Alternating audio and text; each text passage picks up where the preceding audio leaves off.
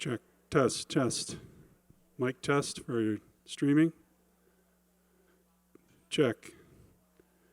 Anything? Is this working? Sorry, we're just testing for the stream.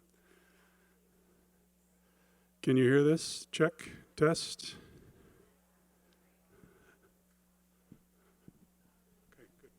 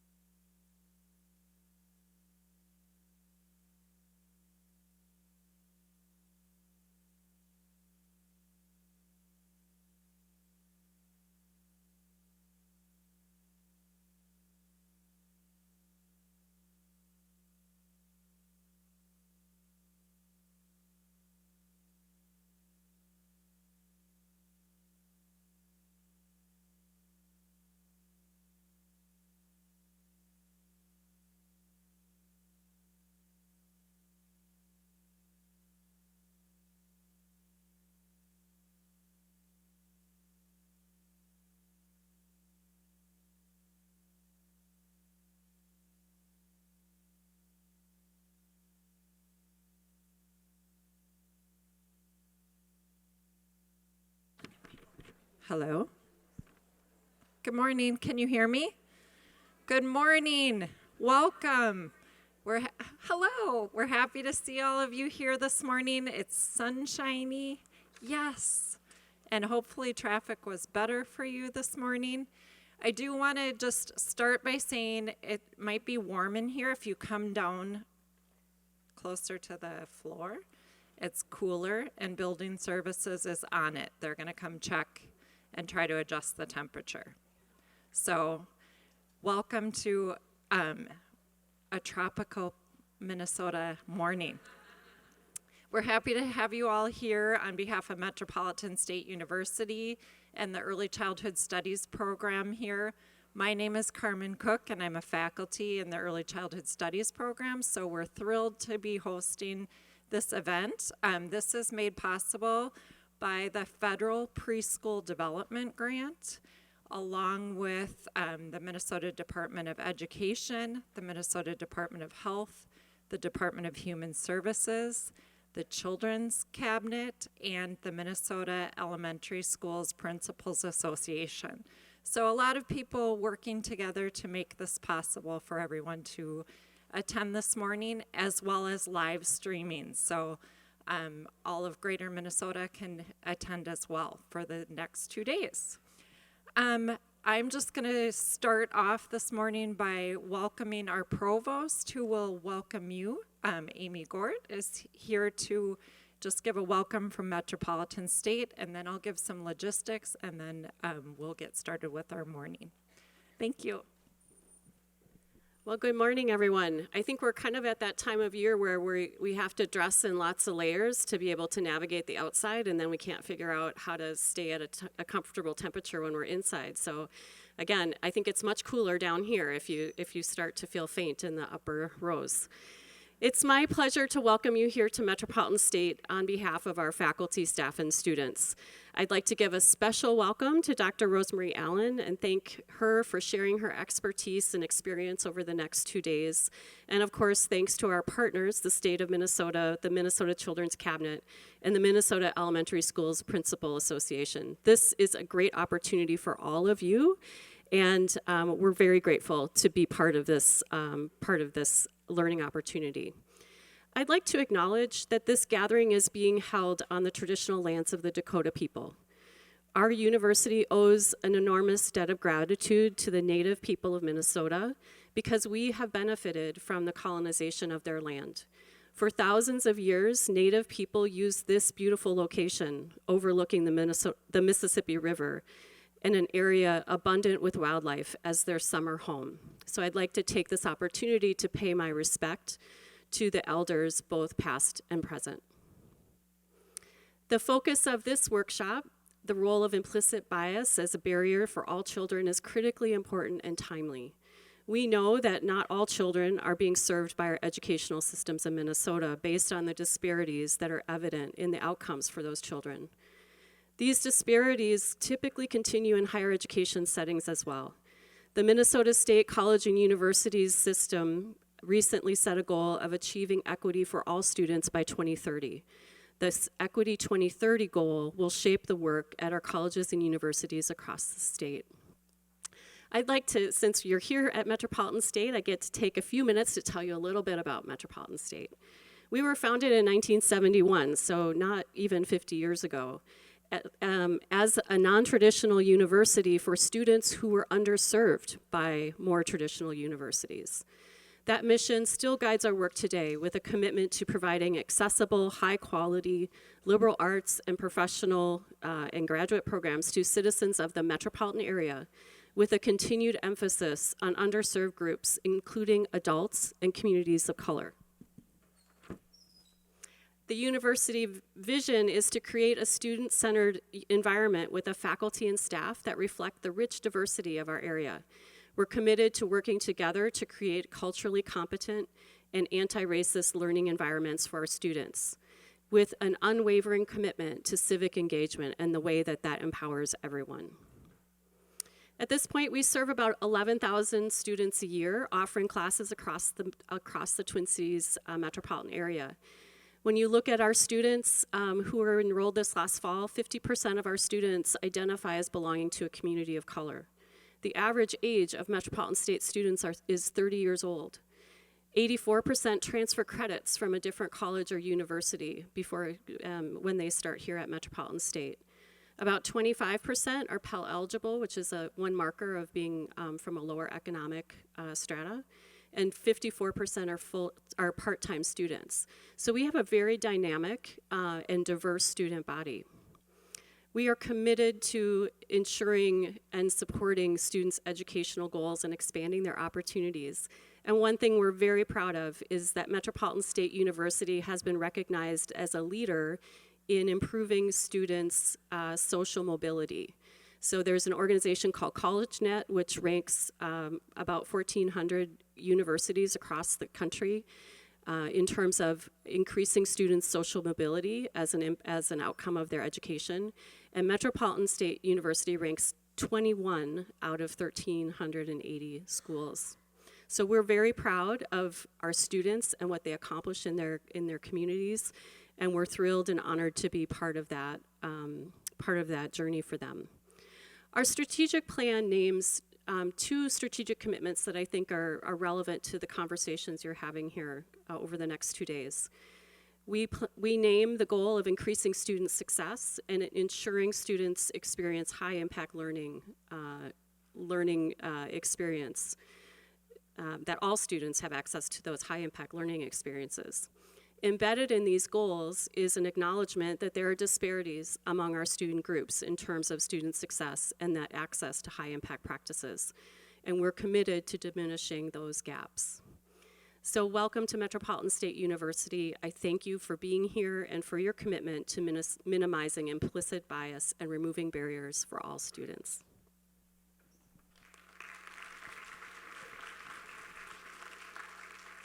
Thank you so much for being here this morning. A couple things just logistically. The restrooms are out the door up here and just straight across the reception area. There are also restrooms if you exit this door from the floor to the left. So if you need to use the restroom, you have access to them. There's also a mothering room and a reflection room in the student center right across the street. So if anyone is needing to use those facilities, they're right across the street in the student center, which is connected to the parking ramp where many of you probably parked. The PowerPoints from today and the handouts are on the MESPA website. So I'm going to give you the web address, but we'll also post it out in the reception area when we have a break. But it's www.mespa.net/bias,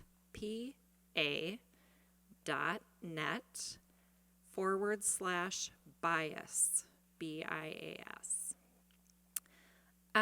There will be 2 breaks, one this morning and one in the afternoon, and then of course lunch. And we'll get you those breaks throughout the day, just so you know what's coming. And then also I just want to mention, Dr. Gort talked about our programs here, and we have 2 programs that are for early childhood students. We have the Early Childhood Studies program, which is housed in the psychology department, and we have the Urban Early Childhood Education program, which is a birth to grade 3 licensure program in the School of Urban Education.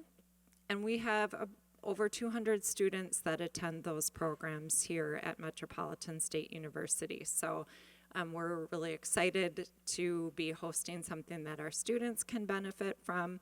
I have my whole class coming this afternoon to be able to hear Dr. Allen speak, and they're thrilled to be coming. And then they didn't have to do their own presentations this afternoon. They get to hear a presentation instead. This is finals week, so And I'm just going to briefly give you some information about Dr. Allen, but I want to tell you that yesterday I had the privilege of listening to her and her daughter Jasmine. Oh no, I get like teary. And just such a welcoming, kind, and compassionate spirit from both of them. So I know that you're going to love listening to them today, and they're interactive, and I learned a lot about a number of things, and most importantly, that everything starts when the important people are here. So the important people are here from Colorado. And Dr. Allen is a global leader. She's a professor, collaborator, and thinker in early childhood education for nearly 40 years. Her life's work has been centered on ensuring children have access to high-quality early childhood programs that are both developmentally and culturally appropriate for all children. She's also the president and CEO for the Institute for Racial Equity and Excellence, and I'm thrilled that she's here today. Thank you so much for being here.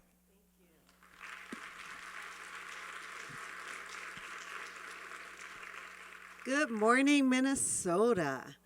I have to tell you, we started out on our way here, and then we took a little sightseeing tour, and we got a chance to see the field where the Vikings play and other fields and all kinds of things before we made it all the way back here and realized we were just 10 minutes from our hotel the whole time. But we are very, very happy to be here. And I am honored and privileged to be able to work with my colleague and my daughter, Jasmine Crane. And she's got a lot of letters behind her name that I don't understand, but I can tell you that she started out in advertising. And this is just a mommy moment. She has an A-type personality. She went to college and she graduated in 3 years. And she was just in a hurry. And we said, look, we've planned for 4 years. You have another year. Just stay there in Florida and have fun and take basket weaving or ceramics and enjoy your friends. And then she decided, I have a year, I'll get a master's. And she got a master's degree in integrated marketing and communication system. She'll tell you a little bit about it. And she graduated and came out working in advertising and making amazing amounts of money, way too much for a 21-year-old to make. And after 2 years, she realized she was not happy. And one of my proudest moments was when she left that high-paying job and she took a job for $10 an hour at KinderCare. Is there KinderCare here? And I hadn't seen her happy in so long. And when she took that job and working with toddlers, I saw the spark come back in her. And we do that every now and then. We miss our calling. And while there, she realized the dynamic between families and children, that you really cannot do everything with children without including the families. Then she went back and got a second master's in counseling. So now she's a therapist, and she specializes in working with children, youth, and families. And it's just amazing how much our work overlaps, especially with her background. She's in private practice, and she'll tell you more about what she does throughout the day. But this is Jasmine Crane, my daughter, and my friend, and my colleague. Thank you. So we're going to get started because we have a lot to share with you. But first I want to apologize in advance because I will talk to you all day. We will miss lunch and dinner if I don't have a timer to tell me to stop. So my phone is my timer. It's going to go off to tell me that you need a break. It's going to go off again to tell me you need lunch. So, and we're going to use that as a guide. So it might be 5 minutes after or whatever. We'll complete our thought first. So that's one thing. The other is that this is a very interactive workshop. So those of you who thought you were safe in the back, we'll just run up there and have you participate. But our goal for you today is to really stretch, and we should always be doing that anyway, is to stretch and be able to incorporate new ideas and new thoughts that will lead to new actions. So first we're going to go ahead and get started. I always start with my favorite quote. And this quote says, "These are all our children. We will profit by or pay for whatever they become, by James Baldwin. And this quote just touches my heart because so many times in our field, we take children and we kind of dissect them. We have our infants, then we have our toddlers, then we have our preschoolers, and then we have our school age. And we have to remind ourselves so many times that these are the same children. And then we have early childhood from birth to 8, but then something magical happens at kindergarten. It's like we forget their early childhood, and we start treating them like they're 4th graders. How many of you have experienced that? And we just forget that these are the same children. And as the same children, we have to be concerned with the outcome. We get them at the very earliest years when we have the greatest impact. But we also have to know that even when they leave our presence, that we will profit by or pay for whatever they become. Because if we don't do our jobs right, and if children fall through the cracks and they become incarcerated, we pay for that. All of us collectively pay for that. Because in every state in this country, every single state in this country, it costs more to incarcerate a child than it does to educate a child. And we want to make sure that we are benefiting from what children become. So as we continue to talk today, of course, we're talking a lot about implicit bias, but we're also talking about suspensions and expulsions. And many of you have heard this statistic before, that young children are suspended from early childhood programs at alarming rates. In 2005, Dr. Walter Gilliam showed us that preschool children are suspended 3 times more than kindergartners through 12th graders combined. How many of you have heard that? And we hear it, and we just kind of get used to hearing it. But I want you to think about it. The data that Dr. Gilliam gathered was only for state-funded preschool.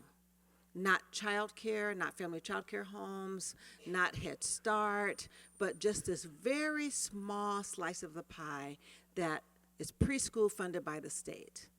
So we're looking at a small number, and even with that small slice, we found that those preschoolers were suspended 3 times more than kindergartners through 12th graders combined. Let's take a look at what that looks like.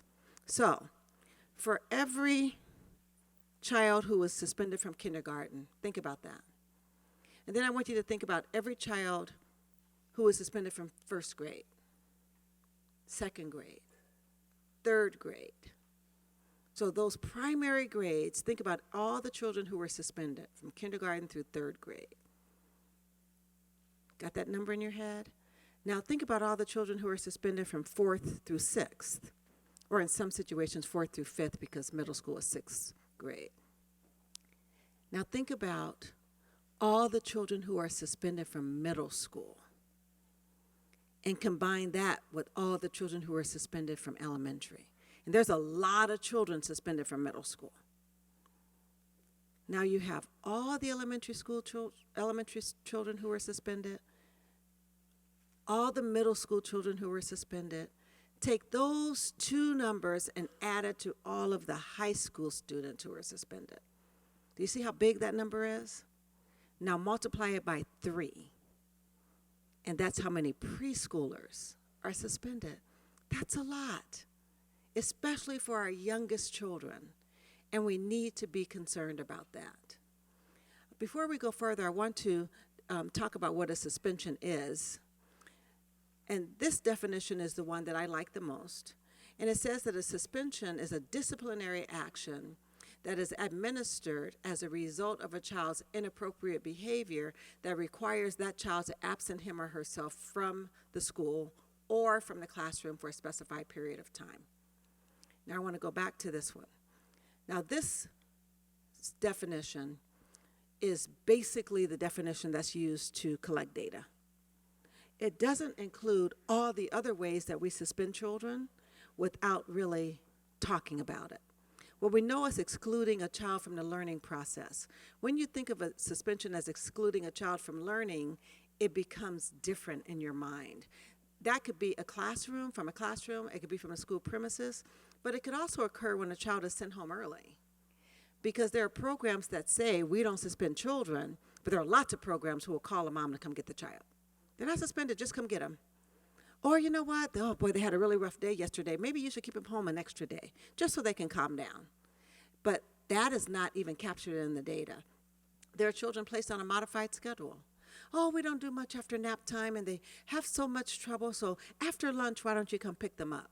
Because you know that the children who are giving you trouble all day also give you lots of trouble at night, at nap time. Anybody experience that? Yeah. Actually, when I was head of the state state division of early learning, most of our child abuse cases that were institutional cases from child care facilities came at nap time. And usually from children 2.5 to 3.5, because teachers needed children to nap. Not that they needed a nap, but the teachers needed it. It's like that's our protected time. And of course, if they didn't nap and then woke everyone else up, that really caused a problem. The other thing that happens too is that children are asked to leave programs. Sometimes the facilities will say this isn't a good fit, or they'll tell the parents if you take them out voluntarily, they won't have a suspension on their record. So those suspensions, what we call soft suspensions, are not captured by the data. They're not captured in this definition. I'd also like to define disproportionality because we're going to talk about that a lot today. And disproportionality occurs when one group is either overrepresented or underrepresented in any particular situation or category compared to the percentage of that group in the general population. So for instance, African American and Hispanic students are underrepresented in gifted and talented programs. White students are overrepresented in those programs, but you'll get some more examples of that in a little bit. So in 2014, the U.S. Department of Education Civil Rights Division, they released a data set. They actually release it every year, but in 2014, it was the first year we ever received preschool data. And the data told us how many preschoolers were suspended once, how many were suspended more than once, how many were expelled, and how many received corporal punishment. And in 2014, when we read that, there was no surprise. I mean, we're always shocked, but not surprised because Dr. Gilliam had told us 9 years earlier what was going on. But we found amazing disparities. First, by gender. Boys are suspended a lot. And then by race. Children of color are suspended a lot. And then in 2016, the next data set was released, and we found the same patterns of racial and gender disparities, disproportionality. While boys represent just a little more than half of the preschool population, 54%, they were suspended at a rate of 78%. So a little more than half of the population, but more than 2/3 of those who are suspended. We suspend boys a lot, and we have to ask ourselves why. I saw a video clip day before yesterday that gave me some insight into our female-dominated field and how we respond to little boys. And I don't know if any of you saw the video clip of these two little boys playing with a trash can. Did anybody see that? It was the step-on trash can. You step on it and the lid opens. So one boy was at the lid, and another boy was behind the trash can, so every time he stepped on the lid would bang the other boy in the head. Step on the lid, bang him in the head. Step on the lid, bang him in the head. And that was big fun for them. They giggled, they laughed, and as I'm watching this clip, I'm thinking, Dad must be taping this. Because, and I'm generalizing here, but because as women, we'd probably go, oh, don't do that. You're going to hurt yourself. Stop. And they were having big fun, and it wasn't dangerous, and no one's head was split open. You know how we are. You're going to split your head wide open if you do that. No one was hurt. And I just wonder what it is about us in our field where boys do not do very well. We need to think about that. Also, we saw the same patterns of racial disproportionality. African American preschoolers are nearly 4 times more likely to be suspended than their white friends. We also see that Alaskan Natives and Native Americans are disproportionately suspended. You're going to hear me talk a lot in the black-white binary terms, because when you look at data, those are the most extreme. White children fare better, and black children on every single indicator of well-being, every one of them, they're at the very bottom. So we have to address what's at the very bottom of society, because if we continue to pluck from the middle, then we won't get to the needs of those who have the greatest lack, for lack of a better term. So I talk a lot in those terms, but I want you to know that when I say black children, children of color are encompassed in that. And when we think about how we do that, we have precedents for how addressing the lowest level of society in terms of disparities benefits everyone. And one of the greatest examples we have is that of the civil rights movement. The civil rights movement was really addressing the disparities or the unequal treatment of African Americans, but so many other movements were built on that. Movements, what other movements were built on the civil rights movement? Say it again. Women's rights. What else? LGBTQ, Chicano movement, disabilities, ADA. Do you know that when Brown versus Board of Education said you cannot discriminate against anyone because of physical traits, it opened the door wide open for those with physical disabilities. So those are some of the ways that we can build movements by addressing those with the greatest needs. So African American children are nearly 4 times more likely to be suspended than their white friends. How many of you have heard that statistic? In some states it's more. Dr. Gilliam just completed a study right here in Minnesota on early childhood suspensions that will be released very soon, so you can see Minnesota. But Minnesota basically reflects what we're seeing nationwide. But when you think about for every 1 white child that's suspended, nearly 4 black children are. Can you wrap your head around that? I'm going to do something to help you kind of see it. So I'm going to come over here. For every 1 white child, Wendy, do you mind standing up for me? For every 1 white child that is suspended, we have 4 African American children that are suspended. Do you mind standing up, you 4? You're honorary black children today. For every white child that's suspended, we have 4 African American children. For every white child that's suspended, we have 4 African American children that are suspended. For every 1 white child that's suspended, we have 4 African American children who are suspended. And those of you in the next 3 rows, you're going to represent Native American, Alaska Natives, and Hispanic children. Stand up. And for the next 2 rows, you're going to represent children with disabilities. Stand up. Now look at this. Can you see very clearly who gets to stay and who's asked to leave? Across the country, if children are not present, they can't learn. So when we talk about addressing achievement gaps or opportunity gaps, we have to make sure kids are there. And may I just say that these children who are left are impacted by these children who stay. And these children who stay are impacted as well, because these children, all of you sitting over here who get to stay, you're taught how to treat these children who are asked to leave. And we're going to talk about that in terms of bias, especially when Eric did the same thing as Catherine. And because of Eric's race or disability, he was asked to leave, and Catherine gets to stay. That's how superiority is built. That's how you get women who stop people who theoretically looks like Eric. He's honorary African American right now. Who looks like Eric and can say, because you're seeing it all over the news, right? This is why Catherine, as a white woman, can go up to Eric and say, why are you here? You don't belong here.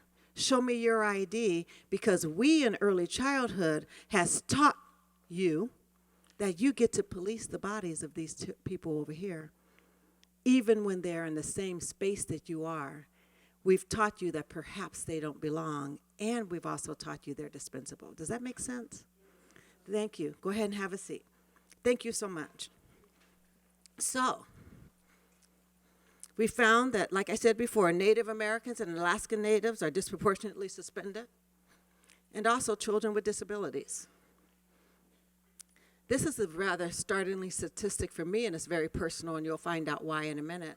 But African American girls, they're only 20% of the preschool female population, but more than half that are suspended. That's huge. Can anyone guess the number one reason little black girls are suspended? Attitude, sassiness. It's the sass. Can anyone guess the number two reason? And I do want to say, I want to qualify this. This is anecdotal. We haven't done hard research on it, but anecdotally. The number two reason that black girls are suspended. Who said that? Hair. I usually never get anyone to guess. It is the hair. The way we wear it. Someone over here, a couple of people here, had it, yeah. It's the way we wear it. It's the beads in it. It's violations of dress codes. It's reactions to when people touch it, and we're going to talk a lot about that in a little bit. But it's sassiness and it's hair, why little black girls are asked to leave early childhood programs. Then 2 years later, just almost 2 years ago, we're almost in 2020. Can you believe it? Here we are again. Boys are suspended. So now from 2014, 2018, it really didn't get a lot better yet. So boys are a little more than half the preschool population, but more than 3/4 of those who are spanked and paddled in schools. We'll talk about corporal punishment in a minute. And 81% of those who were suspended at least once. It looks like the numbers are going up and not down. And then again, we had the same rates of disproportionality. African American preschoolers are only 19% of the preschool population, but nearly half of those who are suspended. And this isn't only true for preschoolers. Now, the federal data is, it's amazing to me. The data that we get is self-report. And you see how those numbers went up a little bit? What's amazing is that it's reported by school personnel. So my guess is because you know it's being watched, you're probably underreporting. And so what's really happening for real, you know? And that's to the federal government, but now states like Minnesota is compiling their own data. They're conducting their own studies. So state level data is giving us information on infants and toddlers. For instance, in Illinois, 40% of child care providers reported suspending infants and toddlers. How do we define an infant? An infant is a child who's younger than 12 months, a year. How do we define a toddler? Less than 3. So when we're suspending infants at less than a year old, that's serious stuff. What in the world could be happening that we're kicking babies out of child care? What's the number one reason for a baby getting kicked out? Biting. What do babies do when they start growing teeth? It's normal. We don't like it, but it's very, very typical. I do have a theory about biting. I believe that biting upsets us so much because it upsets parents so much. If we did a lot of work around informing parents about biting behaviors, we wouldn't overreact so much. Imagine in your parent handbook you say, your child will be bitten at one time or another in the school. And then when they're bitten, you say, told you. Imagine what that would be like. So what's this number 2 reason do you think babies are sent home? Crying. What do babies do? They cry. Oh my goodness, we're kicking children out of our program simply for being children. In North Dakota, 20% of early childhood programs expel children, and of those, 53% were infants and toddlers for biting and for crying, which is really, really unbelievable. I'm a big Facebook person, and people friend me all the time, and I'm also a night owl, and I'm up all hours of the night.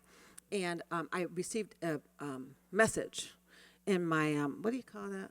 Messenger, Facebook Messenger. And it was like in the middle of the night, which was kind of odd, and it popped up, and I answered, and it was a woman who was pretty frantic in her typing. And she said, I'm frazzled, I'm upset, I'm afraid, I don't know what to do, because I talked to my child's provider, and they're threatening to kick her out. And they said they're going to kick her out if she doesn't stop pulling their hair.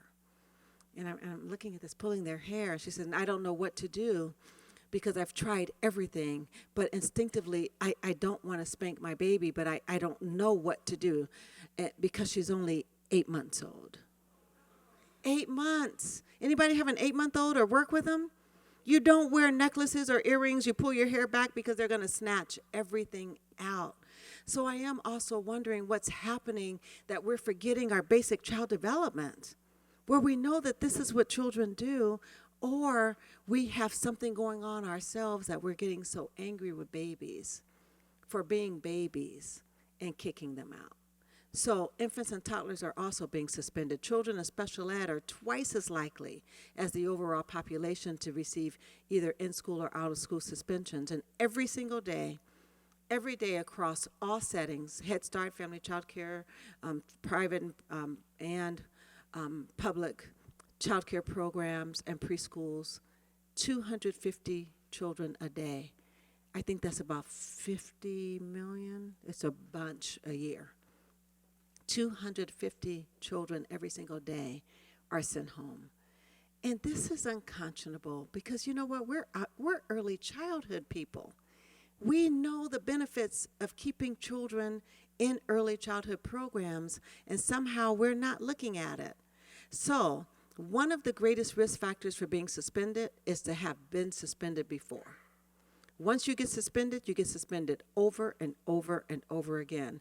So those same children who were kicked out of preschool, kicked out of an infant program for crying, kicked out of a toddler program for biting, kicked out of a 3-year-old classroom because they pulled a child's hair, kicked out of a 4-year-old classroom because they're defiant, then they go to kindergarten. What do you think happens? They start getting suspended. But what we've taught them in our early childhood programs is that school's not a safe space.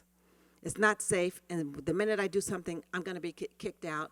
And sometimes we teach them that if you do this, you get to go home with mom. You know, because there's some unintended consequences to that. So let's look at K-12 data. Of all school-involved, in-school related arrests, or those who are referred to law enforcement, 70% were Hispanic or Black.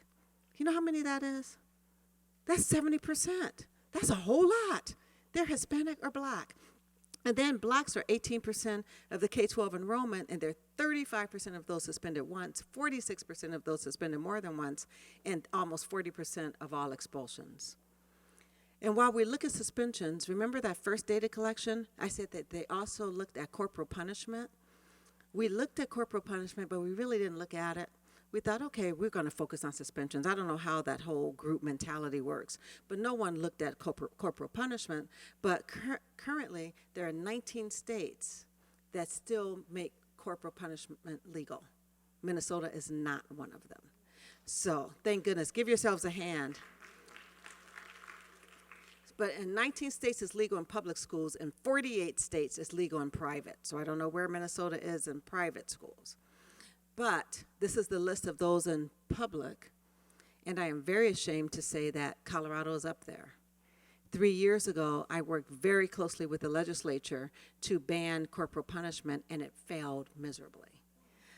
It was so ugly and so awful that I did not go to the state capitol the following year because I was so disappointed in legislators. And you ever meet someone and you like them until you learn how they think? It's like I really didn't need to know how you think. And then you said it, and now it's real hard for me to work with you. Because I mean, if you're curious, I'm a person who loves policy. Pull up the video. It's amazing. They said, well, maybe we need to take these kids and wash their mouths out with soap. And I got a good backhand, and it didn't hurt me. And it's like, look at the research around corporal punishment. And when we look at it, it's awful, but I'm very proud of Minnesota. One day, if I come back, I'll be able to tell you that Colorado banned it. So into 2011-2012 school year, over 160,000 children were hit at school as a form of corporal punishment. And the same rates of disproportionality that exist in suspensions also exist in corporal punishment. Black children are hit more, 51% more. So are Hispanic children, children with disabilities, and all children of color. And it's really awful. Just imagine, tell me your name, and I know who you are. Hugo. If I saw Hugo come over here to Carmen, Carmen's her child, with a wooden board and smack her across the butt, and she did it in front of all of us, what must we do? Report it. That's child abuse. I mean, just imagine you saw a mom or anybody hit a child with a wooden stick. I mean, if I hit my child with a wooden stick at home and left the bruises that are left on children's bottoms, when she came to school, and if you happen to see her toilet or something, you'd have to call that in. School is the only place you can hit children and get away with it other than the child's home. And in a child's home, you don't always get away with it, because if you leave a mark, then you're turned over to child abuse. So we have to be aware of what's happening there. So here it is. African American children are 51% more likely. Boys and children with disabilities are physically disciplined at disproportionate rates. So we have to ask ourselves, why? What in the world is going on? How many of you here are students? Well, some of you. How many of you are here are working directly with children? And how many of you came into this field because you absolutely love your job? You want to make a difference in the lives of children. That's why I did it. And actually, the whole time I was in undergrad, I thought I was going to law school.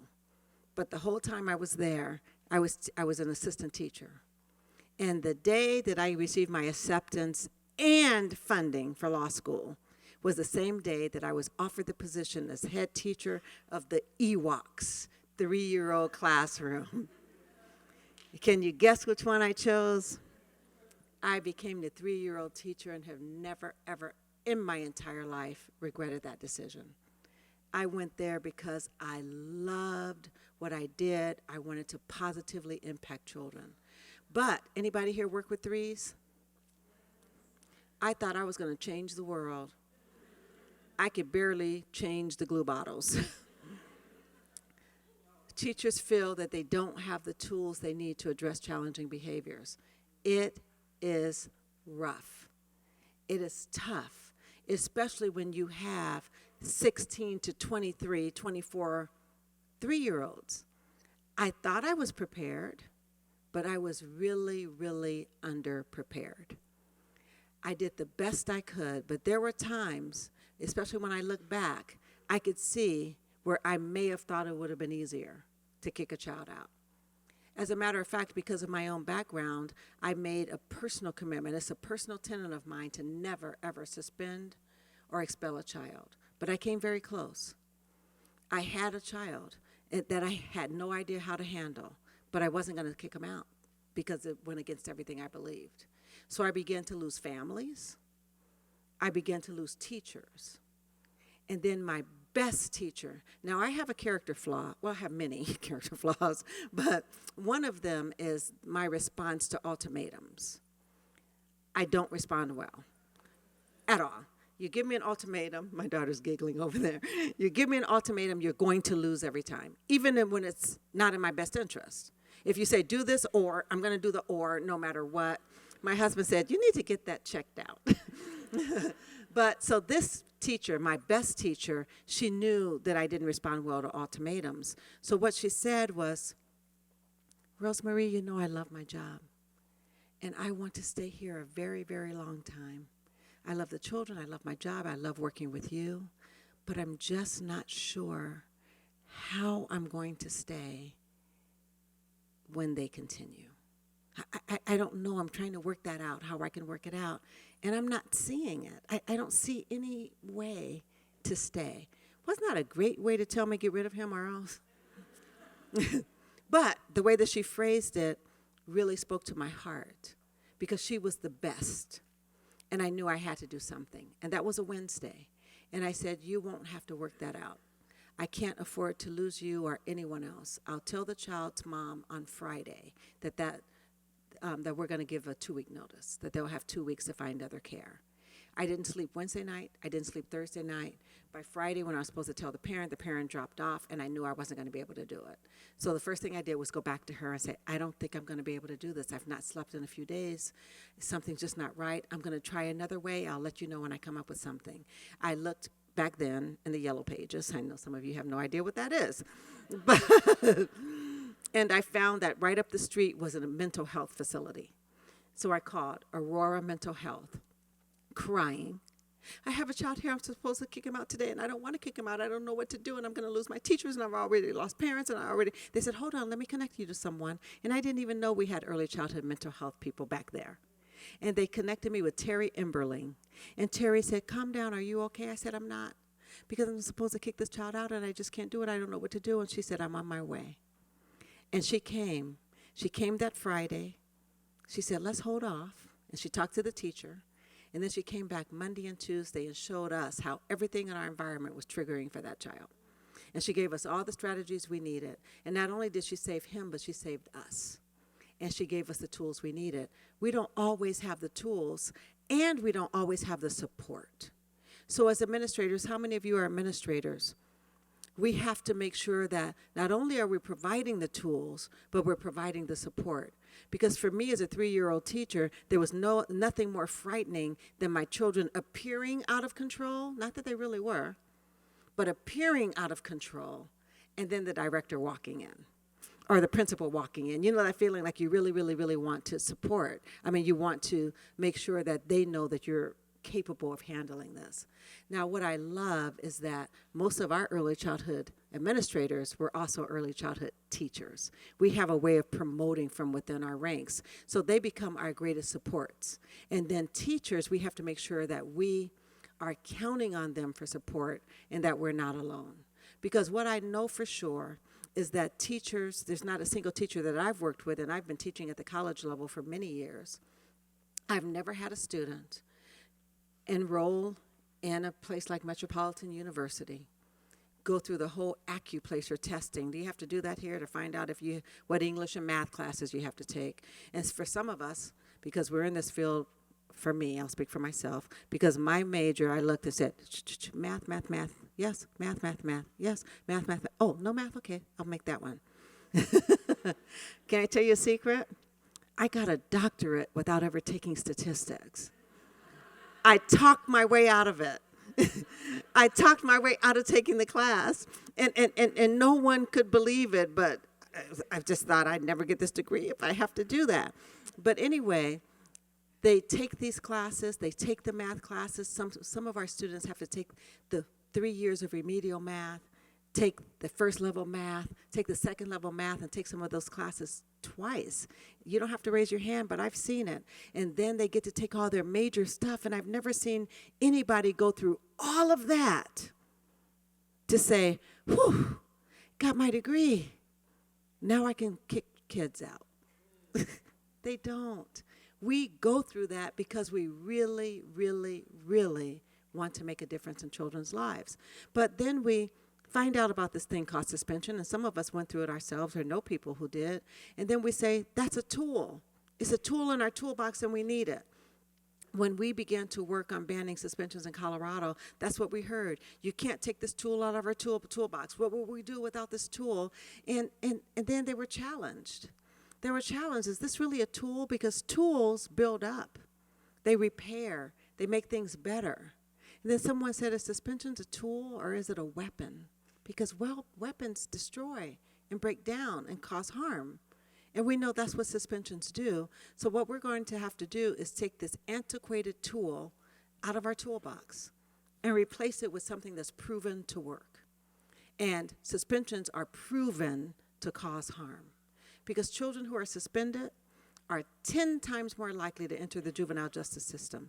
Now, when I was the director for early learning, I was in the Department of Children, Youth, and Families, but our 3 departments were child care, early learning, child welfare, and youth corrections. And I used to tell the directors of child welfare and youth corrections that if I did my job well, that I could put them out of business. And I still believe that. At one point in my career, I was transferred to youth corrections to change the culture. I spent 2 years there before I got right back to early childhood. But while I was in youth corrections, I would look at children and wonder how many of them were in our child care programs. How many of these kids came through our programs that we may have let fall through the cracks? Because they're 10 times more likely to end up there. And in Colorado, you can incarcerate a child starting at 9. I don't know what the age is here. Does anyone know? It's worth looking up. Because if you can incarcerate a child at 9 and early childhood is from birth to 8, what does that say? So we need to be concerned. Also, those who are suspended are much more likely to drop out, more likely to become disengaged from school, and likely to be suspended again and again and again. And this is where that preschool to prison pipeline begins. And I don't even know if we should say preschool to prison, because I'm beginning to think it's cradle to prison if we're suspending babies before they're a year old. So, one of the reasons I'm so passionate about this is because I was one of those kids. I was suspended from the time I stepped foot on school grounds. And it says about 7 times a year, but that's very, very, very conservative. I'm just thinking about every other week, at least once a month. Suspended, asked to go home. And it was for things I didn't quite understand at first. Like I was suspended because I dug a hole in the playground because I wanted to see if China was on the other side of the earth. Things that children do. But this is also when I began to be labeled. For that, I was labeled destructive, that I was destructive, and I destroyed school property. And I remember another time that a teacher was teaching about maps. What I didn't know then that I know now is that I have sensory integration processing issues. So now I know why I couldn't read a map. But the teacher was just really trying to help me figure this out. And she goes, RoseMarie, perhaps if you can pretend like you're a bird and get a bird's eye view, kind of look down on the map, that will help. And I thought that was a great idea. So I went and climbed on top of the school auditorium. And teachers freaked out. And they called the police and the fire department, and they had ladders. And I'm sitting there thinking, I know how to get down. We do this when school is out all the time. But then after all of that, they got me down, suspended me, and labeled me incorrigible. We just can't control this kid. And then there was a time when I took all the baby dolls' arms, legs, and heads off. And this one I remember so clearly, like yesterday, because I remember how fascinated I was by the eye mechanisms. And some of the dolls had different eye mechanisms. Some, well, you probably never looked inside a doll's head, but there are ways that they blink. And I was fascinated because their eyes blinked independently. And it was because of the mechanism inside. So I was really fascinated by that. I remember the teacher coming over and said, "What are you doing?" And I got in big trouble. And in my little brain, I'm thinking I'm going to get in trouble again. And she suspended me. And this time the principal and the teacher labeled me a demon. They actually told my parents I exhibited demon-like behaviors. So much so they made it mandatory that I go to a therapist before I could come back to school. And this is in the 60s, and even today, but much more then, there's a stigma in Black communities about mental health. So to tell my family that I was basically crazy and needed to go to a therapist was very shaming for us. And I remember being told, don't tell anybody. Don't tell anybody. You can't say it because people will think there's something wrong with you. So here I am doing something that I didn't even know was wrong. And now I'm sent to this place where I have to talk to people that's very shameful for my family. And then I couldn't talk to them, talk to anybody about it.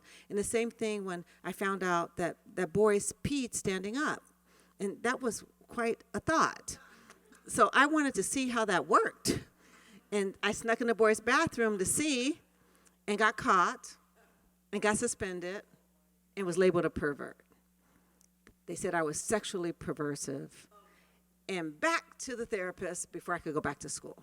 So it's like we got over that, and now I'm crazy again. So can you imagine what was happening in my little brain? Now, I do have to say these started out very innocently, and I didn't know what was happening, and I didn't understand why. But it set a foundation of a very negative experience for me, between me and teachers.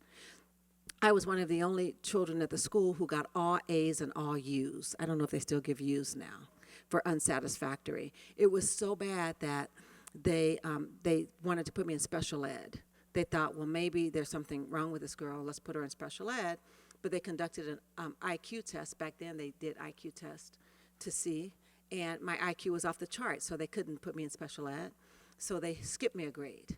And they skipped me a grade, and I still got in trouble. And then they put me on a modified schedule. So I was one of those kids who had to go home every day after lunch. And then I still got in trouble. And then they thought, let's skip her another grade. By this time, my daddy said, let's stop. Wait, no. what are we going to do? And he didn't know how to say, let's meet her where she is. But what are we going to do to keep her in school and keep her with her friends? Because I had a sister 2 years older. He didn't want us in the same grade. And back then, they had AB. Does anyone remember that? When you could graduate in December or in May. So I was a half semester behind her only, and we were 2 years apart. But after a while, if you're wondering, well, how did I get out of this churn? I got out because I begged my daddy to allow me to go to school in a different district. And he did. Now, one of the things I can say is that I had the support of my family. One of the things they knew was that I would never lie. If I did it, I say I did it. But if I didn't do it, I didn't. And I remember getting blamed for stuff, and my dad would say, did you do it? No, I didn't do it. And he knew I did not. And so they supported me. But when I was wrong, I got in trouble. Because he'd say, don't make me have to come up to that school. Don't go up there fighting with those teachers. If there's a battle, I'll fight it for you. You go to the office and you call me. Keep your mouth shut, which was the hardest thing in the world to do. Could not close my mouth. But I did enroll out of the school district, ended up going to Hollywood High School. Not the school district, because LA is huge, but out of the area. My dad arranged it where my records didn't get there until a couple of months after I did, and I never got in trouble a day in my life after that. Never got in trouble because the expectation of trouble wasn't there. So that made a huge difference. So what we have to do is understand what suspensions and expulsions do to children. And we have to understand that there are other ways to handle this. Again, Walter Gilliam, and I use him a lot. We present a lot together. He's a very good friend of mine. You heard me say that he's the one who uncovered this problem in 2005. He said that he has never, ever seen a suspension occur when the parent and teacher knew and liked each other. Is that powerful? Of the millions of suspensions he studied, the millions of interactions he's witnessed, he has never in his career seen a suspension occur when the teacher and parent knew and liked each other. And that's the power of developing relationships with children. And we're talking about good, solid, supportive, positive, professional relationships. Let me clarify. It's not a relationship, I love kids, and I just love you. And then the child act up and you feel betrayed. It's not that. It's a good, positive, supportive relationship. So, it's all about relationships. Nurturing and supportive relationships. None of what we talk about today will matter if you don't have a relationship with a child. You cannot teach a child you don't like, and children don't learn from people who don't like them. It just doesn't happen, and we're going to go into detail a little bit later. But there are some barriers to building relationships with children that we have to admit.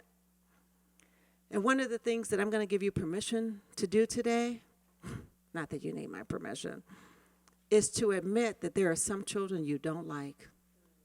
We have to stop saying, I love all my children, because you don't. There are some that get on your nerves. There are some you just have a disconnect with. There are some you hope won't come to school today. But let me qualify that. I do believe we love all of our children and we want the best for them. But there are some behaviors that get in the way of the relationship. Does that feel a little better? So Jasmine's going to help me as we begin to look at children's behaviors. So what I want to know is, what do children do when they get upset? Hit. Try to run away. Scream, push, throw things, withdraw. Cry. Hide. Oh, yeah. That's spit. Jasmine, what's your list? Run away, throw, spit, scream, push, withdraw, cry. Anything else? Bite. Bite. Swear. Fall down. Just full-blown tantrum. Fall out. So we know that children do these things when they get upset because they're children. How many of you have seen this in your classroom? How many of you see this in your classroom every single year? They kick, scream, hit, bite, run away, swear, Withdraw, cry, Yep. push, throw. Okay. Now, let's shift. And let's think about what adults do when they get upset. Jasmine, can you stand here and just either write down new ones or check it off? What do adults do when they get upset? Scream. Check. Check. Walk away. He gets sassy. Yeah. Withdraw. You see where we're going with this? The list is the same. Children and adults do exactly the same thing when they get upset. So I'm going to ask you this. We can expect children to be children because every semester we get children who do it. You get the crier, the kicker, the whiner, the swearer, the withdrawer, the one who throws their bodies on the floor, those that hide. We get it every single semester. And even when that child, the one you think is your worst, and mine in my career was Connor, even when you think that's the worst and Connor leaves, a new one pops up. Sometimes that was the quiet one, and you go, where did this behavior come from? Children are going to be children. But as adults, what's our excuse? Because you've seen teachers scolding children while doing what they're scolding children about. I said be quiet! Our parents, Pop, we don't hit each other in this family. I had a teacher once say, they're so destructive with the materials. They just tear everything up. They have no respect for the materials. And she goes, hold on, RoseMarie, it's cleanup time. I said clean up. Come get these blocks now.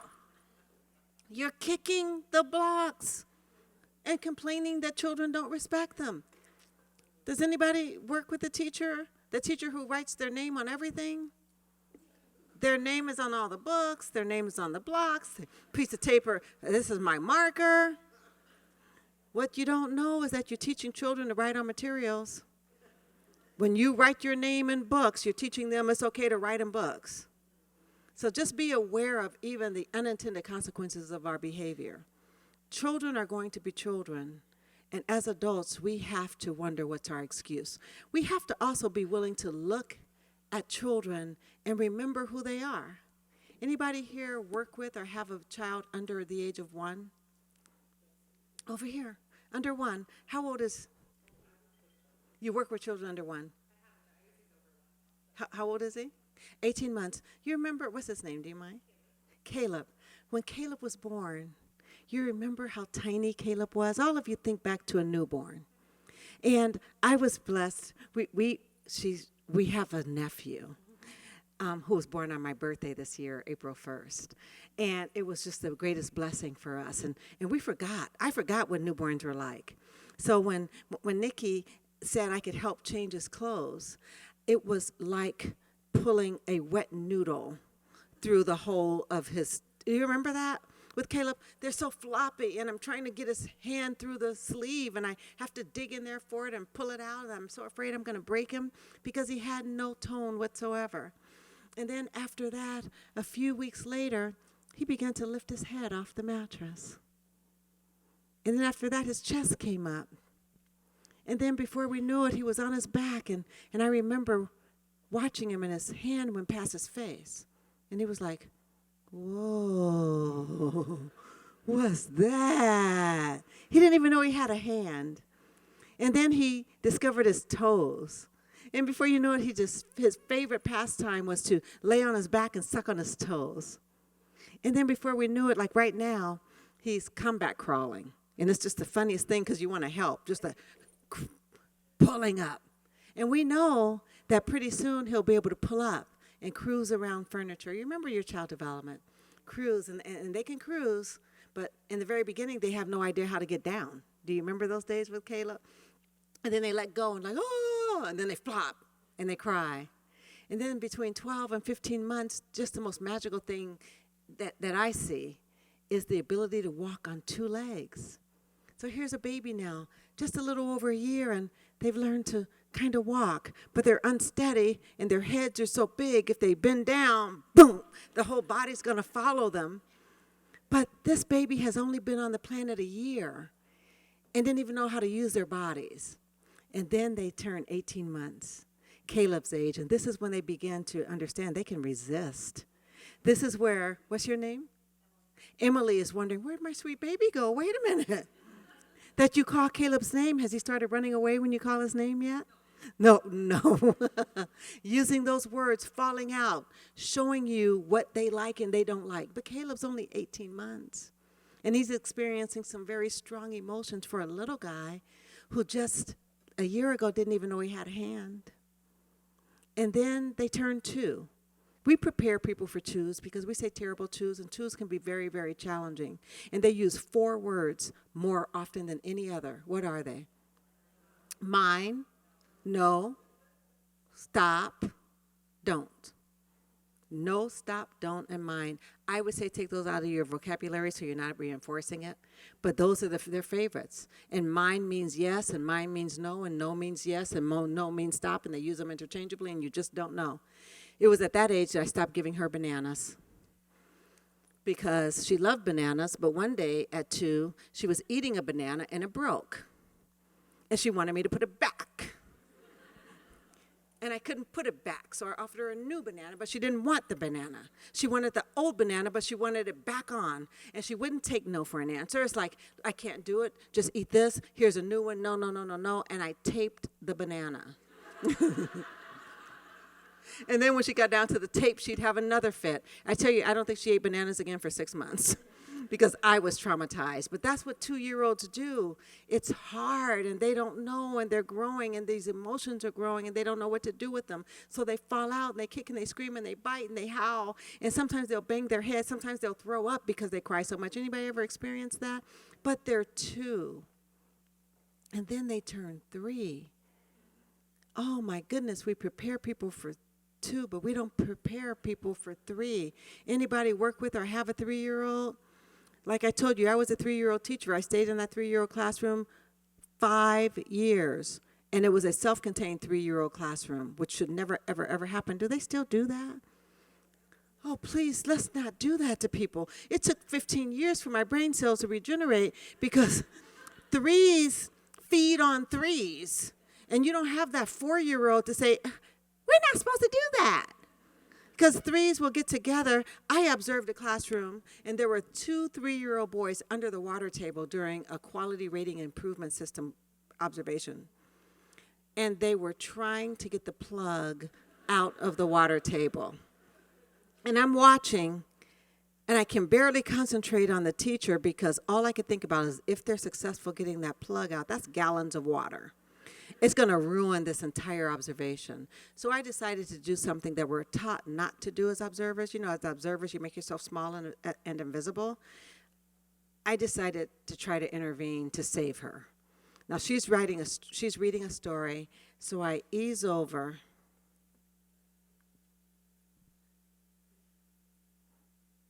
Hi. What? I don't think your teacher wants you to pull that plug out. You're not the boss of us. And the other one, no, she's not us, teacher. And the other one, we don't have to listen to her. And it's like, oh my goodness, I should have known they were 3. Of course, it didn't happen, but the teacher's looking at me like, why are you interfering with my observation? I'm thinking, you have no idea what I just saved you from. But 3-year-olds don't have the capacity to put each other in check. And they are like 2s on steroids because they have more words but less impulse control. So you say, we're going to keep our hands here, and we're going to let the chair stay there, and we're going to keep our hands on our own bodies. And they go, And they look at the teacher. And you say, Connor, you go, I didn't touch it. And then another one just might touch it. And another one might say, let's touch it together. But they feed on each other. And then 4s, then this baby who's 3, who's testing you every second, who's craving limits, who knows no boundaries unless you're really, really, really consistent in reinforcing them, they drive you crazy and step on your last nerve. It's as if they have an x-ray machine that can expose all your nerves. Then they go choose which ones to touch. And it feels so personal unless you remember that 2 years ago, the child didn't even know what their hand was for. They couldn't even walk, and they had no words. And that 4-year-old who will argue with you no matter what, anybody work with 4s? They will argue with a wall. They will use all their words to hurt. They will continue to tell you why you can't come to their birthday party and why you're not my friend. And then they turn 5 and they know everything. They're just the smartest people in the whole wide world. But we have to remember that these little people have only been on the planet 1, 2, 3, 4 years, 5 years, and they can't handle those big, giant emotions that we expect of them. Children are going to be children, so what we have to do is shift our response. Let's stop focusing on children's behaviors. We know that. We know what children are going to do, but how about we focus on our responses to the behaviors? That's going to be key because children aren't broken. I wasn't broken. What if my teachers would have seen me as a geologist rather than thinking I was destructive? And quite frankly, I ended up minoring, I had a double minor, in geology. I loved it. But what if they would have seen that in me way back then and supported and promoted it? What if they would have seen me as a topographer, interested in maps, rather than a person who was incorrigible? What if they would have seen me as a scientist rather than a demon? I was in Atlanta with my sister, and her granddaughter picked up a snake. And we were both terrified of snakes. And my sister's like, put that down, girl. What's wrong with you? Put it down. And I just said, no. I said, you have a snake. Do you know what kind it is? I had to work past the fear. What does it feel like? I wonder what it feels like in your hand. How about we put it down and see how it moves? Does it slither? How does it move its body?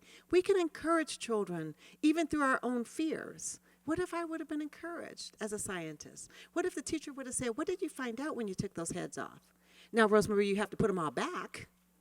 But what did you learn from that? Can you imagine how much better off I would have been? What if they would have seen me as a future doctor who was interested in anatomy, rather than seeing me as a demon, rather than taking me and my family through all that shame, rather than having me believe my whole life that I was a bad kid, and know that I believed it my whole life.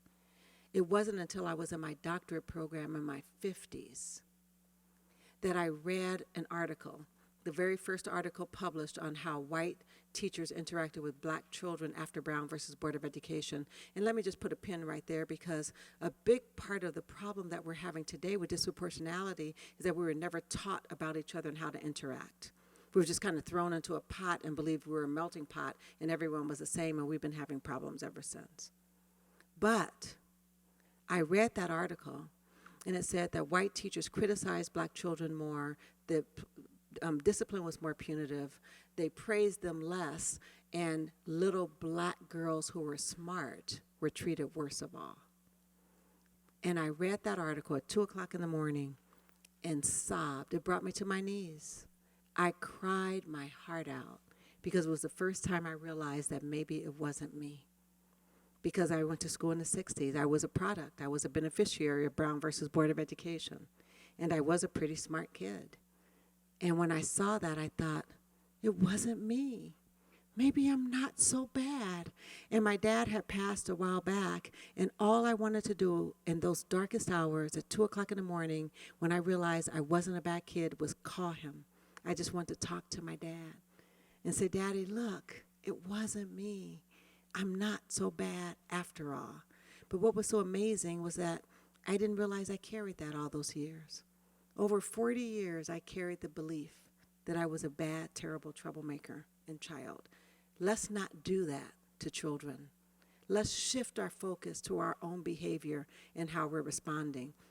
Because the key to managing the difficult behaviors of children is to manage our own behaviors as adults. That's the key. So, we have to be aware of our behavior and our responses to the behavior of others. We have to recognize our hot buttons and when they're pushed. We have to really pay attention to what children we're responding to and why we're responding that way to that child. And we have to watch our body language. And Jasmine's going to go into all of this in a little bit, but your body language, your voice, and all of that has got to match. And she'll tell you why. So now in your packets, you have a sheet that looks like this, and she's going to walk you through it. Can you hear me? Okay.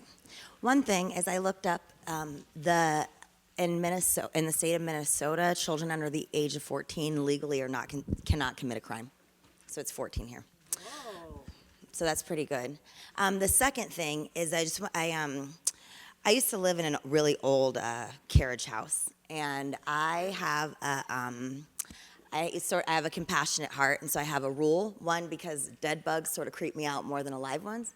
And so my rule is when I see a bug in my house, I'm like, hey, we have probably coexisted for longer than I'm comfortable with. So I'm going to leave this room, and when I come back, I fully expect you to be gone.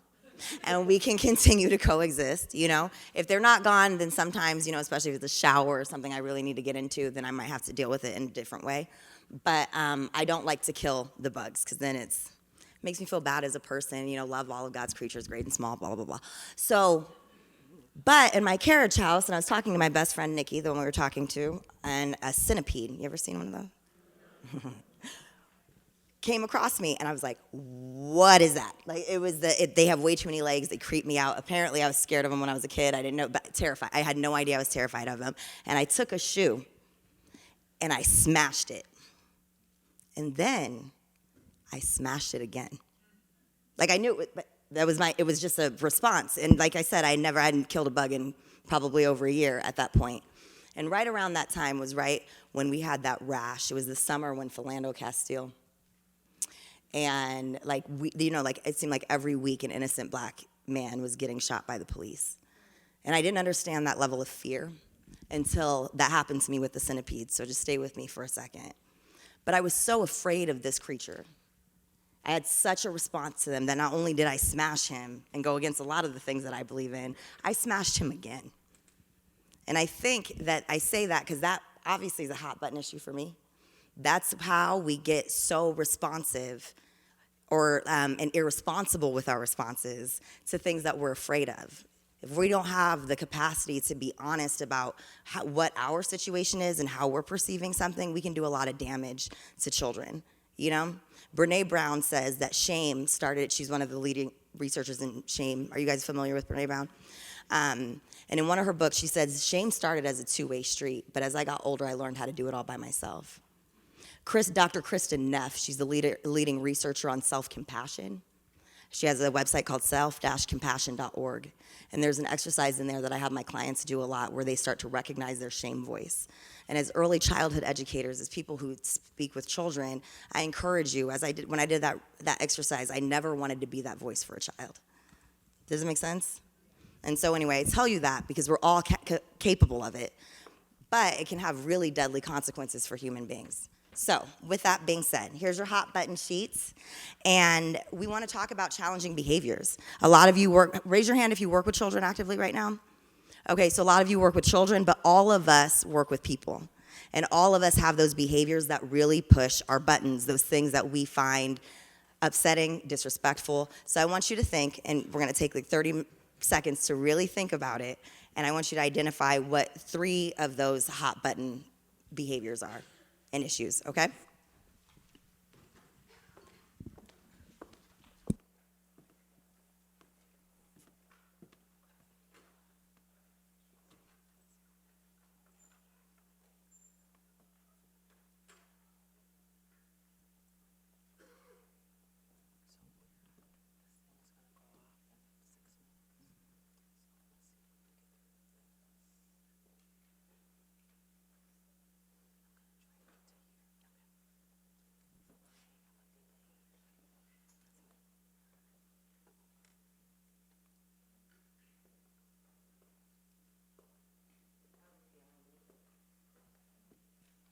How are we feeling? Do we have our hot button issues? Okay. Now, remember I'm a therapist, so The next step is to really think about what emotions come up when you experience these behaviors. Remembering that emotions generally have a body response, they live in our bodies. We feel them there, so when you think about these behaviors, I encourage you to get into your body so you can identify, how am I feeling when this happens?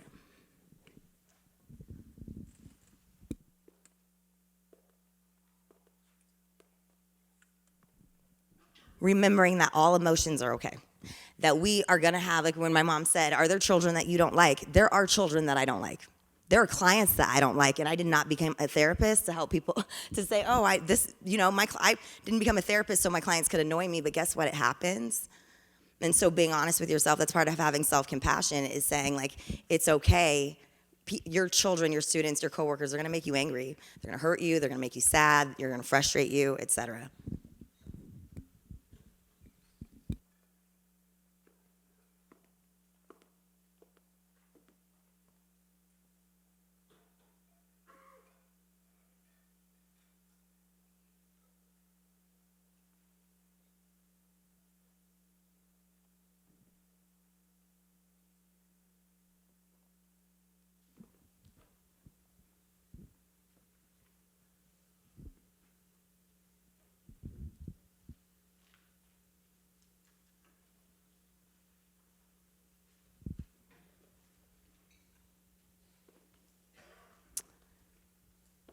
Now, when you have these emotional responses to the behavior, how do you react to them? What do you respond? How do you respond to this child or this person or this coworker when they display each of these behaviors?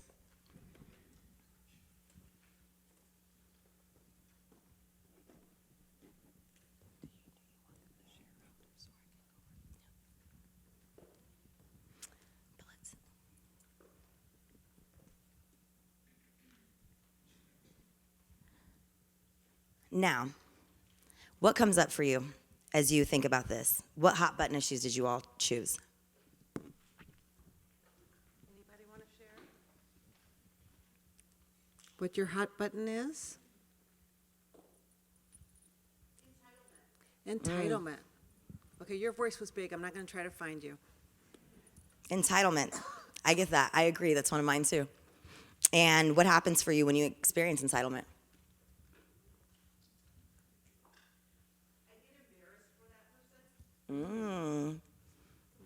Okay.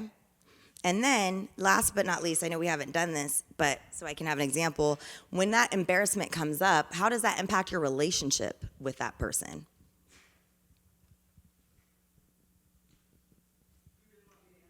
Mm-hmm.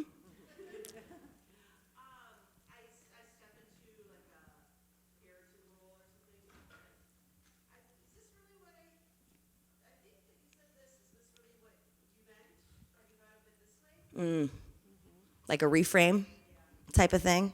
Absolutely. So the last part of this exercise is to understand how our responses impact the relationships of the people that we have them with. Emotions, everybody has to feel everything. I have to feel everything that you have to feel. And the good news is that we're never alone. The bad news is that we're never exempt. And neither are children, right?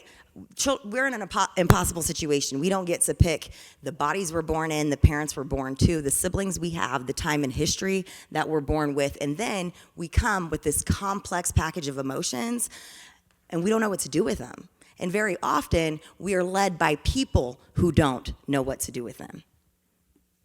So a lot of this is modeling. So when we recognize, how is this behavior, how is my response to this emotion going to impact my relationship? Because you don't have any control. You have about as much control over your emotions as you do the weather. What you do have control over, and 100% control over, is how you respond to them. I feel rage sometimes. I feel rage when I'm driving sometimes. I feel rage when I'm watching the news. And I can feel rage. That's the perfectly normal thing to feel. I am not allowed to punch someone in the face. That's called assault, right? So that's the thing. When we respond to our emotions, it will impact the relationships that we have, and we want to make sure that we're doing that in a positive way. I had a child once who, 1 minute, who I started wearing contacts way back then, and they were really thick, hard contacts, if anyone's old enough to remember those. And my first day wearing them, I was playing on the playground with a child, and he called me over. And I went over, and you know, you get down on their level, and I said, yes, and he took sand and threw them in my eyes. I was so mad at that kid. I was so mad. I had to go in, take them out, do the eye wash, all of that. Could barely see. I couldn't leave because of ratios. My eyes were a mess. It ended up scratching a cornea or something. I went home, went to the doctor, came back the next day, and that baby, the child said, hi, Miss RoseMarie. It's like, I was still mad. And I think we have to recognize that sometimes that emotion is anger, and we hold on to it.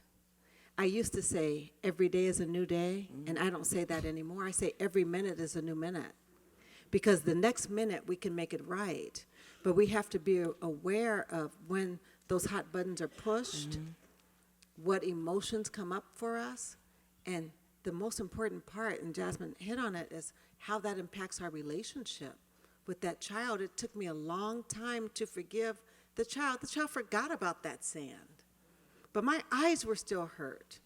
And I was still mad, and if I'm honest, I probably stayed mad a few days.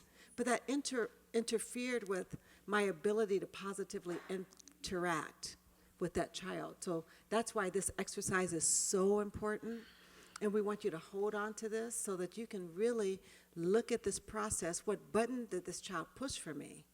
And a lot of times, and I'm not going to ask her to do any therapy here, but so much of this is deeply rooted in our own trauma.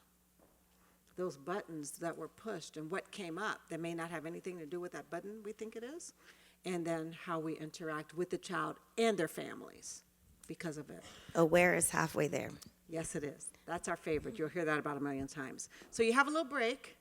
So it's 10:32. Let's come back at 1:45 to pick this up.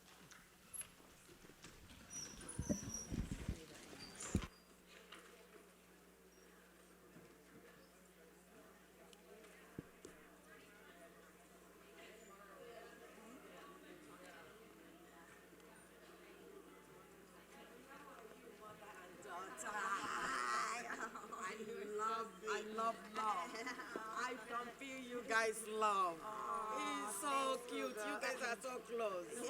Yes. Even though we all have our moments. You know? Yeah. My daughter told me, she says, I'm leaving Minnesota. Here is so slow. She moved to Atlanta.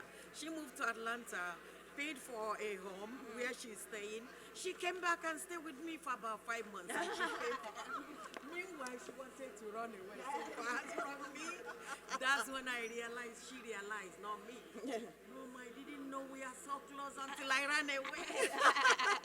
Yep, I missed you so much. Yes, She that's came what home she one says time and now. she goes, Mom, Yeah. I just realized you're really smart. I know. I'm a genius. That's what my daughter said to me this morning. Mom, I can't believe everybody is in the building and you are black and you are leaving the building to come. I'm the one that do training for teachers. We are 10 of us. Everything you're talking about, you are leading it like, I'm like clapping. 10 of us are on school. That's awesome. We are 10. And the whole, oh, wow. If you ever In need my any of my building. things, you will call me. Oh, yeah. Oh, my goodness, yeah. I can tell none of them. I don't want them to take me back. You know, Oh, I know. nobody knew that I'm doing my PhD. Good for you. Preparing for my residence. That's exciting. I know. So what is it in? I know. I'm a social worker. Oh, nice. It's Yes. so you're getting it in social work. Nice. Yes. Okay, cool. Yes, Very, very Yes. You guys are doing so much. My principal came to the training you did at the one you did at, there's something they draw like, those deer. Say no more deer, eating deer on the road, something like that. They draw it on your presentation. Yeah, she went there. She was supposed to come here with us, but we didn't see, we didn't know whether she decided to go to school. I don't want to. I just had to tell you two things. I work with at-risk young moms, and I also teach classes to child care providers. So one thing you did is make me think differently how I'm going to teach my Preventing Power Struggles class.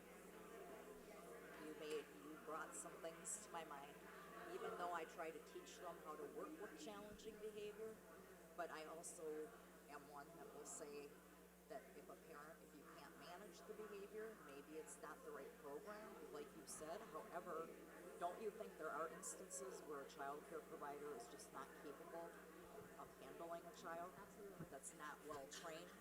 And what happened yesterday, that person came up yesterday, and she said, I have a child who's experienced trauma. Yeah. And there's so much going on in this classroom and so many transitions that I don't think it's a good program for the child. So what do I do?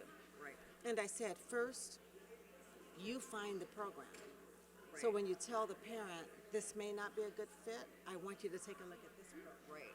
And Right. tell me what you think. And that Right. way, it doesn't feel like you're just kicking them out to their own devices, but you can say, for instance, I've had children in programs with providers who are culturally different.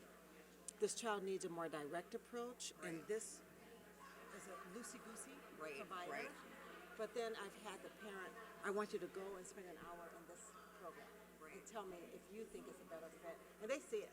Right. Right. Oh my gosh, I didn't know that was out there. In Minneapolis in particular, we have a place called Washburn Child Guidance. I don't know if you're familiar, but they're very famous in working with trauma and young children. I actually have a 24-month-old that's working with them who's experienced a lot of trauma, but they will also go out to daycares and work with the center. Wonderful, wonderful. Second thing I wanted to tell you is I saw someone speak, I should know her name, and she talked about how a lot of African American little girls they're sassy, Yes, and then they get in trouble for it. yes. Well, I have a mom with a child who she's just really a piece of work. But I said to the mom, I go, she is going to be really successful in life because she knows what she wants, and she knows how to get what she wants. So And kind of if turning you it could to get a 'em through different childhood. angle. Yeah, to make the parent know that Yeah. that actually is going A to good thing. result in a good characteristic for the I child. love that. I love that you gave that parent that gift. Yeah. Because so many times we feel like we have to stifle. This girl started speaking in complete sentences at 18 months. Right.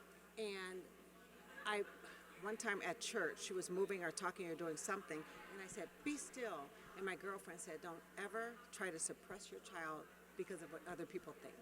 Right. So right. she gave me that gift, and you just gave that parent that Right, gift. right. Yes. So thank yeah, you for my that. goal is to impact, to get all these kids ready for kindergarten. Yes. And teach the parents, ways to handle challenging behavior. Absolutely. Thank you. Anyway, thank you. I Thanks hope for you're that enjoying feedback. it. Hi there. Quick question. How you guys can come to my desk today? Because when some of the stuff that you said, the student feel bad. Like I have a son who's when he was in 4th grade, he was talented. But he was interrupting the classroom. Like he would pour out, so he'll be suspended because he's pouring out. Then they say, let's test for special ed. And I say, okay, test him. He didn't qualify because his IQ was way high. So then they don't know what to do with him. So they sent home. Then I asked a teacher. She and I work closely, and that came with a relationship with the teacher. I did an offer and a time connecting with the teacher all the time. So he's not suspended into the 4th grade, and he was just fine. But he would come home and tell me, Mama, am I good today? And that breaks my heart. That breaks my heart. Why went to the teacher crying in the office and say, hey, this is not what he's supposed to think of himself. This is not okay. There is nothing they can, I don't think they want to spend their time on abroad. There's a lot of Somali kids, let me put it that way. Because we are with the African American, but with our more problem we have the cultural, the language, the system that we're not getting it yet. So that will set us back one more step.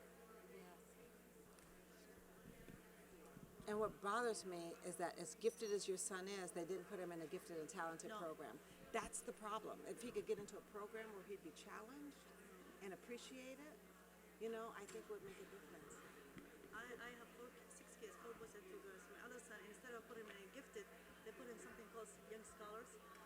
We bumped him 1 year up. But that was not, I want him to be identified as a gifted, but that label was not okay for the school. It's not okay for our kids. It's not okay for That's- black yes. kids. And you're gonna have to fight for that. How do, like, I want you to come to, like, how I can invite my schools, because they're not listening to this. And I think what I would like, instead of me, I have a colleague named Donna Ford, and she specializes in the underrepresentation of children of color in gifted programs. Okay. On the last slide here is all my information. Take a picture of it, and please reach out to me so that we can do it. You just reminded me I'm going to talk a little bit about Somali, Yeah, please do. what I learned, and just tell me if I'm okay. This guy was amazing. He was on a panel, and he worked very closely with Somali families. And he talked about the cultural disconnects, because I talked about cultural disconnects. And he said, first, stop translating your materials in our language, because we've had 2 generations that don't read because of the infrastructure for schools. And he said, and it's just ridiculous. And it's just another example of you thinking you know what we need without asking us. Absolutely. If you want to work with us, come talk to us, because our oral tradition is huge. But, and I love this, don't think we're not capable of reading. It's just that because of the wars and because of refugee camps, we didn't have the schools. So that's the first thing. And second, he said, because of the high infant mortality rate and so many Somali children dying as we went through all this, that when children are born, they are honored. And we want them active, and we tell them to move and be active and run and play. And then they come to your school and you say, sit down and be quiet. And there's a cultural disconnect. This is the question maybe you want to add to it. Who are we comparing with? Yes, we talk about that. And then the third thing he said was, this was fascinating, that in a lot of Somali families, the food, especially the refrigerator, is for the kids. Yeah. They can go in and they can eat and they can do these things that they want to. So when children go to childcare and they go in cubbies and they That's get their so true. food and they eat, then they're getting in That trouble. happened to me. Okay, so is that okay? Okay, so I'm going to talk about that when we come back. Thank okay, you. Huda, right? Okay, thank you. I love this so much. Me too. We should go on tour. I think we You should. know what? They have TED Talk auditions on the 15th. It's gonna be TED Talk what? TED Talk auditions on the 15th. For which one? I don't know. I gotta look it up, but I have some 3 ideas that I want to do. Because which ones are important? Yeah, that's why I wanted. Like, I was so glad because they really forced me to do the metro, and then I wasn't selected. I was so happy. Well, I'm happy for Will. It's a little ghetto, you know. As compared to.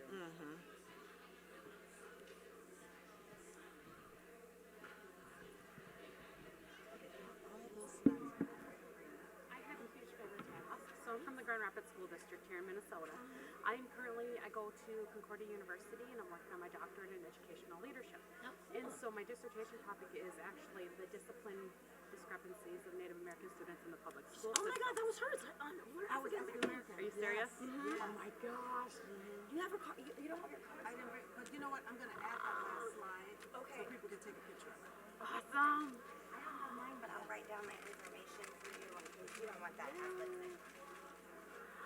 That Jasmine, is, we could put your information too. Let's just create a slide and look. Okay, let's do that. Okay, that's we'll awesome. create it And I'll then take a you guys picture of that.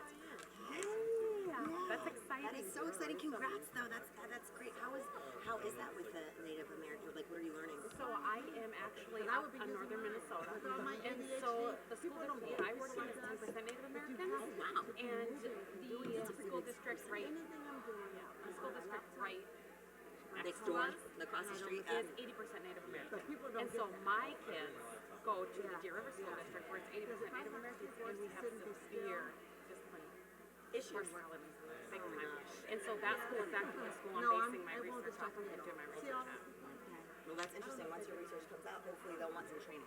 Yep. You know, to do things better because that's unacceptable. Yep. And then in the Grand Rapids School District, we're doing, I'm working with administrators and such to really switch the Indian education programming in there because I run the Indian education programming group. And to bring in more equity training and stuff because even being that 10%, our teachers, like, no Don't get clue. it. No idea. Oh, Well, thank you for your So, work. yeah, so I will be in touch with you Please guys do. for sure. Please do. That's awesome. That's awesome. Amy, did you need something? Oh, okay. Sorry. Oh, okay. Do you see? You want the clicker? Okay, let's come sit back down. Let's come on back.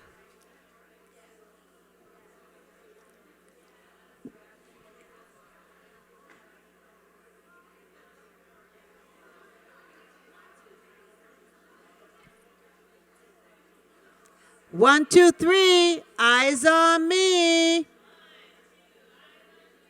What? If you can hear me, clap once. If you can hear me, clap twice. Thank you. As you begin to take your seats, I have a video that I'd like to share with you.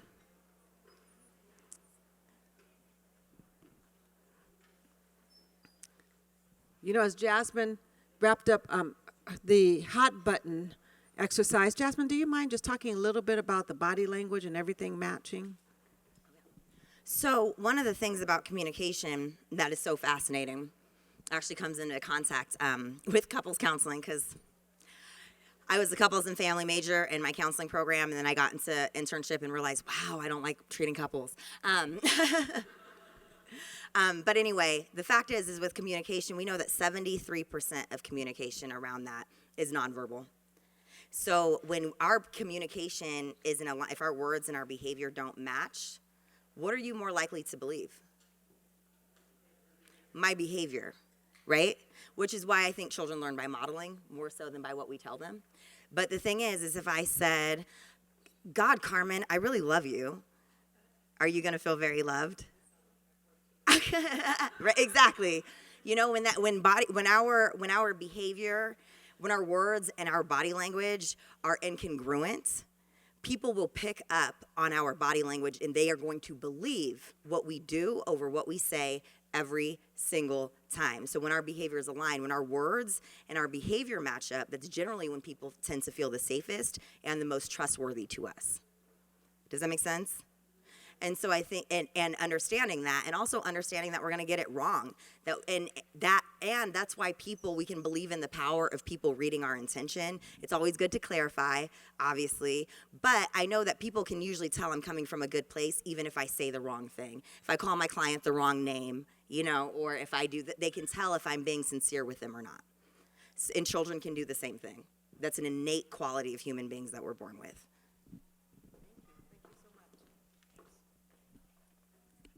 Okay, so I'd like for you to take a minute and watch this video. I call it the Peaches Tantrum.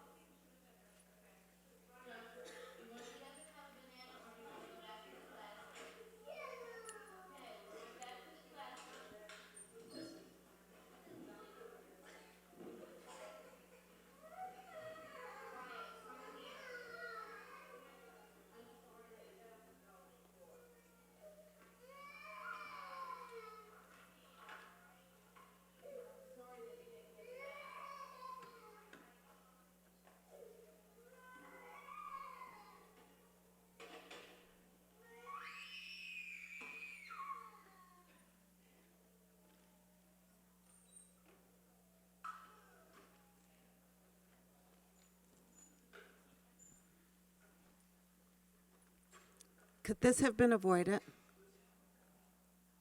Jasmine, for the first time, I think I looked at the body language and the words. Would you say they were congruent? When she said, "I'm sorry you didn't get a nap," do you think that Joshua felt that she was really sorry about what he was going through? How could this have been avoided? What could have happened or not happened?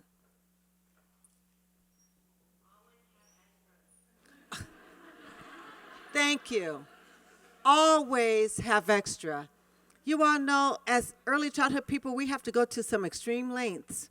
When I was in the classroom, I had to take all the cherries out of the fruit cocktail because whoever got a cherry, anybody else, the cherries became this coveted thing, and it created so much tension, I just took them all out so I didn't have to worry about them. Now we would talk more about negotiating, but at that point, it's like remove the source of the conflict. But now we know to help children resolve conflict. So always have enough. What else went wrong here? Acknowledge the feelings. Joshua's feelings were not acknowledged at all. What else? Now, one of the things that I do in addition to teaching is that I am a contractor for the state for licensing. So we license and monitor about 3,000 facilities. So I'm not supposed to say this. Wash the peaches off. Come on. Really? If you know this child, we know our children well enough to know who's going to have a major meltdown. But did Joshua need the teacher's intervention? Think about it. He dropped the peaches, and what did he say? Uh-oh. Then what did he do? He reached down to get them. Because there was still what?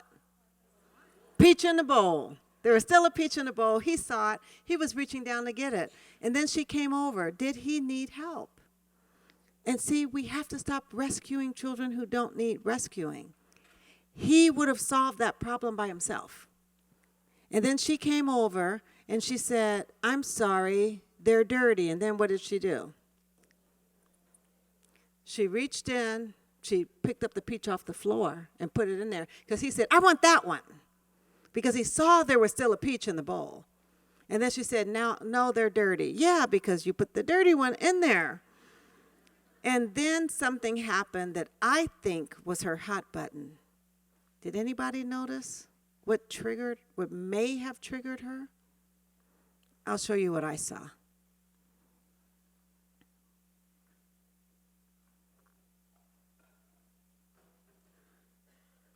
Right here, after she says, "I'm sorry they're dirty," he takes his spoon, and it looks like he hit her with it. Let's see. Oh, I'm sorry, right before that. You see it? Did you see the little movement? Because right after that, she accused the child of what? Did he throw him on the floor? No. That also tells me a little bit about this relationship. Now, this is a teacher, and we do not debase other teachers. We don't know what happened before this, and we don't know what happened after, so we're not saying she's a horrible, terrible teacher. We're only using this camera flash moment that we see as a learning opportunity. Because what happened here with Joshua has happened to all of us at one time or another, where we maybe wasn't our best selves at that moment. So Joshua hits her with a spoon. She says, what did she do before she said, "I'm not the one who threw it on the floor"? She wiped it off. It tells me a lot. It tells me a lot about the body language, Jasmine, that you talk about. And then he has a fit. Then she gives him what I would call a false choice. And those of you who are administrators and trainers, she would say, "I did everything you told me. I gave him choices. I removed him from the situation. But the first choice was either peaches or banana. He didn't want a banana. But there was another child who did. Did you hear the child? "I want a nanner, teacher." That would have been nice. So that could have been a way to resolve this. There were also peaches still on the table sitting with no children. She could have switched out a banana for that bowl of peaches since the child didn't know they were going to get the peaches anyway, perhaps. But then after He falls out on the floor. He continues to have a meltdown. She gave him another choice that wasn't a real choice. What was that? You could get up or go in the other room. I mean, that's equivalent to my husband saying, you can take that dress back or give me your credit card. Neither one of those are going to happen. It's just not a real choice. And one of the things Jasmine says all the time, I'm not going to ask anyone to do something that I'm not willing to do. We don't treat children the way we don't want to be treated. But you could tell that this was a challenging situation. And one of the things she said, I'm sorry you didn't get a nap. I wonder if she's sorry he didn't get a nap, which kind of led to this. But so I want you to watch this other clip of a tantrum.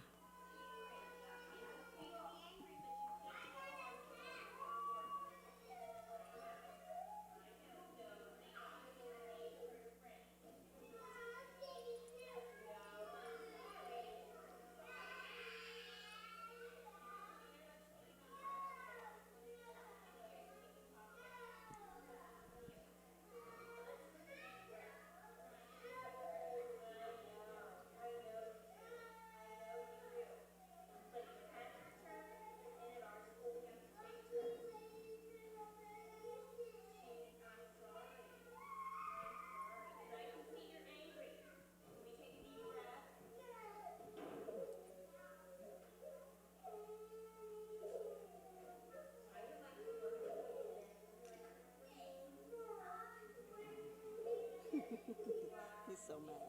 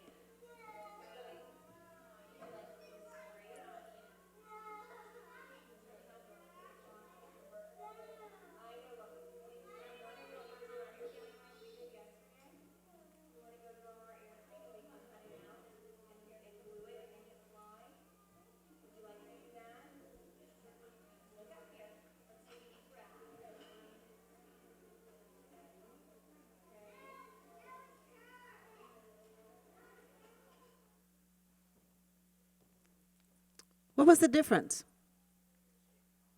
She acknowledged him. Did I see a hand go up over here? She didn't make him do anything. Yes. She stayed calm and present. What would you say about the relationship and the difference? Beg your pardon? She was mirroring him. She was very warm and affectionate. You could tell that she had a positive relationship with this child because the strategy she used may not work for all children.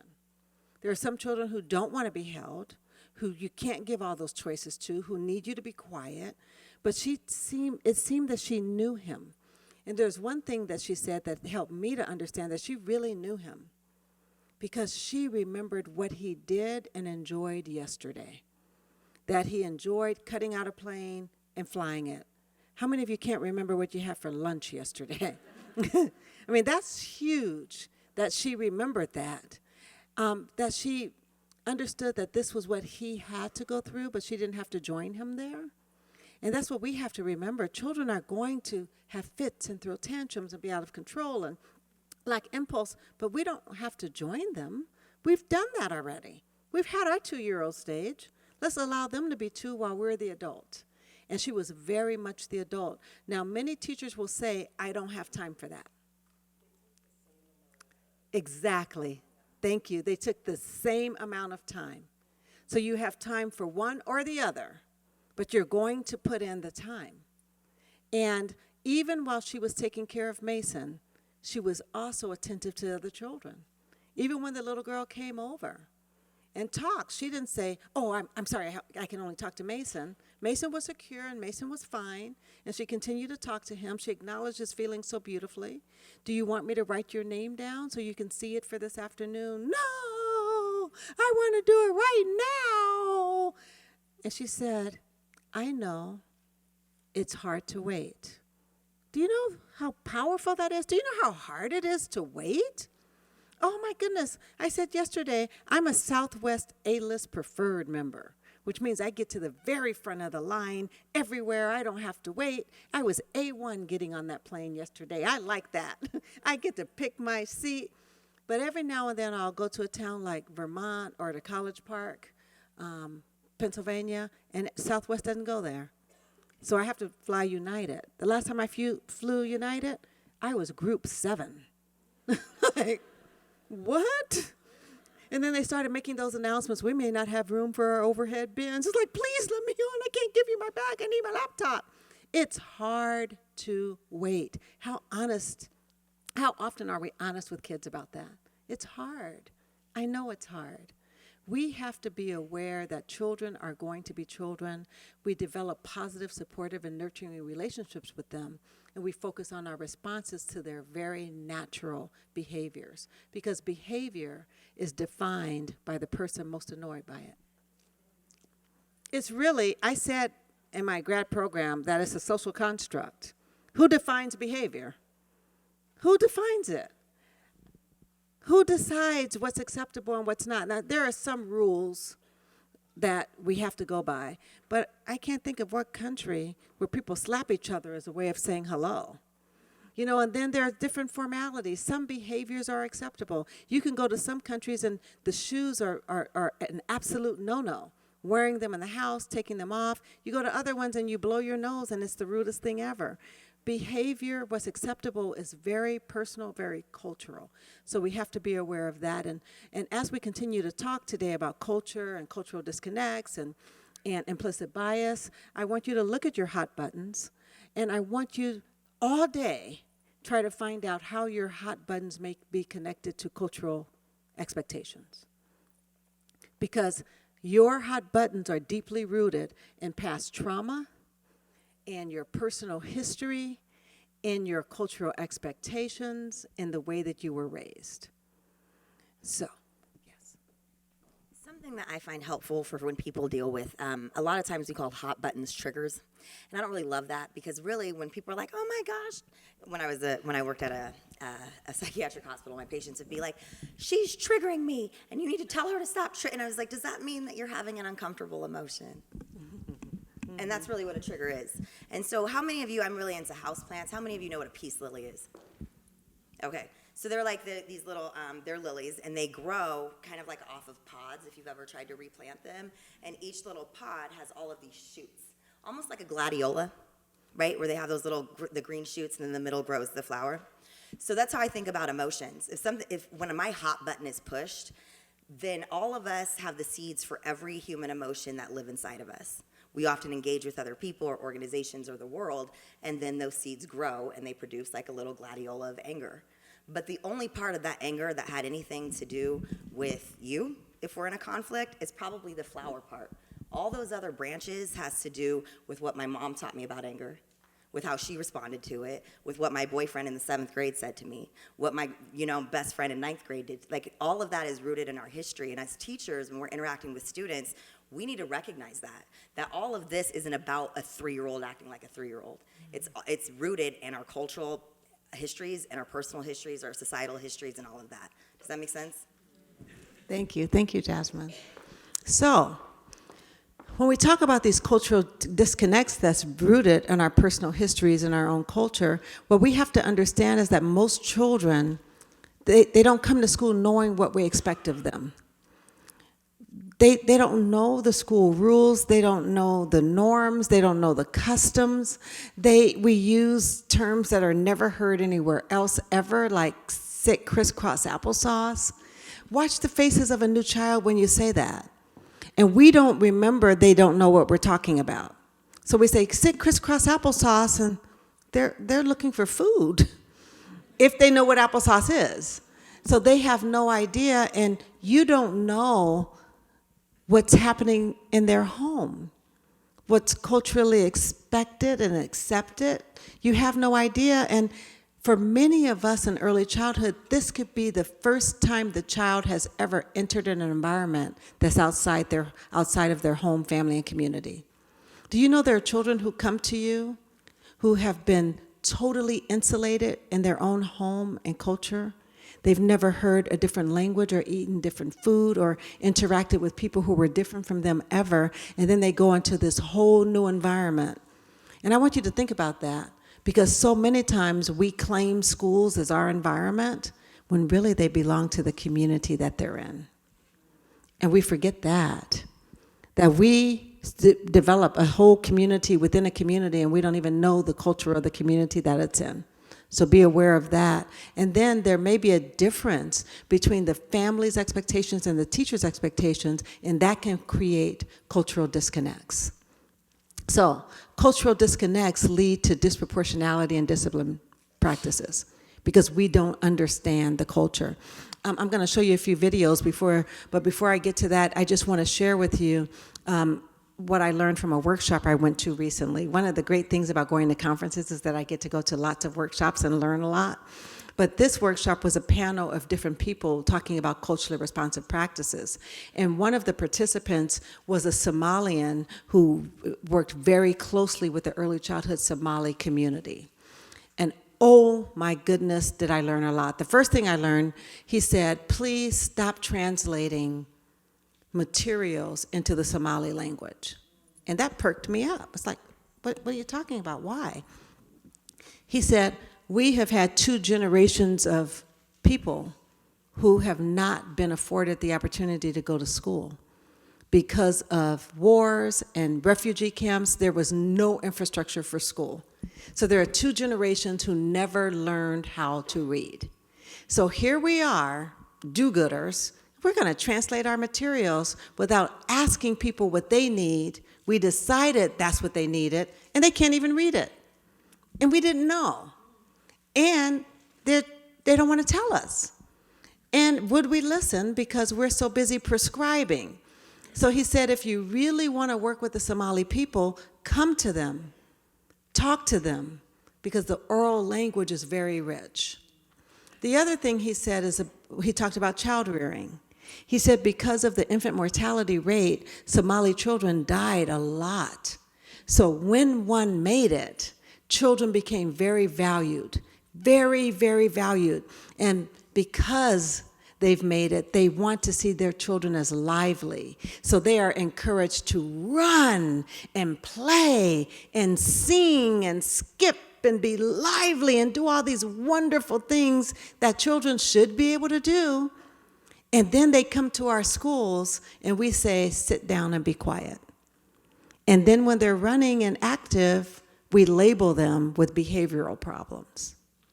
Then the third thing I learned was the relationship to food.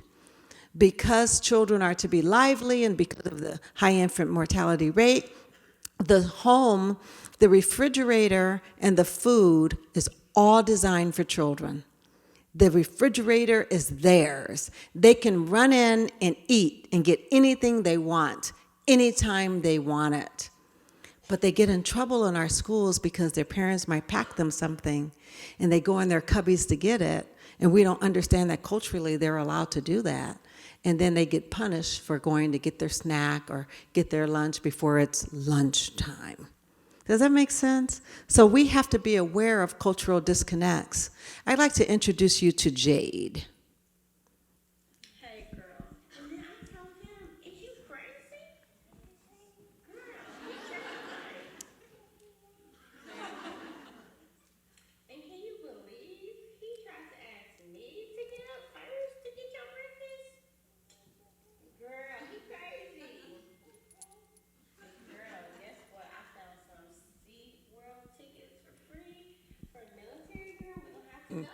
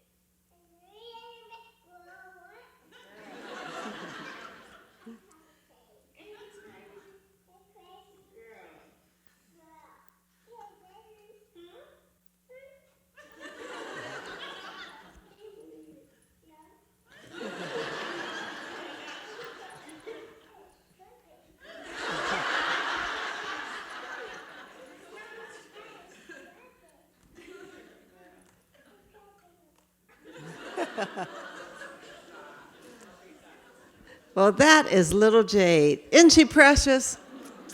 And I'm guessing she's not quite 2. You know, given the diaper and something about her body, you know, us early childhood people were good at guessing ages. But her vocabulary is amazing, isn't it? And the interaction between she and her mother and how positive that is. And even the whole idea about the hair. But you know what? I wonder if we're ready for Jade. I actually believe she's a suspension waiting to happen. Because if she's 2 and can say, "Daddy's tripping, girl," imagine her in your classroom at 4. "Clean up. Teacher, you tripping. I'm not finished yet." "Girl, what? Girl, And it's cute on film, but think about this day after day after day. Can you see why Jade might be high risk? But how do we honor her and not break her spirit? I mean, because obviously she could tell her mother that Daddy's tripping. So she might try that with teachers. "Carmen, did you see that teacher tripping? She said I can't do this and that. She's tripping." How do you deal with that? How do you negotiate the space so that children can still be who they are without breaking their spirit? Let's take a look at Mateo. They can listen to me. Like I do this all the time. And if I go out at the house or the door, that has his toys, and then that has all his toys. Okay, but I have to yell at you guys. This is Big- this and this you. Okay, what? everything we do at this house. Can you ask him? Everything at Ben's house. Okay. Okay, then what? Then you're not listening to me. You're not listening to me.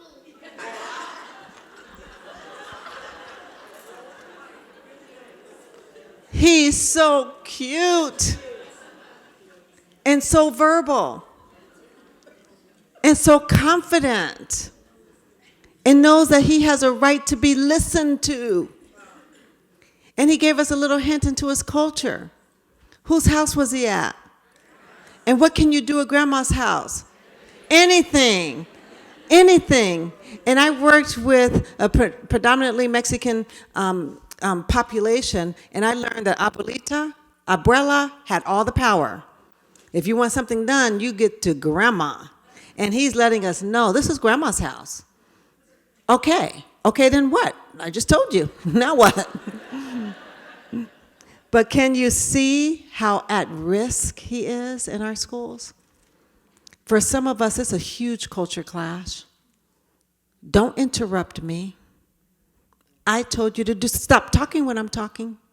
When my mouth opens, yours close. And he's not going to have it. He'll go, well, my mouth is open now. Can you hear him? Sit down and be quiet. No, you have to be quiet because I'm talking. How are we going to manage this without breaking his spirit? Because who he is not wrong. And who he is not bad. I had a grandmother, a white grandmother, bring her African-American grandson to me because he was being kicked out of his 3rd school. And that Monday, he was starting his 4th school. Immediately, I could see what was happening to him. His name is David. Because when he walked in, he goes, "Hey, teacher, how are you? My name is David. Who are you? What's your name? How do you say your name?" And then he ran over to where we keep books. "Oh, I like these books. Will you read this book to me right now?" And I said, "Well, we can read after I talk to your grandma. So let's talk to grandma." And we talked, and he waited. And goes, "Okay, now it's time to read." By this time, it's really late. And I said, "Well, I can't read the whole book, but I could read half the book." And he goes, "Half? Okay, how many pages? Let's see. Let's count the pages. 4. To where he knew what I meant by half. As I'm counting the pages, because he told me to, he looks out the window of my 11th floor building. He goes, "You know what? This is Parker Road. Do you know what bus goes down Parker Road? That bus is number 84 right there. And then it's going to turn and go south." I mean, the boy was brilliant. And his grandmother had asked me during our meeting if I thought some of the trouble that he got into was racial. And I said, honestly, I don't know. But let me give you the statistics. And she said, I don't understand because his dad, my son, was far worse. She said, my son started a fire at school and never got suspended. And this child gets suspended because he got out of his seat. She said, I just don't understand how my son could be so much worse, and he does a little of nothing, and he's kicked out of school so often. And so I gave her some materials to read and everything. So we wrap it up, and we're leaving. And as we're leaving, walking down the long hallway, I say goodbye, and David runs off, and then he comes back. He goes, wait, teacher, wait. Will you pray for me? I've never been asked that by a kid. So honestly, you ever have those moments where you have no idea what to say or do? Because everything went in my head. Like, of course I'll pray for you, but wait a minute, this is kind of school. You separate school state. Am I going to get in trouble if I pray for this kid? And all of these things are going in my mind. And he goes, teacher, can you pray for me? And his grandmother looked and she said, it's okay with me if you're a believer. So I said, okay. And I took David by his two hands, and I said, dear God, bless David from the top of his head to the bottom of his feet. And as he starts a new school today, help the teacher see his heart so he'll have a wonderful time. Amen. And he goes, amen. But teacher, you forgot. And I said, I forgot what, sweetheart? He said, you forgot. What? You forgot to pray that I'll be good. Broke my heart. And I said, David, do you know why I didn't pray for you to be good? Because you're already good. Because God made you good. You are good. Just because you are, David. He goes, okay, thanks, bye. But we don't want children to feel that they're bad because they're different. When Jasmine talked about that shaming in their heads, you don't want to be that voice 20 years later where they're feeling shame. Oh, this is yours. So one of the things we have to do is be aware of ourselves and our emotions. Absolutely. So like I said, we don't get taught. We come with emotions, but we're not often really taught even how to identify them, let alone how to respond to them in a way that's helpful, especially anger. Most of us learn about anger for how it was performed to us, and then we perform it rather than actually talk about it. And anger is just, some education is a very useful emotion. Anger tells us when a value of ours is being threatened or a boundary is being crossed.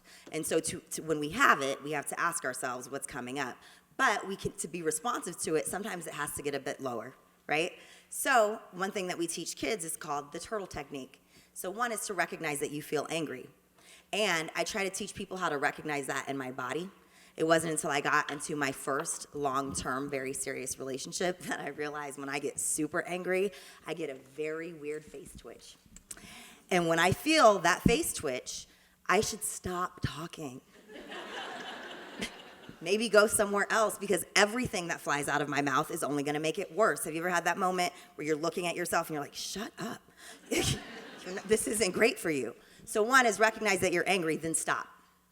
I have literally given people and helped them. We have spent therapy sessions, especially with kids, making stop signs that they carry in their pocket, because a lot of times, especially with impulsivity, that people won't even recognize that their internal stop sign was there until they're 4 blocks past it.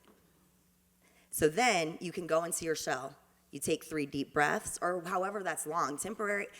Emotions are meant to be temporary states, and we use our minds to extend them sometimes for years. So the thing that go into your shell, help the child recognize what is calming to you. Not what's rumination, not what's gonna get you all revved up, but what's actually gonna calm you down. And usually that's mindfulness, that's breathing. For some children that's painting, for some children that's movements, but helping them identify that. And then when they feel calmer, and again, you can recognize that in your body. I feel calmer when I'm really angry because I feel less shaky, my voice is less shaky, and I feel less like I wanna cry. And then you come out of your shell, and then we can talk about and work out a solution in a really calm way. There's also a very useful technique that we learn to do with adults. Do you want to see it?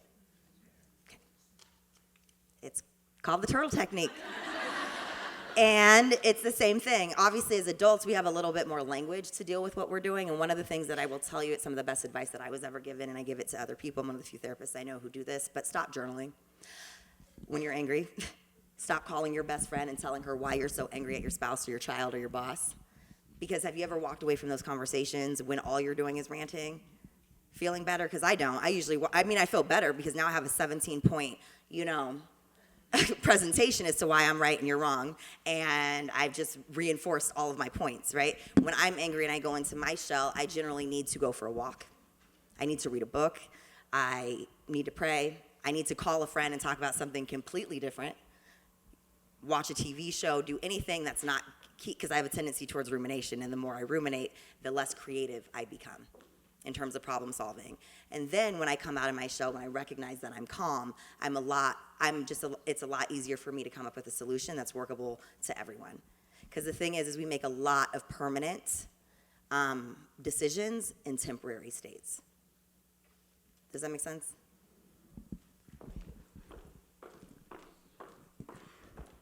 So we know that children are being suspended a lot, and we know that we need to shift our focus from children's behaviors because they're children and they're going to engage in these behaviors. And we know we need to look at ourselves and the responses to those behaviors and how we respond as adults. And we know that one of the barriers to really addressing the behaviors is the behavior itself. That it is difficult to develop positive, nurturing relationships when children are exhibiting these behaviors. So when we make that shift, we can understand and be more sympathetic and empathetic. When we use the turtle technique, it makes a difference. We know that challenging behaviors can be, if we don't focus on ourselves, a barrier to developing positive relationships with children and families. But we also have to begin to think about how we connect or do not to children. Other barriers. What else is happening that's causing us to suspend children, especially disproportionately children of color, children with disabilities, and boys? What's going on there? And what we know to be true is that we are all impacted by implicit bias. And implicit bias is the factor that is causing children to be disproportionately suspended based on race, gender, and ability. So, what is implicit bias? But before we do this, I just want to do a little warm-up activity. Would you say that these two shapes are the same color or different colors? Different. So what I want you to do is take your thumb, put it in the seam of those shapes, and kind of close one eye. Are they still different or the same? Same. Some of you say the same. Some of you say, oh, what do you mean the same? I don't see it. Okay, so some don't see it, but some of you said the same. Let's look at it with his thumb. Same or different? But some of you may not be convinced. You might think, well, that's his thumb. Didn't happen with my thumb. So let's take this sheet. Would you say that sheet of paper is the same or different? Jasmine, when you pass that out, have them turn it upside down, not look at it. Same. So I'm going to move it over. The same sheet, just move it. Same? Some of you are thinking, oh, still doesn't make a lot of sense. Okay, let's remove all the background. Same or different? It's the same. Context matters. So many times what's surrounding everything and everyone can make us lose sight, and it can distort what's really, really happening. And sometimes that's how implicit bias works. The sheet that you're being passed out, please don't look at it until we tell you. It's a secret. Now, some of you who lack impulse control might be tempted, so let's not do that. But implicit bias is a mental process that results in how we feel about people that we perceive to be different from us. And what happens is that it's an unconscious process that develops over the course of our whole lives. And I want you to think about your body. We're doing a lot with body today. And at your core, right in here, imagine that there is a recording device. And everything that you hear, everything that you see, everything that you experience has been recorded on that device since birth, since the day you were born. Everything is recorded. The problem is that you don't know what's recorded. So your mom may have held you as an infant, and a dog came by and she squeezed you really tight. That may have resulted in a fear of dogs. Your mom may have overreacted when a Hispanic man in a bandana got on the elevator. And then later on, you see that image on TV as a gang member. And later on, you're walking down the street and you see that image, and for some reason you cross the street and you don't even know why, because you don't know what's on your recording. The reason implicit bias is implicit is because we don't know what's there. That's why aware is halfway there, because implicit bias supports stereotypes, and those stereotypes are recorded and reinforced. And in this day of social media, what do you call it? Social media, okay, that we're getting bombarded. We're getting bombarded through the news, through Facebook, through Twitter, through, podcast. This is the only time in my entire life that I have seen where people can interact only with people who share their ideas. I mean, you can totally isolate yourself and never have your assumptions challenged ever, and only have them reinforced. Do you know I watch all news media? I watch Fox, I watch BBC, I watch CNN, and when I'm at my brother's with his Fire Stick, I get to watch the international versions of those, because I had no idea CNN had international version. And Jazeera. It still comes on some networks. And it's just amazing to see news from all around the world, to get different perspectives so I can come up with how I feel without feeling like I'm manipulated. Because I'm so tired of being manipulated. Anyone else? I don't want to be manipulated by the far right or the far left. Give me the facts. Let me figure it out. That's where I am with all of this mess today, but I cannot ignore the fact that things are being recorded on my recording, and I don't know they're there. So we are going to find out what's there, some of the things that's there. So does everyone have that sheet you're not looking at yet? Let's wait until everyone has one. One down here on the other side. Two. Okay, they're getting passed down. Do you still need one? Okay, hold on. So when I tell you, but not yet, when I tell you to turn your paper over, you are going to just start writing. You don't turn on the lights. You don't get to think. Oh yeah, that is brighter. I get to see all of you better. So you don't get to think at all. Now Jasmine and I are going to walk around, and if you're thinking, we'll know because your pen will stop moving. Your pen cannot stop moving. You ready? Ready? And you only have 30 seconds. Wait. Ready? Set. Everybody got one? Okay. Ready, set, go.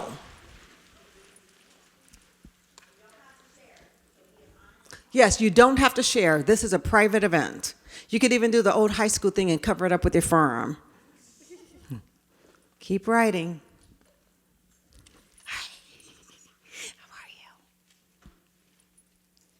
No thinking.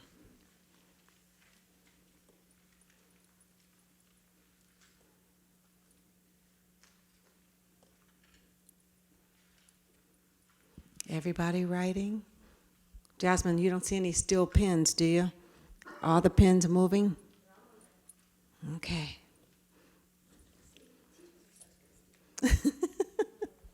Keep moving. I see a pen stopped. Move, move, move it. Move it, move it. Just whatever pops into your head. 10 more seconds.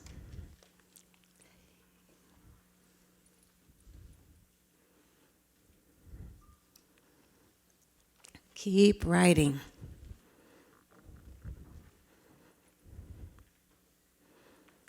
10, 9, 8, 7, 6, 5,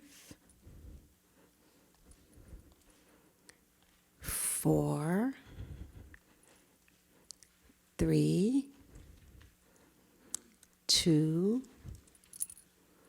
1. Stop. It's probably the longest 30 seconds known to mankind. But how many of you wrote down something that absolutely shocked you? And you go, where did that come from? Isn't it amazing that things ended up on your paper that you do not consciously feel or think? It's just shocked me. The first time I did it, I was working in Compton, California, living in Inglewood, California, both predominantly black areas. But that part where it said when I drive through a black or brown neighborhood, I put lock my doors. I've never locked my doors. I lived in that community. Where in the heck did that come from? What was your first one?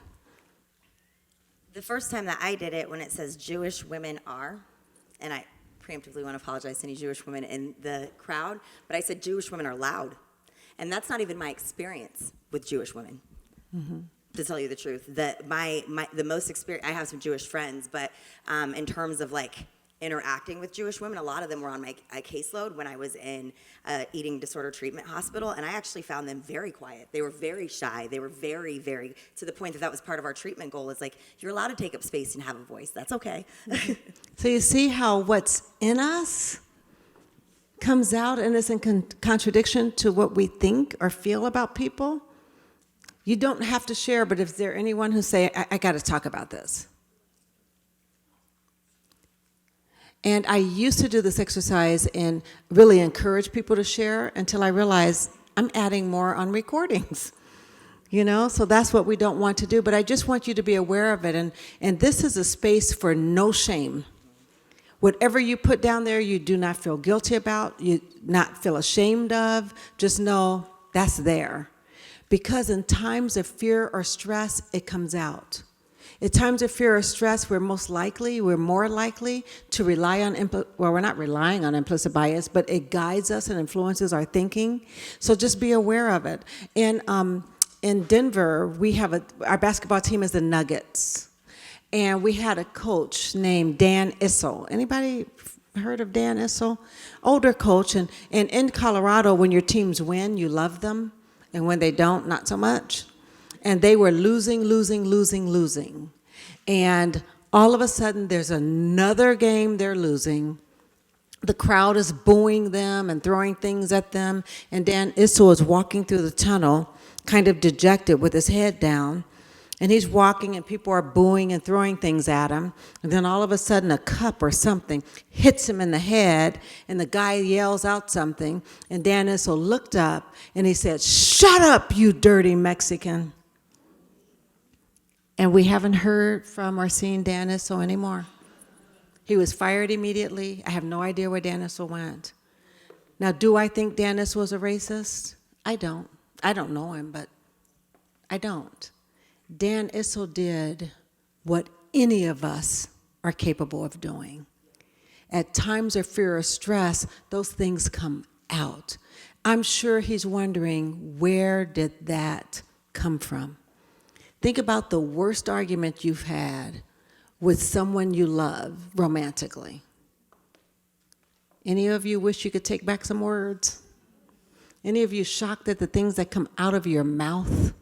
That's what happens. But they can't come out if they're not there. So aware is halfway there. Let me just give you a visual of how implicit bias works. This is the ladder of inference, and some of you have seen this ladder. And it's sort of just a visual, my type of visual technique for uncovering bias and seeing how it works. And you climb this ladder like you do any ladder from the bottom. So from the bottom, you select data from what you observe, and then you add meanings. And the meaning that you add to your observable data is personal and cultural. And then you make assumptions based on the meaning that you've added. You draw conclusions, you adopt beliefs about the world, and then you take action based on those beliefs. So Jasmine, let's do your experiment. You get the volunteers to come up? Oh, yes. Yes. Okay, I want to be very honest. I'm going to ask people to make assumptions about you, but can I have 3 volunteers come up here? Please come. Come on down. Come on down. What did they used to say that? Come on down. Come The on price down. is right. The price is right. There's Okay, yeah, and then you can come too. We'll do 4 this time. Come on down. Okay. So, if you know them, then maybe don't say anything, but I want you to look at these 4 women. And this is, because we do this every day, right? And I want you to try to make assumptions about their lifestyle. We look at people and I want you, like, are they college educated? Liberal or conservative? Do they have children? Are they dog people or cat people? Are they married? Do they have older children or younger children? You know, what else? Level of education. What kind of neighborhood or house do they live in? What kind of car they drive? What kind of car do they drive? Do any of these people like art? Do they like museums? Do any of these people, what religion would you assume that they are? What do they do on the weekends? Do they like movies? Do they like romantic comedies or thrillers? Do they watch The Simpsons or Family Guy? But there's so many assumptions we make about them. So as you think about that, I'm going to ask for volunteers just to throw out the ideas that they came up with. Anybody want to volunteer first? You just throw it out. Oh, I'm sorry. Which one are they? Oh yeah, let's start with Ugo here. What assumptions have you made about her? Stylish. What else? I think she's a neat freak. A neat freak. Is that true? Yes. What else? What kind of car would you say she drove? SUV, sedan, convertible? Luxury car? Is that true?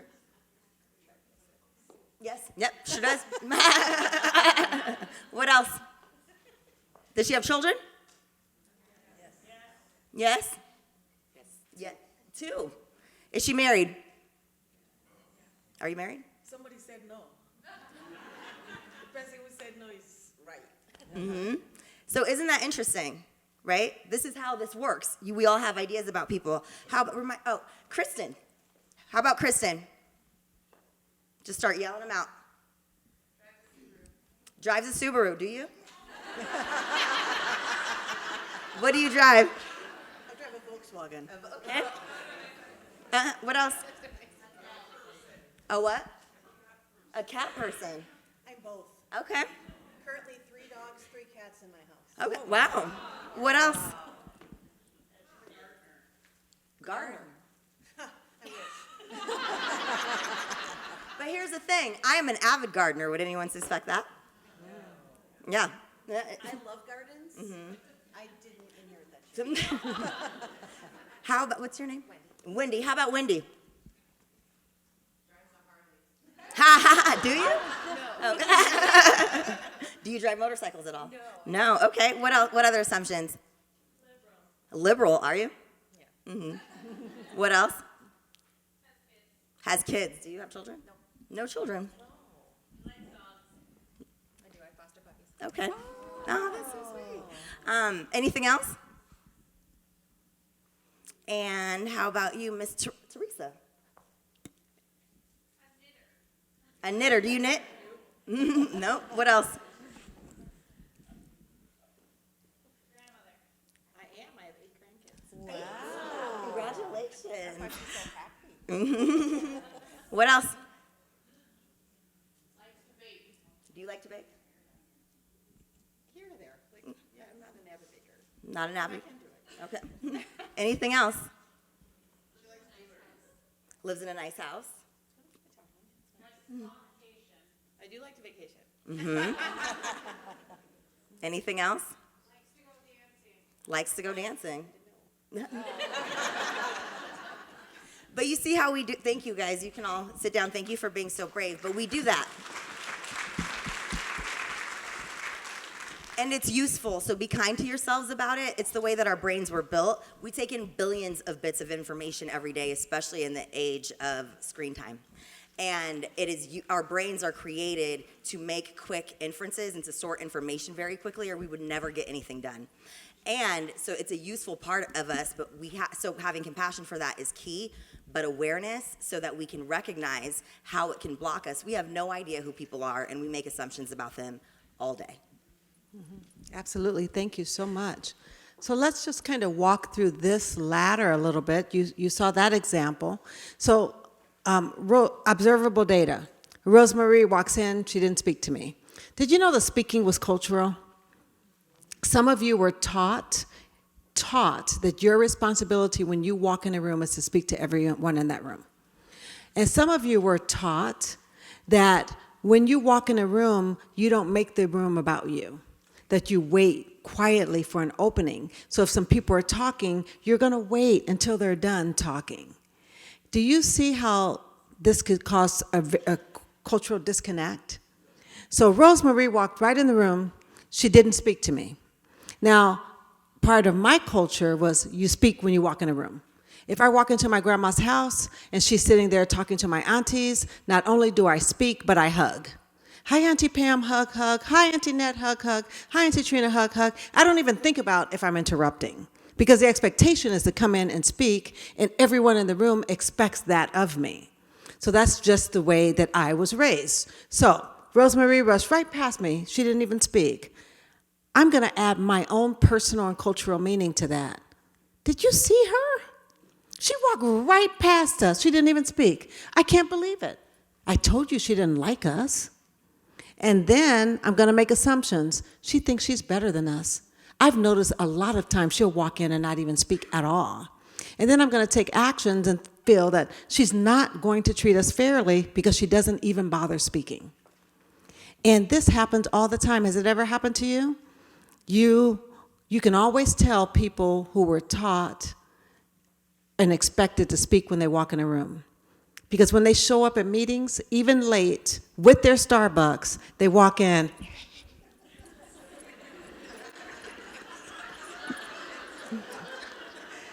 And those of you who were taught not to make yourself the center of attention, you're like, what is she doing? Sit down, be quiet, the meeting started. I mean, just totally disconnected based on how we are personally and culturally. Here's another one. I select data. This child is big. It's a boy. He's big and he's rough.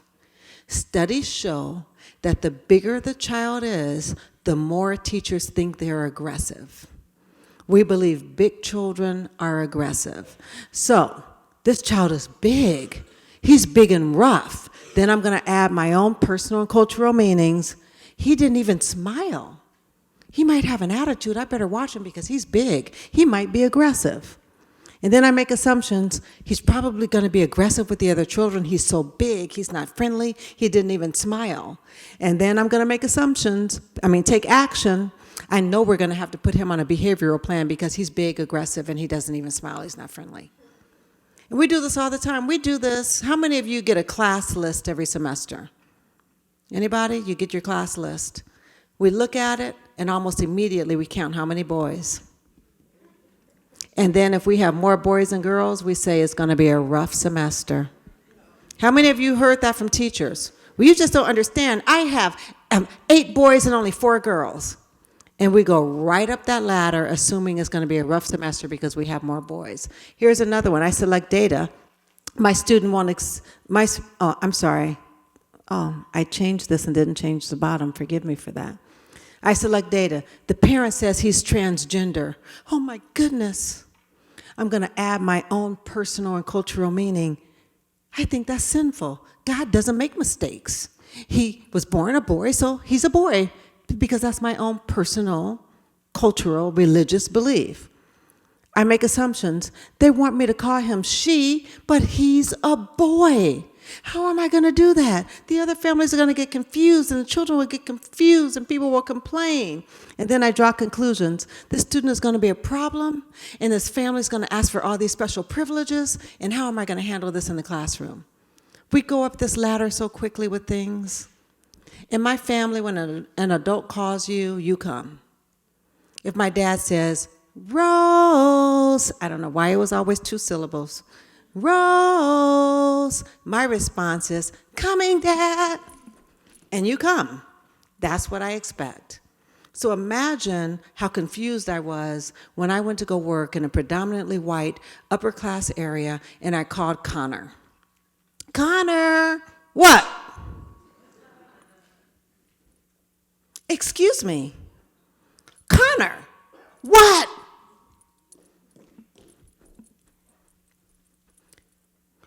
Surely he's not going to repeat it, right? Connor, what? What, teacher? You keep calling my name. What do you want? He is as confused as I am. I'm calling his name expecting him to come, and he's responding expecting me to tell him what I want. And we were just on 2 different planes. You see how that works? But I could have gone up this ladder and decided Connor was a rude little boy, and he didn't answer me by coming. In the same way, in my family, everybody older than you has a title. So my girlfriend, Crystal, is her auntie. So she says, Auntie Crystal. And here you are, Jennifer, you're her teacher. You're not Jennifer, you're Miss Jennifer. So if that's how you were raised and a child comes in and says, hey, Jennifer, that happened to me. Because how many of you are old enough to remember when the classroom was a great equalizer and all the teachers were then called by their first names? That was hard for me. I had a 3-year-old come up and say, hey, RoseMarie. It's like, oh, okay, that's just not going to work. So I had to talk to my boss. Can they say Miss RoseMarie or Teacher RoseMarie? Because the RoseMarie from a 3-year-old just doesn't work for me. But we go right up that ladder, and we can think those children are rude and never taught manners. So we have an activity that will help you get in touch with some of the ways you go up the ladder. So if you pull out your sheet that says Ladder of Inference, I want you to think of a time when you've gone up the ladder related to each of these groups. I'll tell you, I went straight up the ladder when I talked to Debbie Kay, and she asked me to come to Minnesota in December. I went right up the ladder. You too. And my husband was funny because he was supposed to come, and for the 2 weeks leading up to this, he showed me the weather report every single day. And I just didn't know what to expect. And then we left on Sunday, and Saturday was a game, football game, and it showed, do you all remember what Saturday looked like here? Do you know how hard it was to come Sunday? It's like, what are we coming into? So I went straight up the ladder thinking Minnesota was going to be horribly cold, terribly snowed in, that I was going to be driving through ice banks if I could make it. And then I got here, and it's just like Colorado. A little icier, though, but very much like Colorado. So when have you gone up the ladder with those living in poverty, or African Americans, or Native Americans? I love, love, love the Provost opening, honoring the land that we stand on. I almost had to keep from crying. It was powerful. But what misconceptions do we have about that? How do we go up the ladder about boys, about Muslims, Jewish people, Christians, people with disability? So think of a time you've gone up the ladder and filled that form out.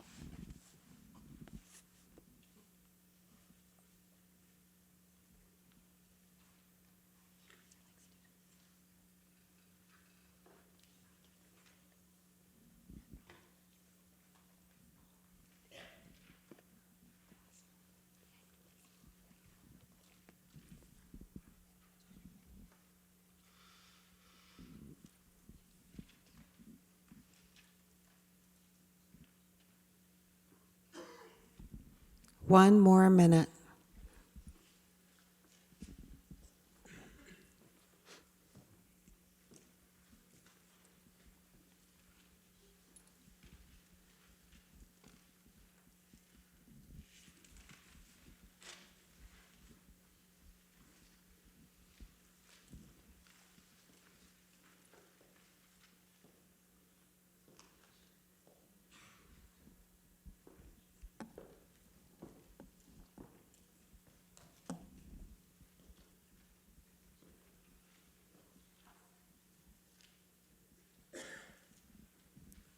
Okay. Would anyone like to share the time they went up the ladder? Yes.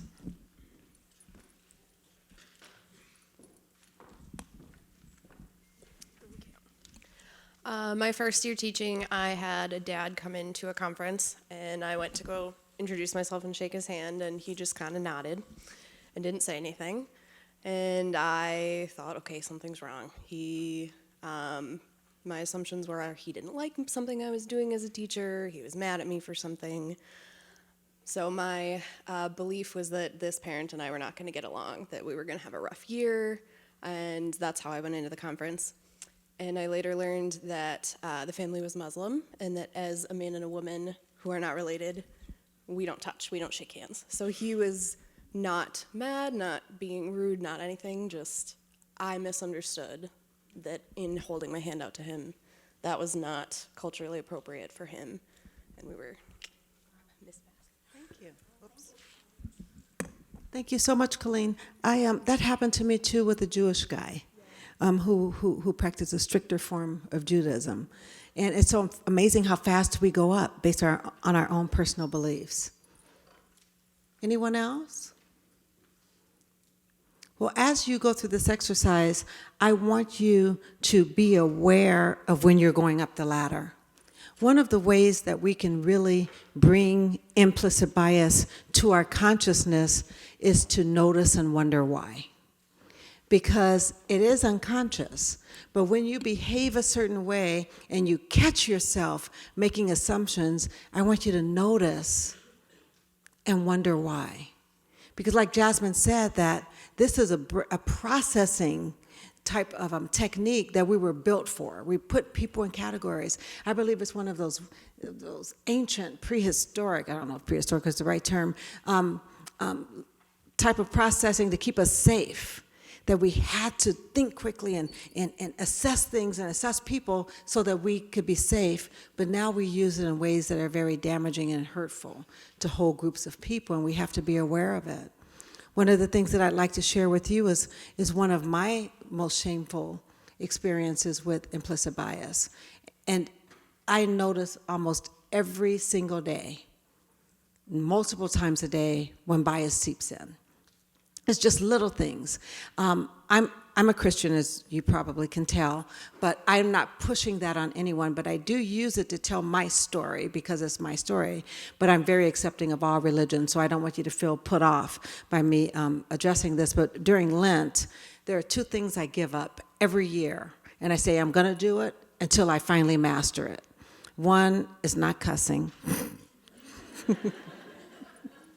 and two is not talking about people, because you don't realize how much you talk about people. And what has shocked me over the last 10, 15 years that I've been doing this is not so much what I say, but what I think.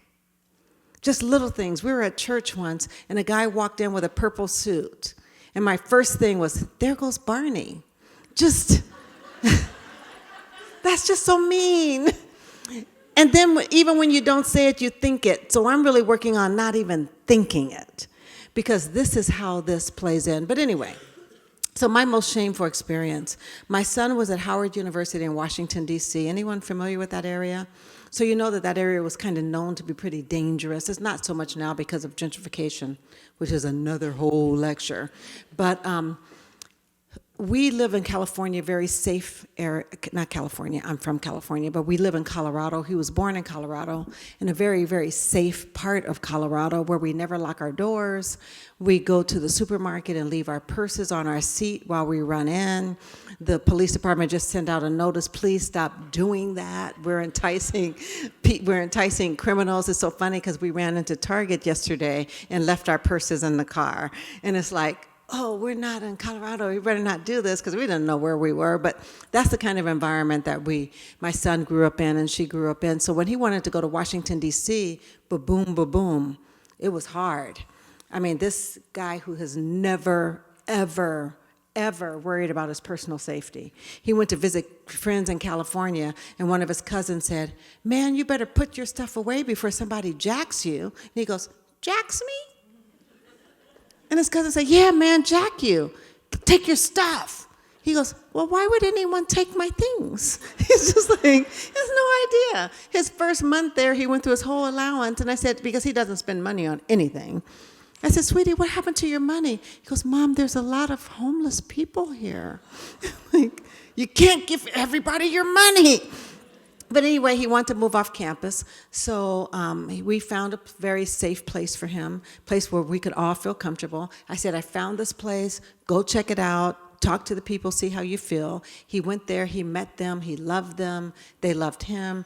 It was a house for 5 people. He was going to share with 4 graduate students, which was great because he's kind of an old soul, so we felt good about that. And but still, you know, I'm mom, I got to see it. You know that feeling?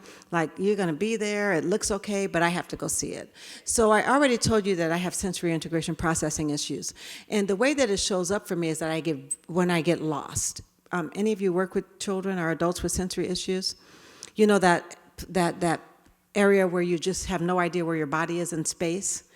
When I get lost, that's how I feel. So I don't just get lost, but I'm like, lost, heart palpitation, sweats, disorientation, can't tell east from west, north from south, very, very, very lost. That'll make sense in a minute.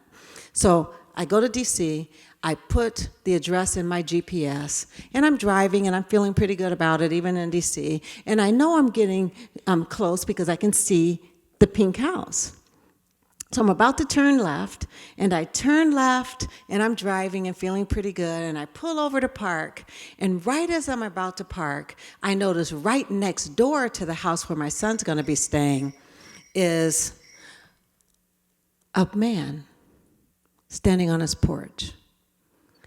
A very dark black man, very dark, rather large black man. And he had on a white t-shirt, he had on jeans, but he wasn't sagging, but they were low. And he had on a belt, because he had sort of a belly. And I'm pulling over, I look over and I see him, and my first thought, remember the ladder of inference, this happens in milliseconds. My first thought was, this place is dangerous. My son can't live here. My second thought was, I hope the housing office is open so I can go get his dorm room back. My third thought was, what the heck just happened? Although now that you know I cuss, it wasn't heck. But I couldn't believe. And I'm telling you, those 3 thoughts probably took less than a second. And I said, wait, what? Wait. Talking to myself, did you just look at a black man and think this area is too dangerous for your black son? I'm like, you didn't just think that. How could you think that?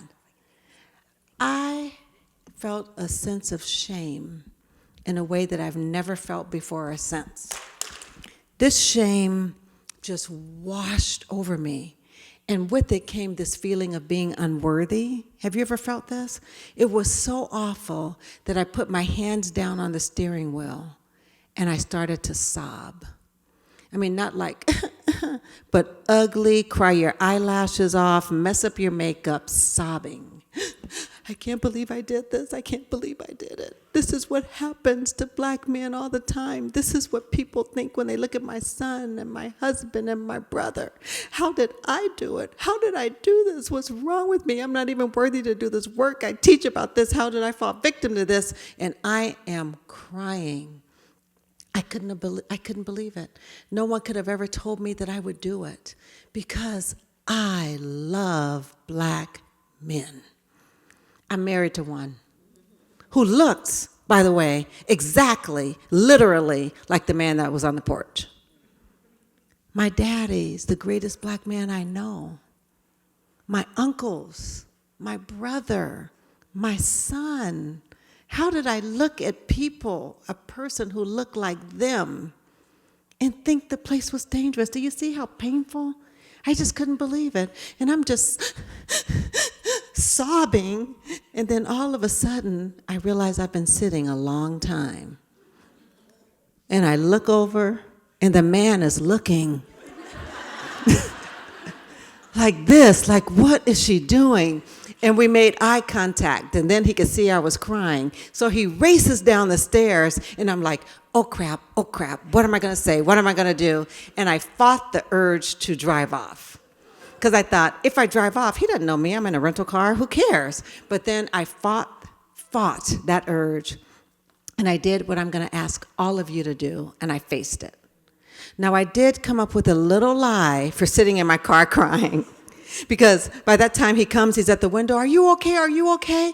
And I'm pulling it together. I said, I'm okay. And I get out, he goes, ma'am, are you all right?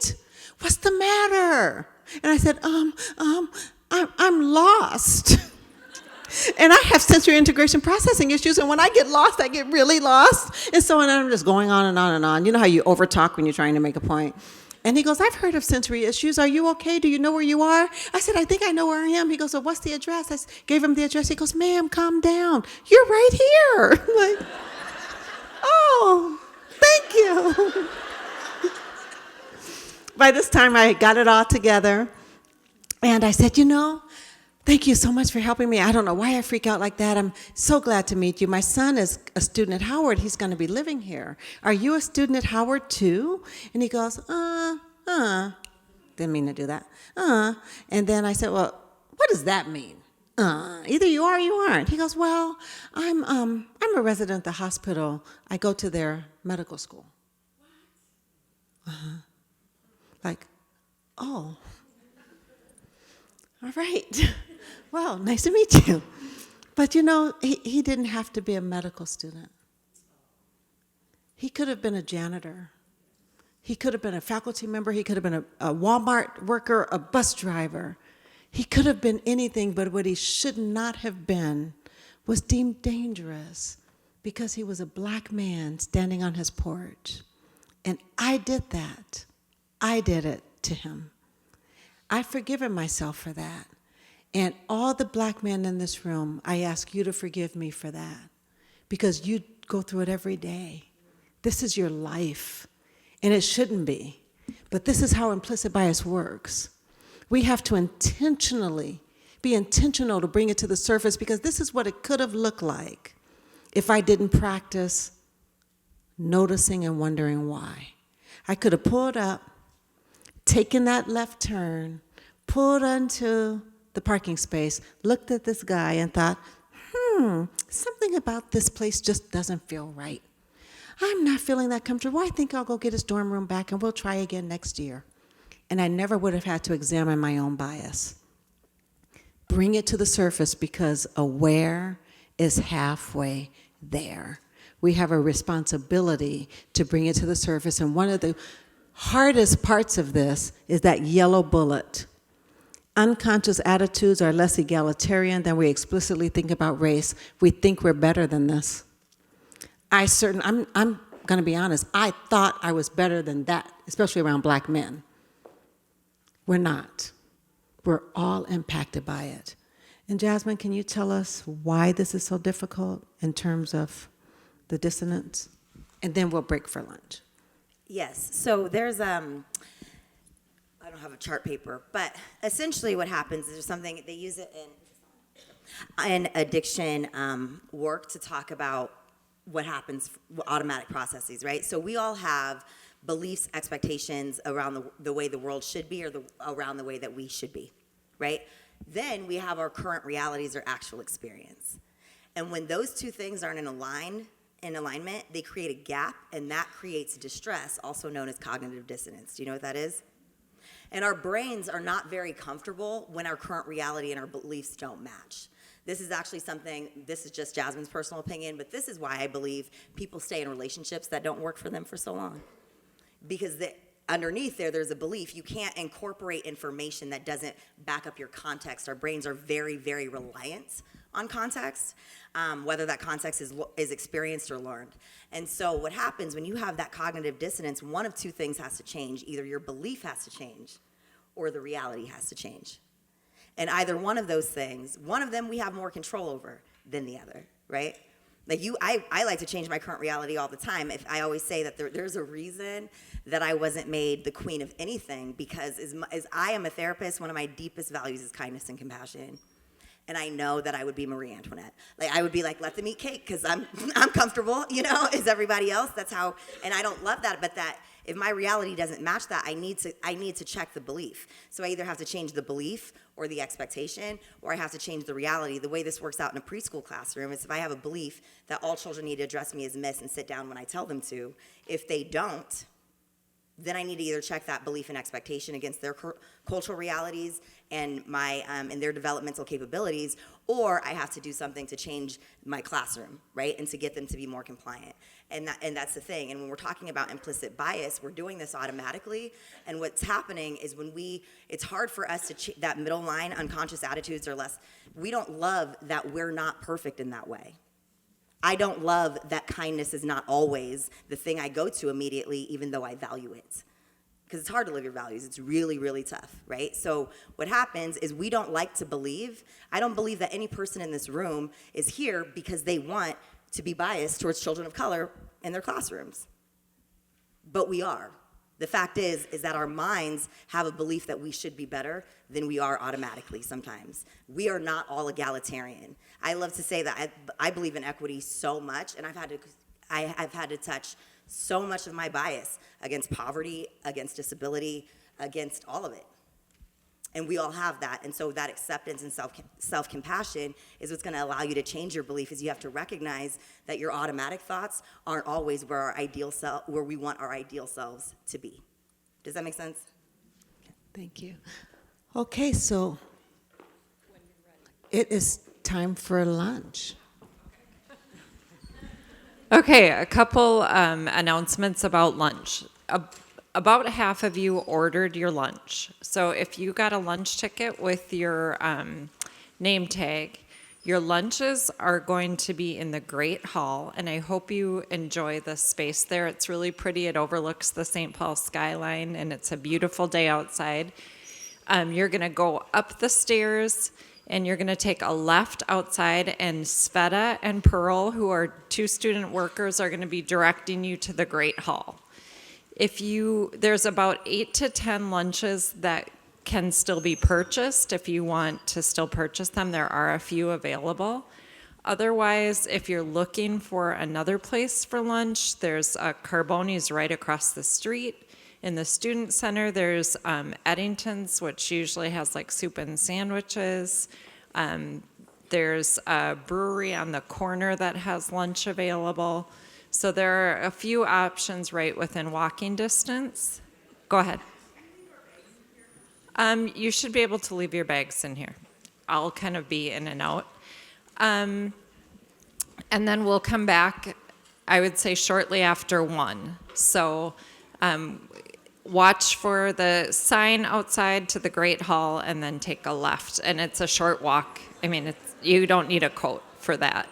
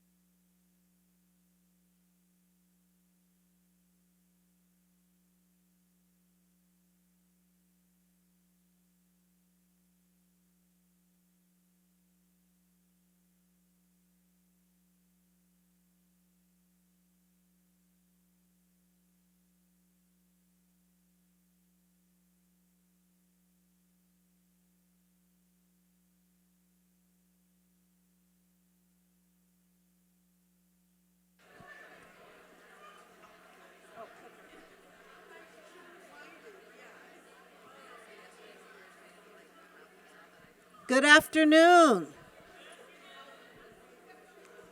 If you can hear me, clap once. Thank you.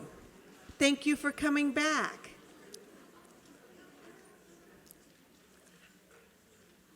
How many of you thought about what we covered this morning? Any ahas or questions at all? About anything? Yes.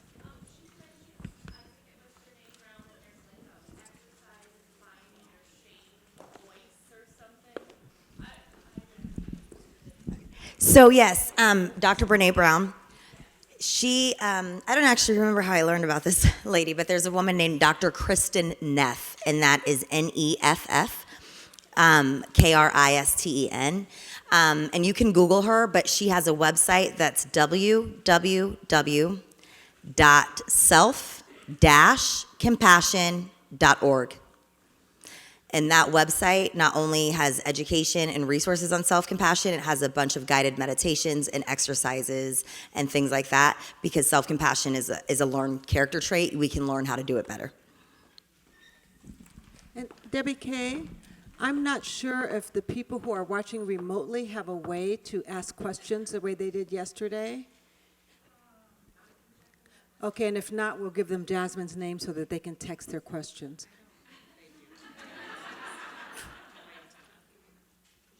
You don't think so? Okay. You can text me. What other questions do you have about this morning? Yes.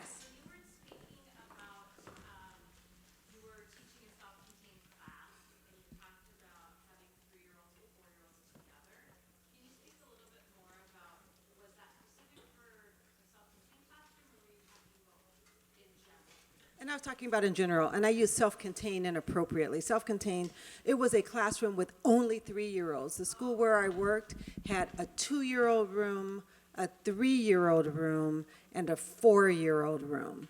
And personally, I think a mixed age room is much better for children and teachers. So when you have any, do you have like a single age rooms here?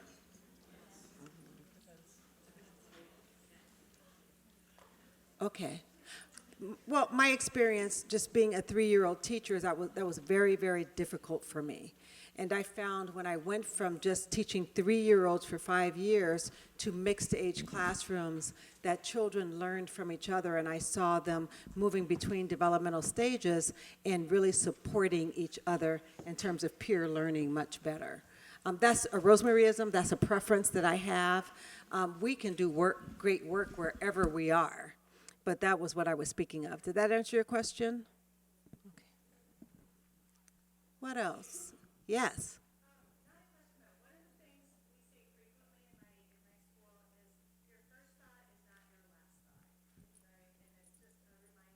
Mm-hmm. Keep thinking. Isn't that the truth? And sometimes our first thought shouldn't be the one that's spoken. You know, but just keep thinking. And I love this whole idea that we have a right to experience every single emotion is how we act on it. And our thoughts too, because sometimes our first thoughts aren't right. I mean, when I was really ugly with the guy with the purple suit, that was my first thought, and it was not my last thought nor my best thought. What else? Is that a hand in the back? Yes.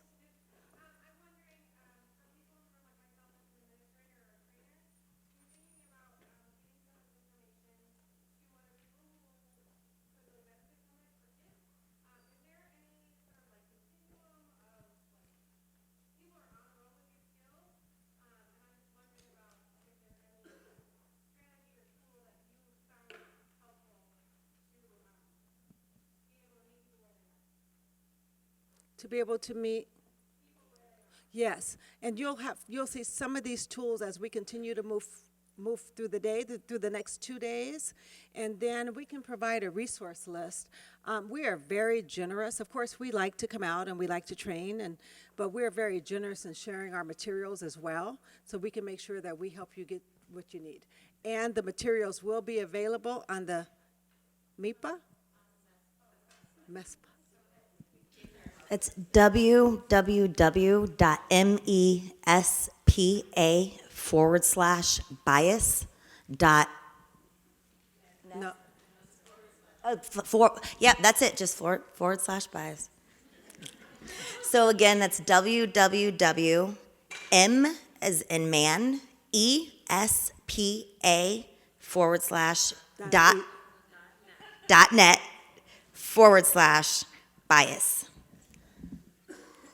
okay. Okay. Yes.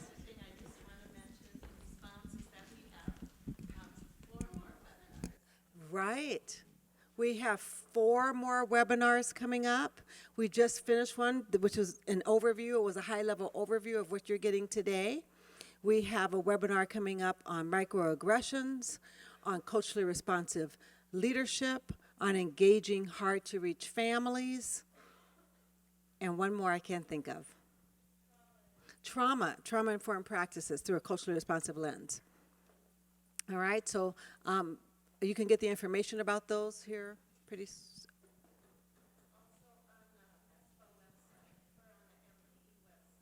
Okay, wonderful, thank you. All righty, so as we continue to move forward about implicit bias, let's take a look at how implicit bias shows up in an early childhood classroom. How does it impact preschoolers or a preschool classroom? In 2016, Walter Gilliam conducted a research study, and he found that preschool teachers judge children's behaviors differently based on the race of the child. At a conference, an early childhood conference, one of the biggest ones that we go to, he asked don't know why I can't talk, that chicken salad sandwich was so good, but he asked preschool teachers, early childhood teachers, to participate in his study. And what the preschool teachers did not know was that the children who were in the study were all child actors. And they also did not know that the researchers were using eye tracking devices to see which children were being watched. The children in the study were child actors. There was a white boy, white girl, black girl. So when teachers agreed to participate in the study, these are the instructions they were given. We're interested in learning about how teachers detect challenging behaviors in the classroom. Sometimes this involves seeing behavior before it becomes problematic. The video segments you're about to view are of preschoolers engaging in various activities. Some clips may or may not contain challenging behaviors. Your job is to press enter on the external keypad every time you see a behavior that could become a potential challenge. Now again, these were child actors. There were no challenging behaviors at all in any of the clips. The results showed that the black boy was watched more than any other child. And actually, 42% of the teachers reported that he needed more attention from them. The black girl watched more than the white children. The white children watched least of all. And the results were true of both black and white teachers. And I point this out because none of us escapes from this thing called implicit bias. We all have it. We don't want it. It's like an inheritance you receive that you like to toss back. But we have it, and we have to be aware. And again, aware is halfway there. So before we go any further, I'd like to have a little bit of fun with you. So we're going to play a game. How many of you remember the game Guess Who? Okay, so we're going to play a form of that game, and Dr. Norton is going to tell us how to play. I'm Michael Norton. I'm an associate professor at Harvard Business School and co-author of the new book, Happy Money, The Science of Smarter Spending. I want to talk to you today about a piece that we have in the July-August issue of Harvard Business Review. But before I tell you what's in that piece, I first want to ask you to play a game with me. You're looking at an array of faces right now. I'm going to ask you to play a version of the game that you may have played as a little kid. It was called Guess Who. And if you remember that game, you and a partner both had faces in front of you. One of you had a face, and the other person had to guess the face you were looking at from that array of faces. I want you to play this game with me right now. Grab a partner and pick a face that your partner is going to have to guess. And the only rule is your partner can only ask you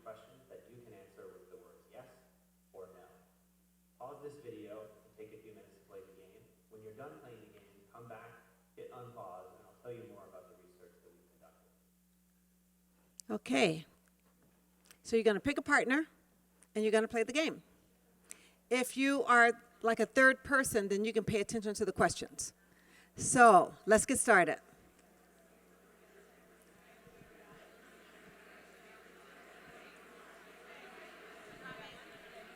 You three are going to go? Okay.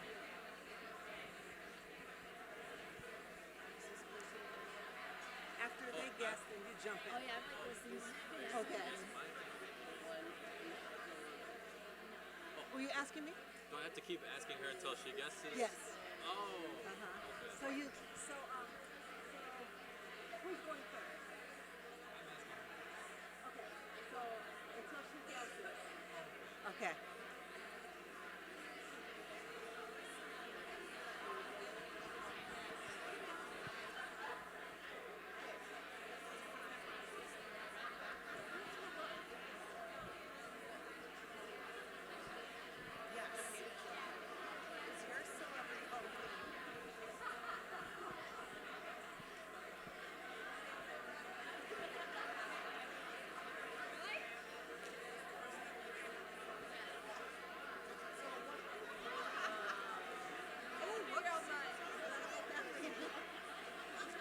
So where's our doc student?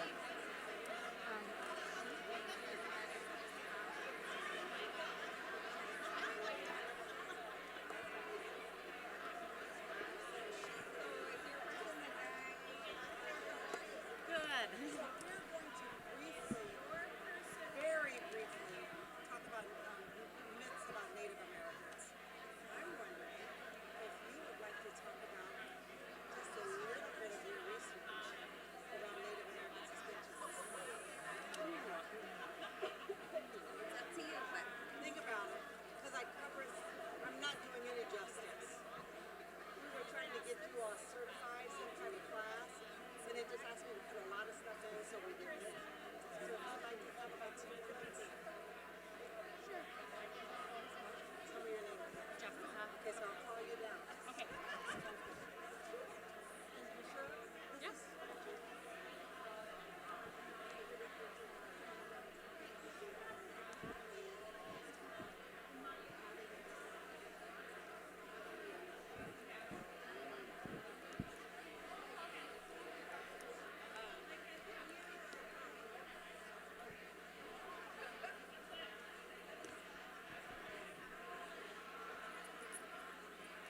And your feet aren't getting.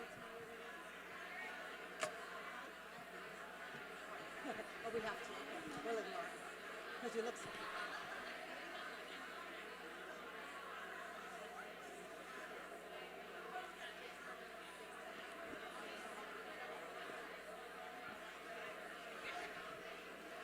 One more minute. One more minute.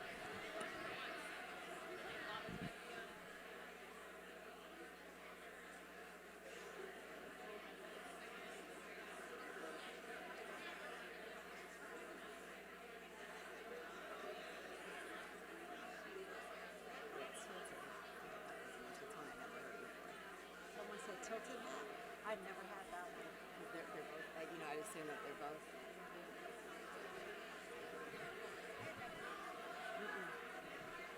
Okay, let's come back together. Everyone come back. So Jasmine, you were walking around listening to the questions that were asked. What did you find? Well, I've saw a lot of people ask about hair or hair color, hair down, short, Anybody? Hair? Okay. whether or not their person was wearing a hat. Hat? Okay. One question that overheard that I had never heard before was whether or not that person's hat was tilted. Oh, yeah. The background color, or is the background red or blue? Anybody ask about that? Whether or not the person was smiling. Okay. And whether or not the person was wearing glasses were probably the most common. Did I miss anything? Oh.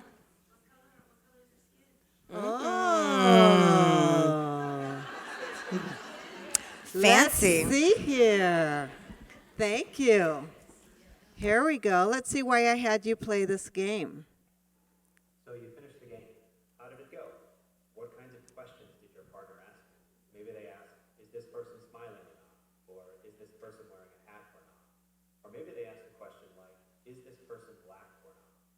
But if they did, that would be quite unusual, because in the research that we've done, we find people are very, very reluctant to ask about race. So we know at least one team asked about race. Did any other team? Look at you all. You know what? This is the most ever.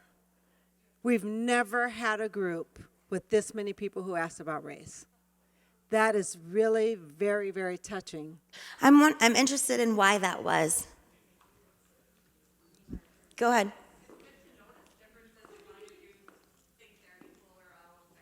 Mm-hmm. Yeah. Uh-huh.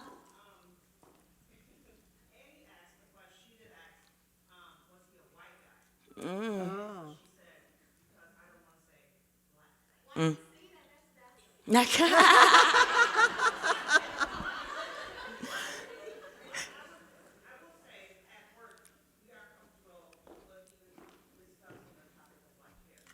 Okay. Mm-hmm. Yeah. Absolutely. Go ahead.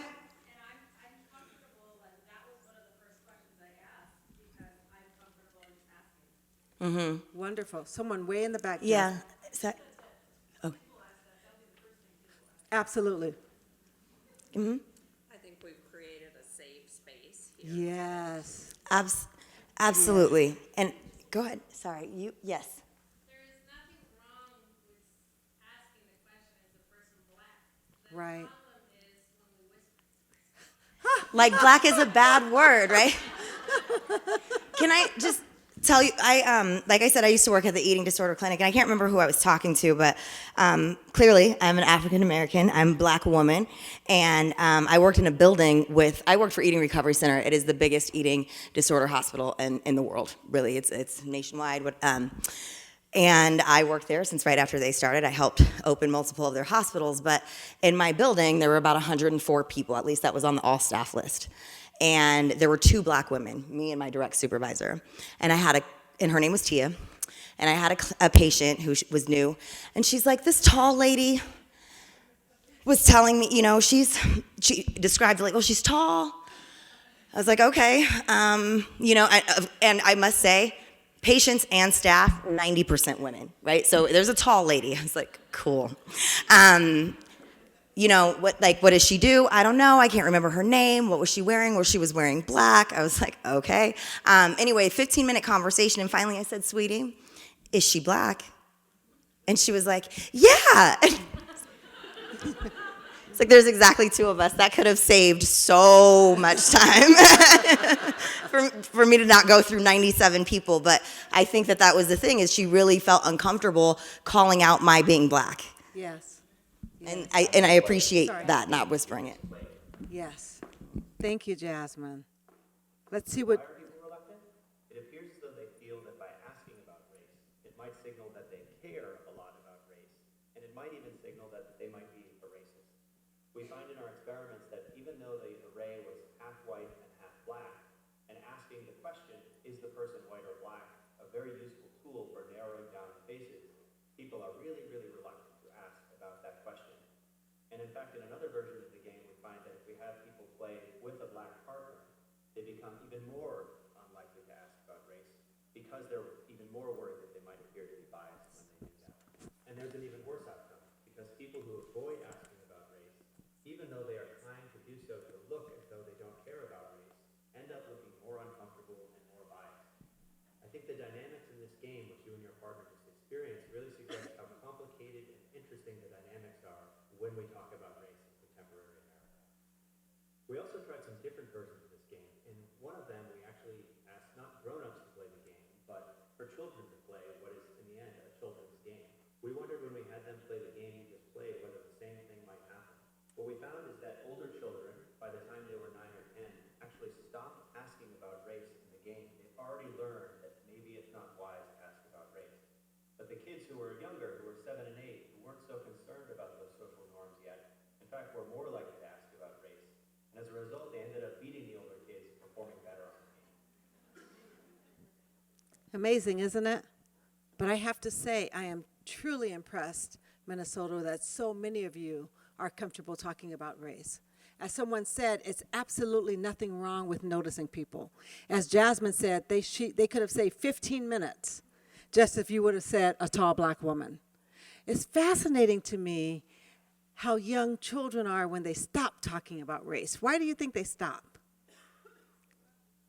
Say that? They get scolded in public.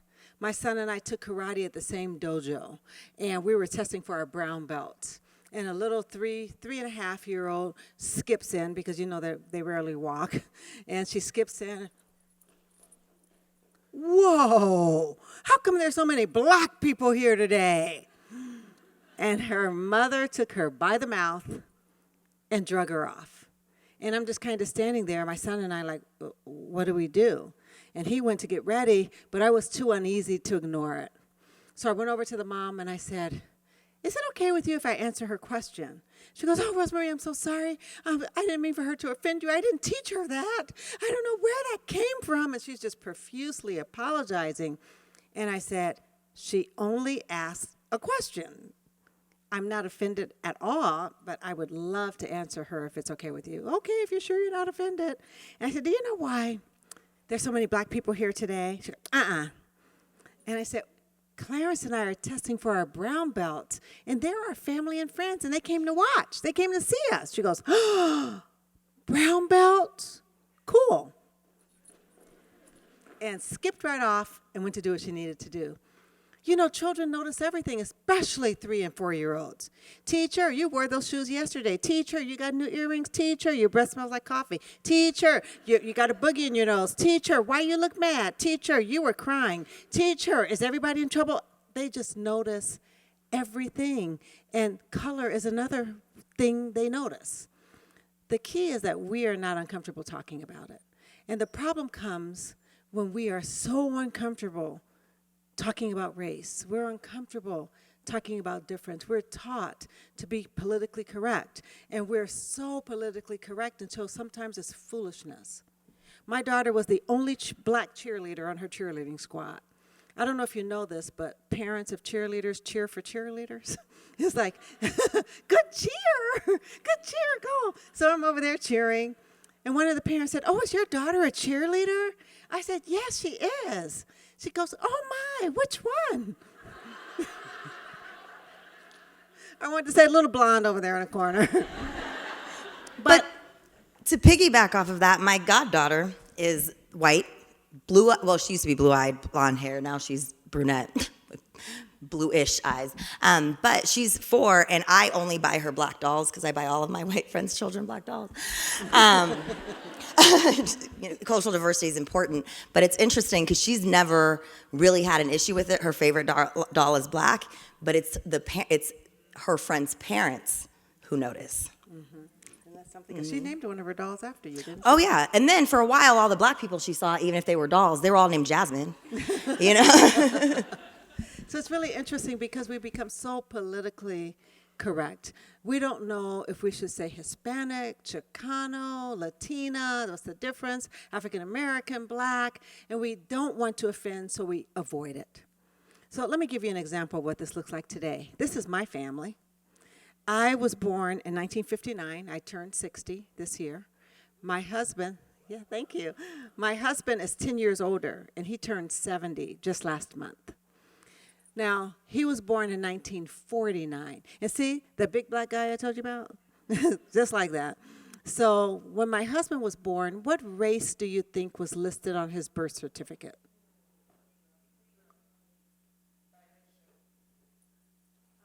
Colored. Who said colored? Yes, colored. Every now and then I say, come on over here, big old colored boy.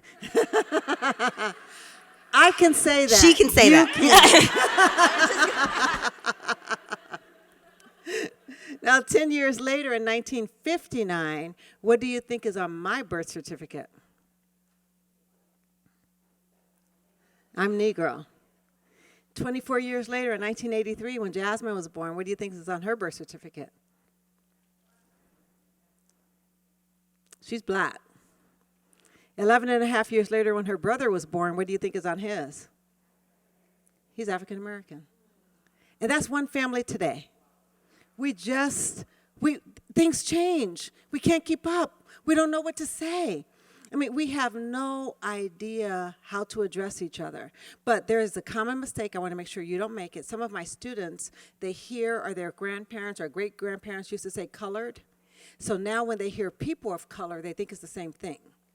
You can't go around saying colored people. You get in big trouble. So you can say people of color, the terms are not interchangeable. Okay, because no one, if my husband was referred to as colored, he'd be highly, highly, highly offended. Very painful for him. But isn't that amazing? So sometimes we just don't know what to say. We don't know when to say it. We've been taught not to talk about things that make us uncomfortable. We've been taught to say, I don't see color, I just see children. But if you don't see color, you don't see me. And the reality is, everyone in this room noticed I was black when I stepped on the stage. There was no getting around it. No one said, oh, I wonder what she is. She looks kind of black, but I don't know. No, you notice. And it's perfectly okay to notice. It's not okay to treat me differently in a negative way because of it. But when you notice, then you can understand how I experience this world. You can understand the fears I have for a very, very, very outspoken child who knows her rights, who gets stopped by the police and yaps off at the mouth and tells them, I know my rights and no, I don't have to do this and do that. It's like, honey, I want you to come home. Or my black son whose headlight went out recently. And I told him to park his car and leave it and take an Uber so that we'll get it fixed the next morning. If you see me as black and you see me as a black woman, then you'll understand the fears that I had for him, that I want him to get home. You could understand the fear that I have for her if she gets pregnant and the high maternal death rate for African American women. My niece who just gave birth, she went into delivery. It was great. Had an emergency C-section. It went well. But then she spent 3-4 days in ICU because she was overhydrated and they couldn't get her blood pressure up. You know, when you know those things and then you watch it happen. But if you see me as a black woman, you'd know, okay, the maternal death rate is high. She's panicking because it's high and she's watching what's going on, and then you know how to handle it. You know how to deal with me. So we don't ever say we don't see color. And also, I think it's as educators, you're going to have, one of my specialties right now is transracial adoption. And I honestly believe that it's abusive to raise a child of color and not to let them know that they live in a world that is systemically racist. Because do you know what that would do? Do you know what my self-esteem would be like if I didn't know that racism exists? Because I would have no choice but to internalize some of the things that have happened to me in my life. Absolutely. And so we have to recognize that this is the experience of people of color so that we can properly support the children that we work with. Definitely. Awesome. We have to talk about race. We have to talk about culture, ability, and difference. We have to talk about this because do you know that we are more segregated today than we ever were before Brown versus Board of Education? We actually have very little contact with people outside of our race, culture, ethnicity, and religion. I lived on a cul-de-sac in Parker, Colorado. We were the only black family in the entire housing development, and 3 of us had babies at the same time. And we come outside and we're looking at each other's babies. You know, how long was your labor? How much did she weigh? This and that and blah, blah, blah. And my neighbor's baby's eyes were just that blue. I had never seen that before in my life. It was incredible. And I looked at him. His name was James. And I said, oh, my goodness, James' eyes are so blue. And she went, yes. And you know what? I think they'll stay.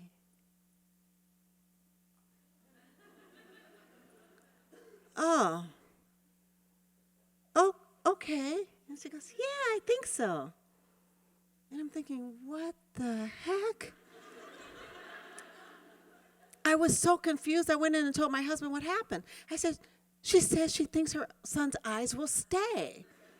And he goes, well, what does she mean by that? And I said, I don't know. He said, babe, you misunderstood her. I said, no, because she said it with a smile, like she was proud. I think I'm missing something. He said, babe, where are the eyes going to go? And I was so confused. You know, you've ever just been confused, but you know you're missing something culturally? And I'm thinking, I heard her right. She was smiling, so there's something about these eyes staying that I'm just not getting. So I called my girlfriend, and I advise all of you in the room to have people close to you that you can call and ask the craziest questions and not be embarrassed. And my friend Ann Ray, we worked together. I could do that with her. And when we started these questions, we would start with, Ann Ray, white girl question. Or she'll say, RoseMarie, black girl questions. And we've come up with some doozies. So I said, white girl question. And I told her what happened. She goes, RoseMarie, you know all babies are born with blue eyes and they change. I said, first, all babies are not born with blue eyes. And they change to what? And she said, you don't know. Well, some babies are born with blue eyes and they change. Change what? What? She goes, honey, they change colors. I said, well, what do you mean? Does the blue dim? Do they get like darker blue or different shade of blue? And you mentioned another blue. And she said, oh, they could change to brown. I said, wait. So you can be born with eyes that blue and they change to brown with no intervention whatsoever. She goes, yes. I said, how does that work? Do you go to bed at night blue and wake up brown? Or what happens? And we began to talk about it, and then she thought she'd have fun with me, and she goes, guess what? The hair changes too.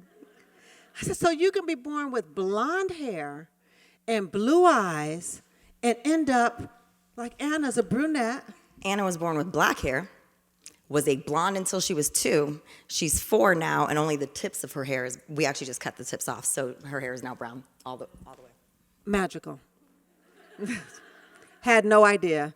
Just fascinating. I just want to take a child like Anna and follow them to see this process. When will it turn brown and when will it? It's just amazing. And then I found out that you really don't know. You don't know what you're going to get, and you just end up that way. We don't talk to each other. How would I know that? Some of you might be thinking, she really didn't know. How would I know? I never had a white baby. And when I work with infants and toddlers, it was very rare. By the time I got them, are 3 or 4, and then they were gone by 5. I never saw this happening. But there are things that you don't know about black people, especially their hair. So we're going to talk a little bit about black hair. For instance, and I'm generalizing. So after this, don't think you know everything about black hair and go up to a person and say, hey, I understand you put oil in your hair. That probably wouldn't go over very well. But generally speaking, white hair is on the total opposite of the spectrum than black hair. Many of you in this room wash your hair often to get the oils out. Use alcohol-based shampoo. You want to be oil-free. Now, what we do, we have to wash our hair less often to keep the oils in. If we have no natural or any type of oil in our hair, it will break off like straw. It dries out very quickly, the same way our skin does. How many of you have heard the term ashy? Ashy is when black skin dries out, the dry skin is white, and it looks like ash. If you hear one child call another ashy, boy, get your ashy butt away from me. That is not nice. It means to be unkempt. And just like our hair, we have to put extra oils on our skin.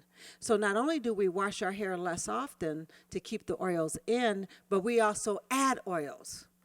We will add coconut oil, sometimes grapeseed oil, different types of products in our hair to keep our hair soft and supple. The same way we do our skin, Jergens lotion will laugh at us. It's just like pouring water on your body. Have any of you been to Colorado? You notice how much lotion and chapstick you needed? I live like that everywhere. Everywhere. Everywhere. And we use shea butter. I actually use coconut oil on my skin because it dries out so frequently. So we put lots of products in our hair. We wash it less often. And also when we wear our hair straight, there are 2 ways we straighten our hair. One is a chemical relaxer, but you'll hear a lot of black people refer to it as a perm, or I got a perm. Our perms are not your perms.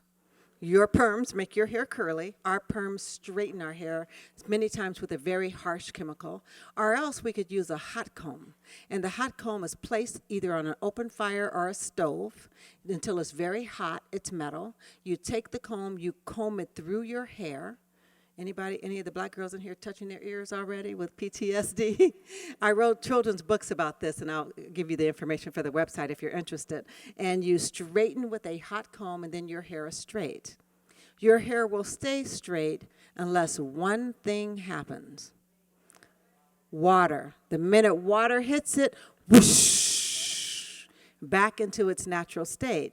Now, this is why you may have children who cannot play in the sand, who do not play in water play, whose parents say, please don't, because can you imagine? You have oil in your hair, you wash it once a week, you get sand in it. Sand is like kryptonite. It's like sandpaper to our hair, it takes it right out. And then the water during water play, so that's why you see a lot of little black girls with braids and things like that. Let me show you what happened to one little girl whose mother did her hair.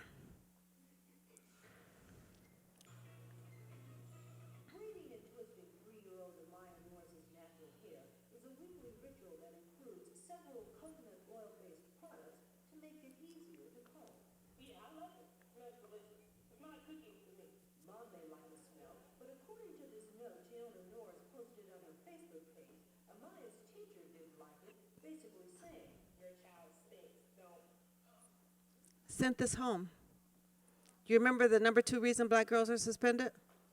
Hair. If you are just interested, Google black girls suspended for hair. Watch how many pop up. How many of you saw the recent story about the little girl who had little red braids in her hair, and she was sent home and not allowed to take school pictures? That's just very recently, and someone saw it on Facebook and gave a photographer and gave her an amazing photo shoot, which was amazing. But look at this little girl here.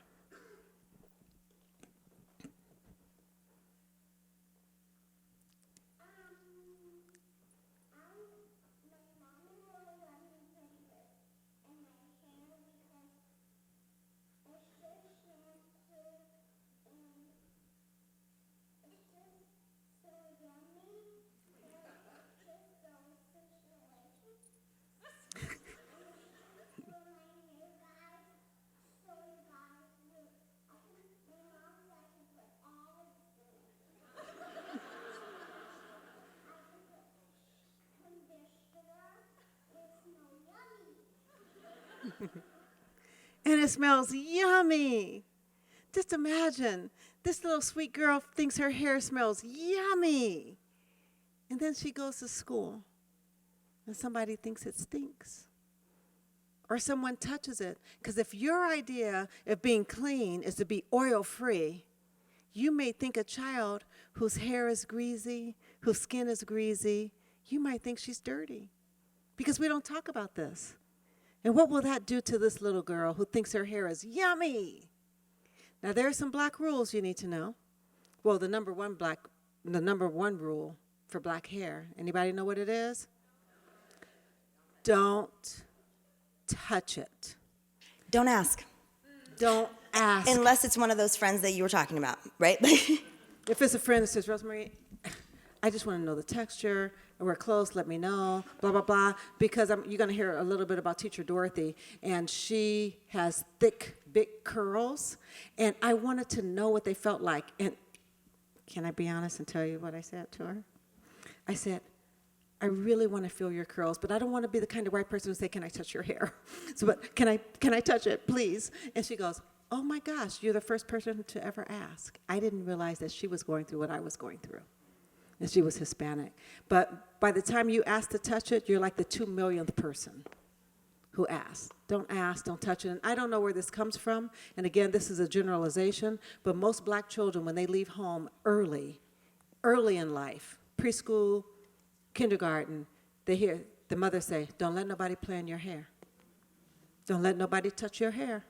You better come back here with the same number of beads and barrettes you left out of here with. It's serious, and I don't know where that comes from. But universally, we are taught not to let anyone touch our hair. Our men don't touch our hair. It's really a big deal. And why do you need to know this? Because children are being suspended because of hair. Policies are being made that saying children can't wear beads in their hair, that beads are a choking hazard, that barrettes are a choking hazard. If anyone tells you that, just pull out your choke tube and watch it go through and say, it's not a chokeable. Defend these children because so many times our hairstyles are policed. They just passed a law in New York and California saying you cannot discriminate against black women in their natural hair. Why do we have to have a law for that? Why do we have to have a law that says I can wear my hair in its natural state?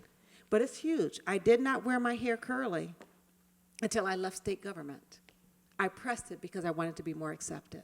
And even after I went natural and stopped putting chemicals in it, I would still press it. And I remember I was at a baby shower with my good friend Joan Anderson. And she said, I thought you were going natural. And I said, oh, I'm natural. I don't wear a perm anymore. She said, but it's straight. I said, yeah, I straighten it because, I have to be professional at work. She said, well, maybe you don't have to change your hair. You need to change your attitude and redefine what's professional. And I've straightened my hair since, but never to be professional, only for a change.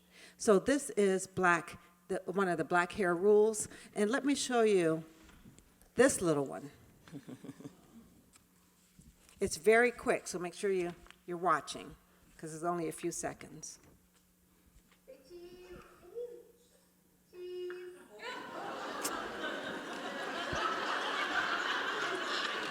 Every time. Side eye.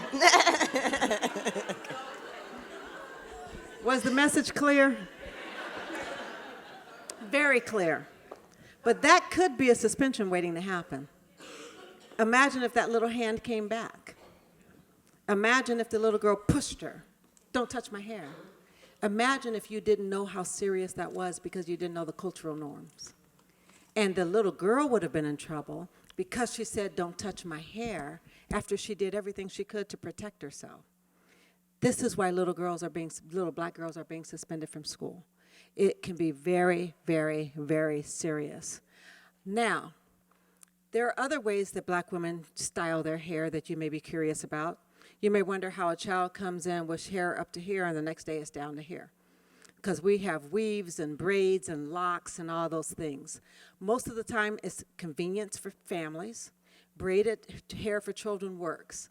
And it helps to avoid the shame around I can't play in water. Because if their hair is braided, they're allowed to play in water. So anytime Jasmine went to day camp or something like that, I always made sure her hair was braided. Once she got her hair pressed with the hot comb to go to California, we went to the salon. We got home. We were about to go in the house and get her packed up. My neighbors were having a water fight. Wet her from head to toe with a water hose. That was $45 down the drain. Then I had to braid her hair. Now also, I travel every month. No, I don't. I travel every week. Every week I'm in a different state, and the different climates are very hard on my hair. So my hairstylist told me my hair was stressed. She said, let's braid it down and put in a weave. So right now, all of my natural hair is braided down. It's cornrowed. And this is human hair, but it's not that hair that grew out of my head. It's a weave, and it's sewn into the hair, into the cornrows right now. Now, these are all pictures of me, and only one of them is a weave. So do you see how closely matched that hair is to mine? Can anyone guess which one is the weave?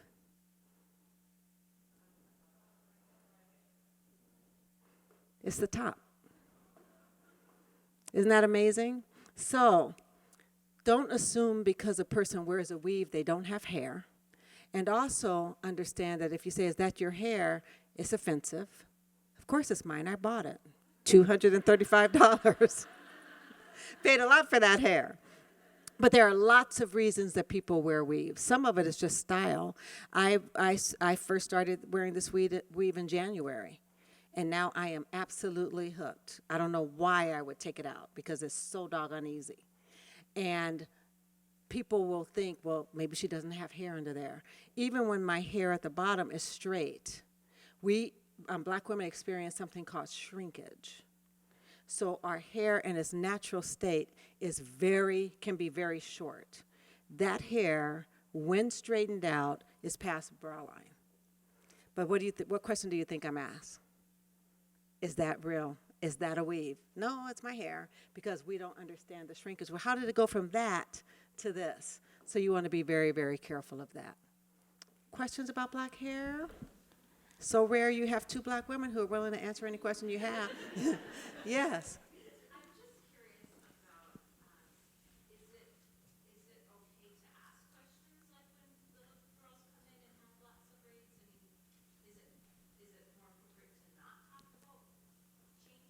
That is such a beautiful question. You can talk to children very authentically about their hair, but there are some questions you want to avoid. How long did it take? You're the 100 millionth person. Can you wash it? Highly, highly offensive. But you can say, girl, I'm loving those curls. Tell me about it. And let them tell you.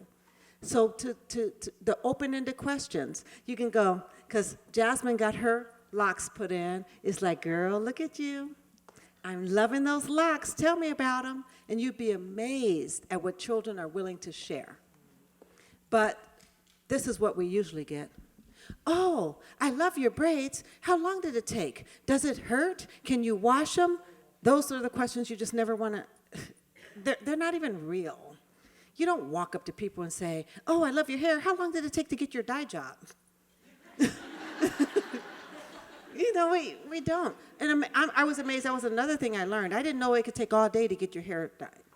That was just like, what? And just also be aware that we don't use the same hair products. No. And I think it's also, too, I want to piggyback off that. I do think that's a beautiful question. I think that approaching a place from curiosity is really important, but also knowing when that curiosity is going beyond just being curious, and now you're exoticizing some. I am not an animal in the zoo, right? There aren't people giving a tour of my hair and saying, look, here's a black woman with locks, and she's from the native land of blah, blah, blah, blah, blah, and this is how she, that's not, I don't like to feel on display that way, but I'm okay with my friends engaging in honest conversation. I think that sometimes what happens with privilege, especially with white privilege, is you have the privilege of being ignorant, and we have the burden of educating you. And I don't always want to do that. Does that make sense? But like when you have those close friends, that's why a relationship is so important. I have a lot of white friends. In fact, this just happened to me over the summer, where my friend's mom called my friend's nephew, her godson, a towhead. And I didn't know what it meant. So I was deeply disturbed, because I thought it was a pejorative word for someone with developmental disabilities.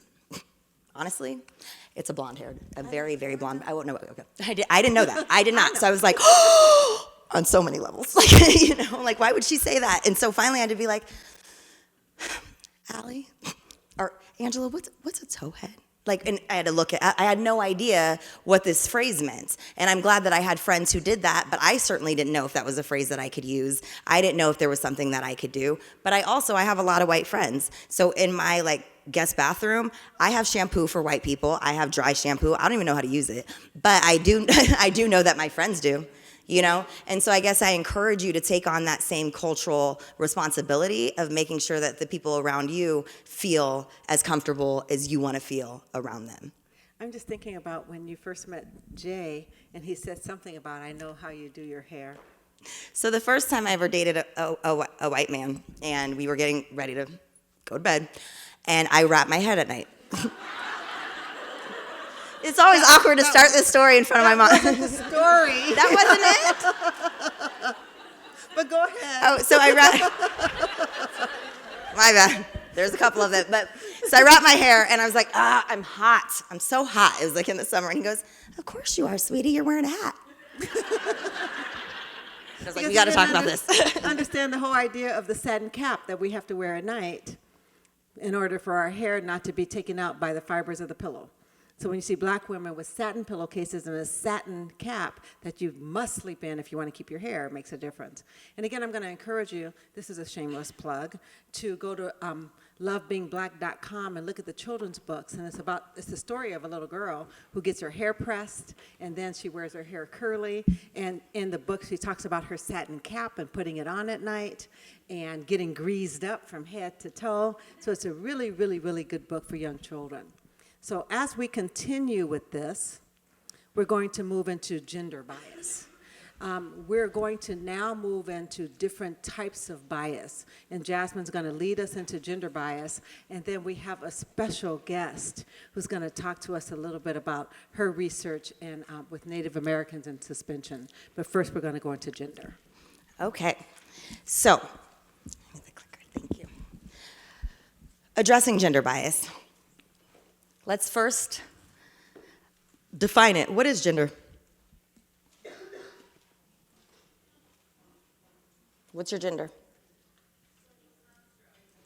It's a social construct, absolutely. It's how we define being a man or a woman. It's separate from being male or female, and I will get into that. But there's gender development, the way that we develop in our gender. There's gender identity, the way we identify ourselves in our gender, the way we express it. And then there's gender and sexual orientation. And those are different. So what is gender? Gender refers to socially constructed roles and behaviors that people identify with. It's how we feel, how we identify, and how we express our gender identity.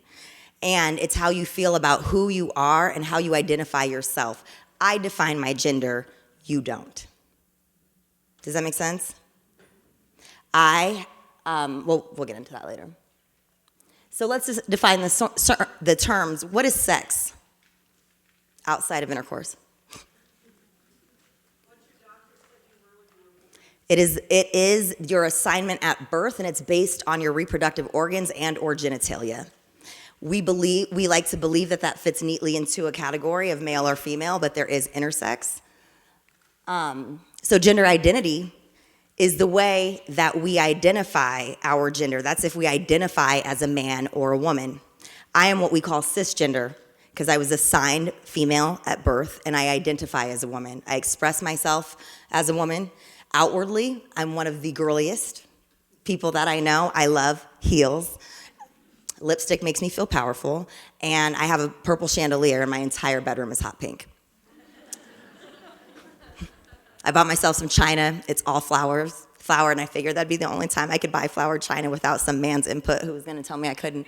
But no, gender identity, it's deeply rooted. It's an internal sense of self, and we define it on our own terms. I've been a little girl. One of the only arguments I believe I ever got into with my auntie Crystal, my mom's best friend, was around her wanting me to wear pants when it was cold outside. And I didn't wear pants.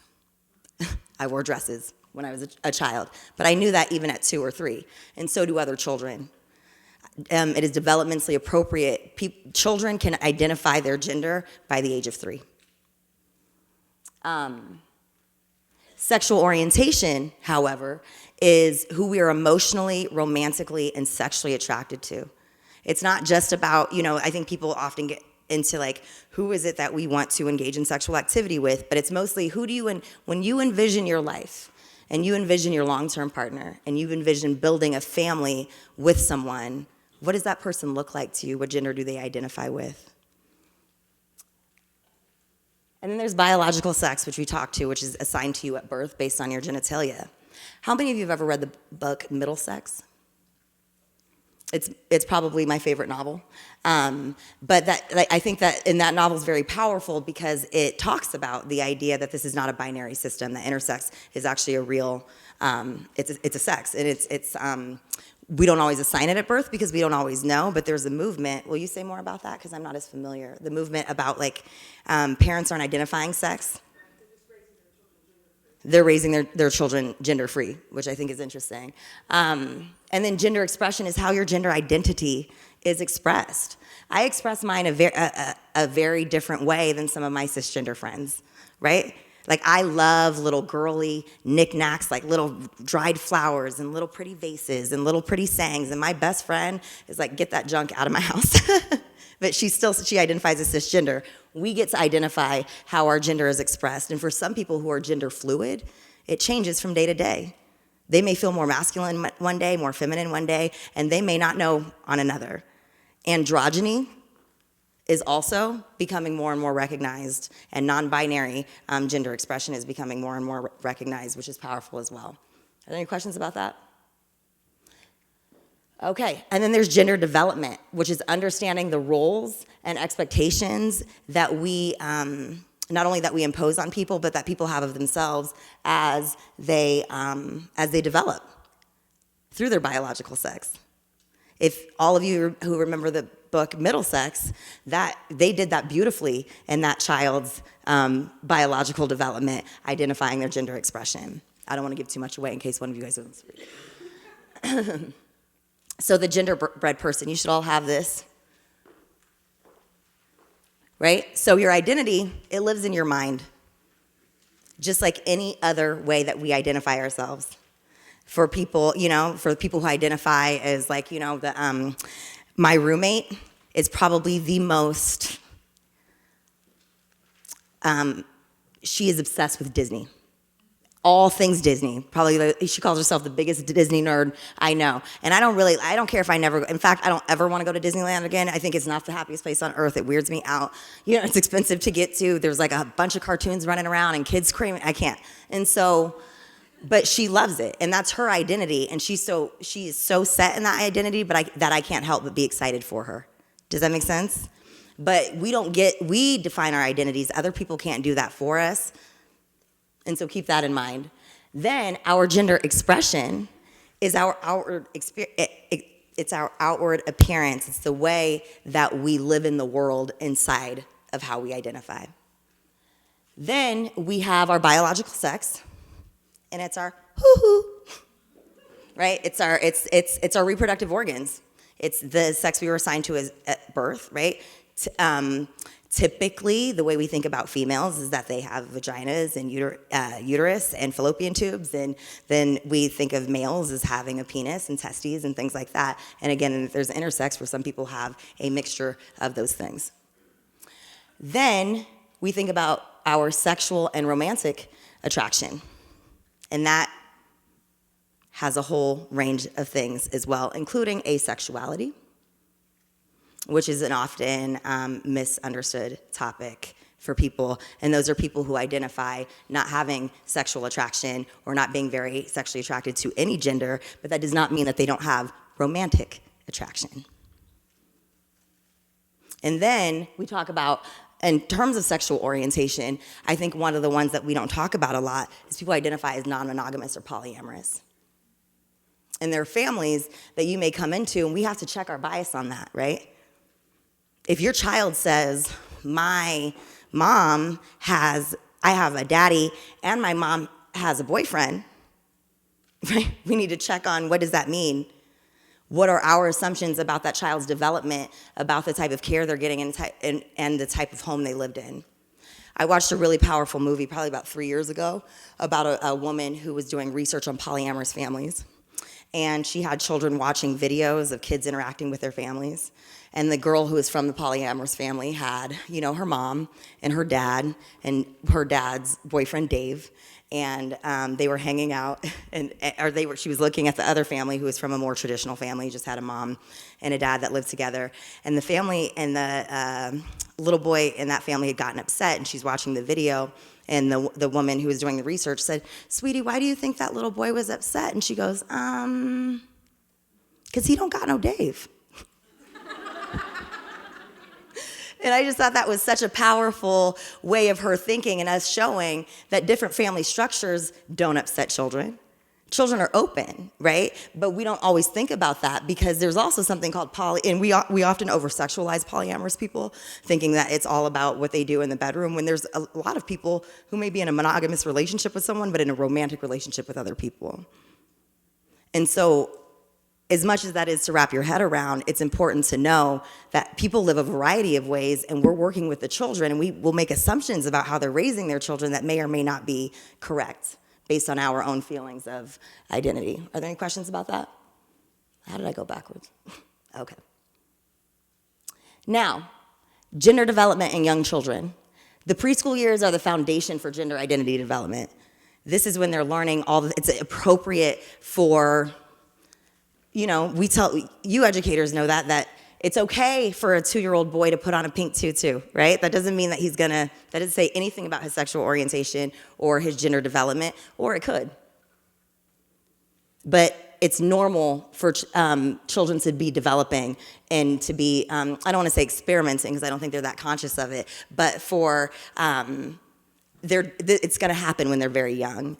And by age 3, children will identify and know whether or not they are boys or girls, how they want to identify in terms of their gender.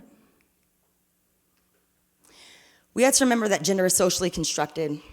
I don't love pink because I was born with female genitalia. I love pink, honestly, because it's a really vibrant, beautiful color. But we tend to assign that to girls or boys. But these are all social constructs. We have developed, just like races. If I needed a heart transplant, any person of any color can give it to me and save my life. I think obviously other things would have to work together, but still, the race isn't a factor in that. Gender identity is how the child feels inside about who they are, where gender expression is the behaviors and characteristics the child engages in that reflects who they believe themselves to be. So what happens when there's a conflict between the sex of the child and the gender expression? And who gets to decide what's right and what's wrong?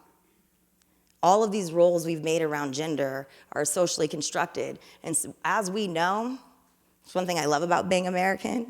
We're a very new country. We have the civil rights movement, but as we know, a lot of our social constructs are dead wrong and harmful. So gender exists on a spectrum. We don't like spectrums. We like, and this is okay. The human brain has an anxiety bias. It has a dichotomous bias. It's a very powerful machine, but it's a little bit lazy and tends to err on the side of efficiency over effectiveness. And what I mean by that is that we don't like discomfort. We don't like to be uncomfortable. And spectrums are uncomfortable. It's much easier for our brains to neatly put things in cubby holes. Right? It's like, black or white, male or female, and things don't exist like that. Gender is a spectrum. And not all children will fit neatly into male or female gender identity or male and female sex or the gender identity of a woman or a man. Like we talked about fluidity. For some people, for some children, for some people, they feel both. That may depend on how they wake up one day. It may depend on a season in their lives or a season in the world. And these are all normal. Gender identity development is like any other development in our lives. We're going to move in and out of extremes with it. We're going to focus and prioritize certain things over other things, etc. When I was younger, the biggest part of my gender expression that I was working on was my hair, my outward appearance, my clothing. Now that I'm 36, a big part of something that I think about in terms of my sex and my gender expression is my my ability to reproduce children, right? And my reproductive health. Things change as we get older. So even if you know a child who's like, well, your whole childhood you identified as a boy and now you want to identify as a girl, that's just a phase. Isn't for us to say. We should be, being curious and letting that child tell us how they identify is probably the healthiest for them long term. What happens to the children who don't fit inside our molds? Have any of you worked with transgender children? Mm-hmm. Oh, yeah, sorry, I thought you had a question. I asked the question. Okay, I love this picture. So this is my mom's sorority sister. And these are her 2 daughters. And the oldest daughter, look at her smile. But her mom let her wear what she wanted to wear. And our annual Botillion is actually coming up this upcoming Sunday. And it's like I always joke around. I'm like, my mom is one of those ladies, like the lady who lunches. But in terms of, it's a high society event, especially in Black culture. It's like a cotillion, but it's for boys, and very, very formal event. So I know her mom wanted nothing more than to see her in a beautiful dress, like all of the other little girls. But that little girl knew what she wanted to wear, and she asked my mom, "RoseMarie, please tell me she'll grow out of this. Please tell me that she'll grow out of this." And I think my mom had such a beautiful answer and said, "What I promise you is that she'll grow into exactly who she needs to be." I don't have children, so I can't imagine the frustration it is to grow a human, to go through what looks awful. So hands down to everyone who has given birth, I am terrified of it. To go through all of that, to raise this child and literally have no control over them, to be like, you don't get to pick who they are, what they say, whether you get them, right? Whether they get you. And it's still, I think, such a tremendous act of love to let people be who they are. I tell parents all the time, I know that you love your child. I don't doubt that. In fact, it's biological, right? Because guess what? Infants aren't that fun. They're not, like, newborns they're not fun. They eat, they sleep, they have a hole in their head. They're like wet noodles. Like, they're just, they're just a lot. And if they're not yours, and they're not that cute usually, when they first come out, they're all like puffy. And anyway, but when they're not your child, I'm really like, wow, I'm actually surprised that shaken baby syndrome doesn't happen more often. But it's not, oxytocin helps with that, right? Unbelievable love you have for that child. And that's a necessary thing. But at the end of the day, I don't think that's enough. Because people need to feel accepted in order to contact the love that we feel for them. Do you know what I'm saying? So what do we tell a child when we say, I only accept you in this space, or I only accept you like this, right? How many of us just want to be seen for who we are and be loved anyway?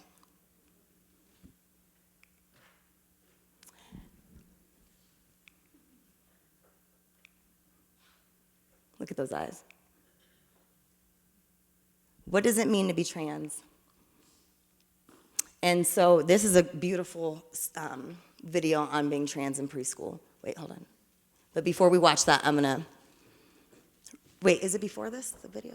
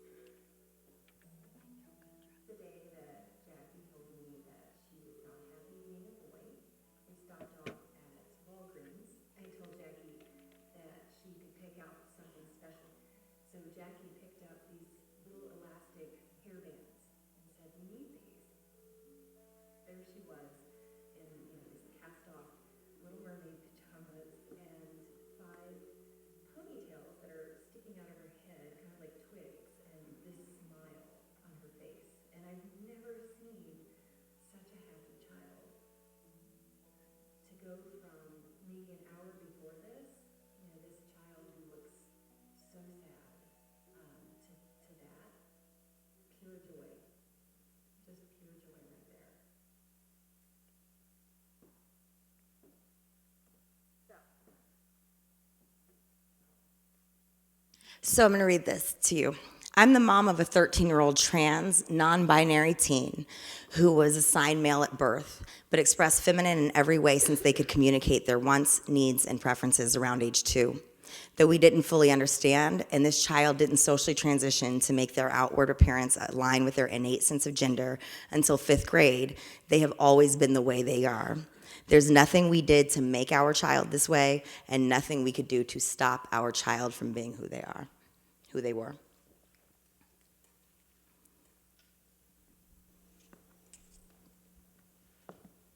So, tell me about the sweater you're wearing. It's a coat of many colors, like Dolly Parton. You like Dolly Parton? Trust me, Mom is irritated of it. Why you listen to it too much? Mama says I turn Katy Perry and Dolly Parton like 30 times a day. You want to grow up to be like them? Mama says I might grow up to be the president. Yeah? What would you change about the world if you were president? Let trans people be free and go to the bathroom they want to go to. Are you able to use the girls' bathroom at school? No. I can tell you're getting a little emotional. What's making you sad?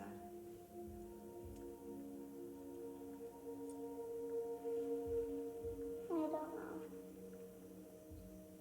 Is it sometimes hard to be brave?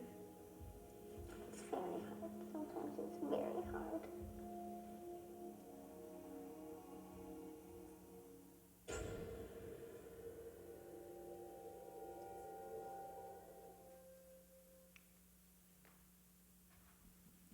When you have a child who wants to dress a certain way or play a certain way, and you tell them that they can't because you're worried what someone else might think or because you're uncomfortable with it because of your own gender bias, you're essentially modeling that the child should view themselves externally.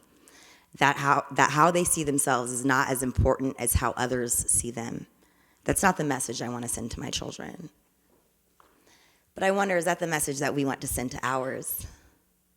Or the people that we work with? Or the children that we work with? Acceptance is probably, in my opinion, the highest form of love.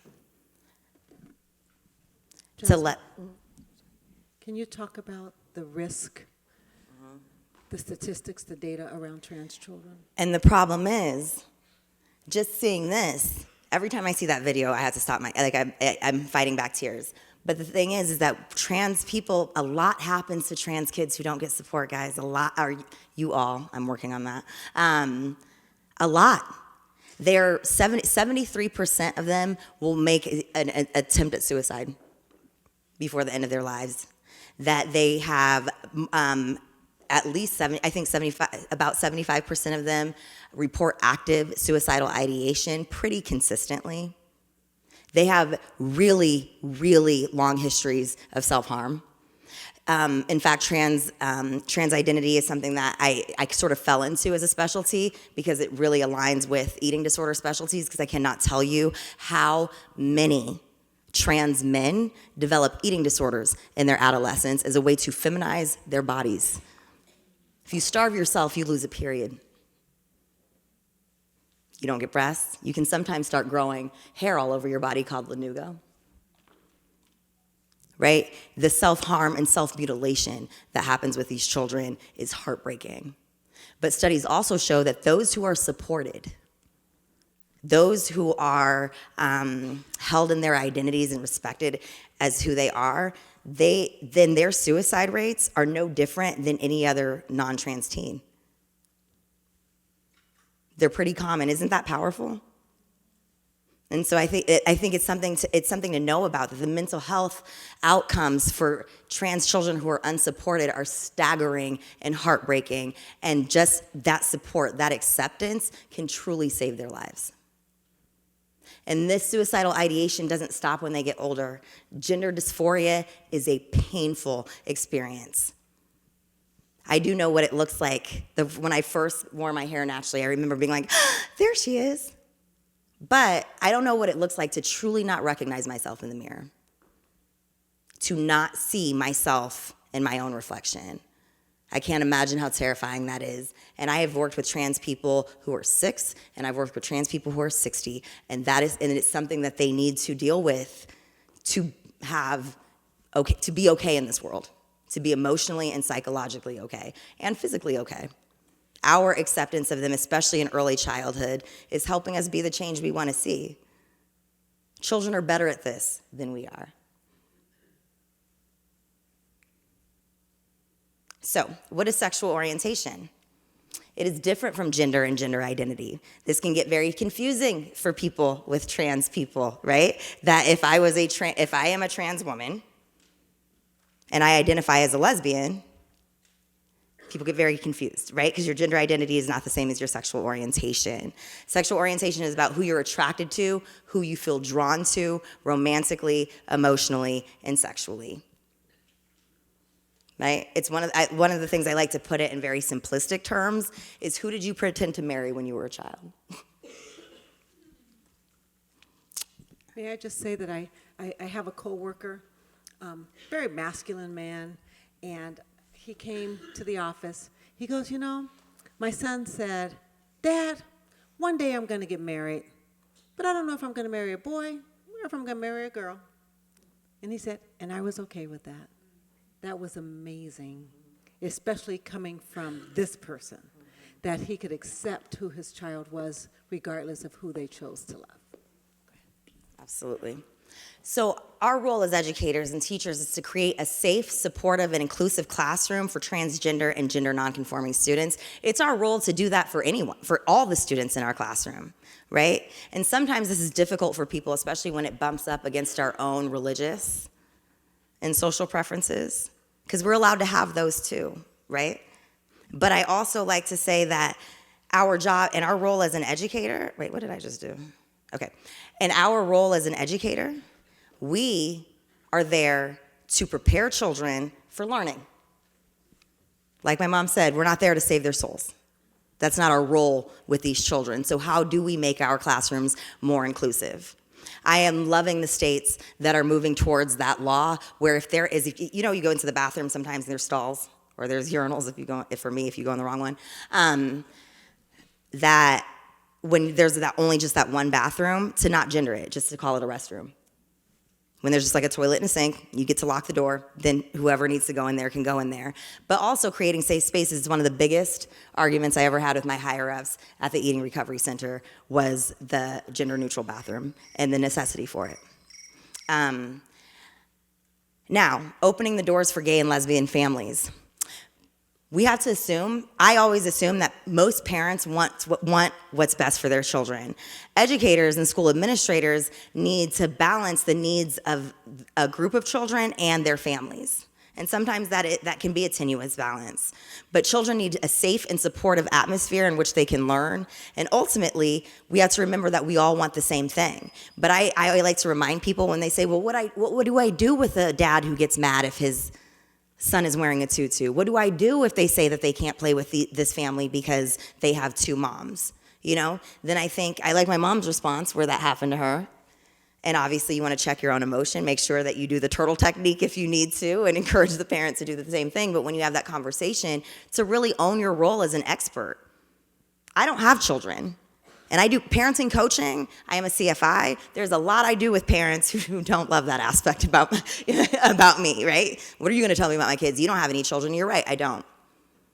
But I do have a long history and a lot of education, and I've taught at almost every grade level. And I know a lot about children, but you are the expert in your family and your child. And so the 2 of us together can work out a plan. But in my classroom, just like in my office, like my adolescents talk to their parents all kinds of ways outside of my office, but they don't do it in mine. You know? That in the same way that in my classroom, these materials are for everyone. Because I happen to know, and I have the education, I'm going to stand strong in the fact that this is actually what's developmentally appropriate for children. And, you know, maybe we can work out a plan for how you feel more comfortable, you know, in this classroom. And sometimes, unfortunately, I have had situations where I wasn't the best person for that family. It's break time.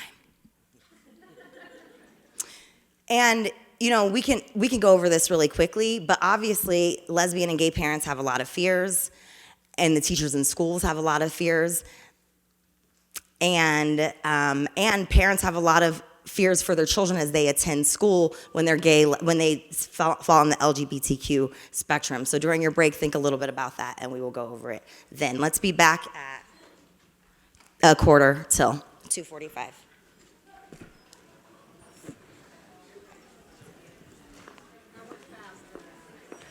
It's crazy. Let me set the clock.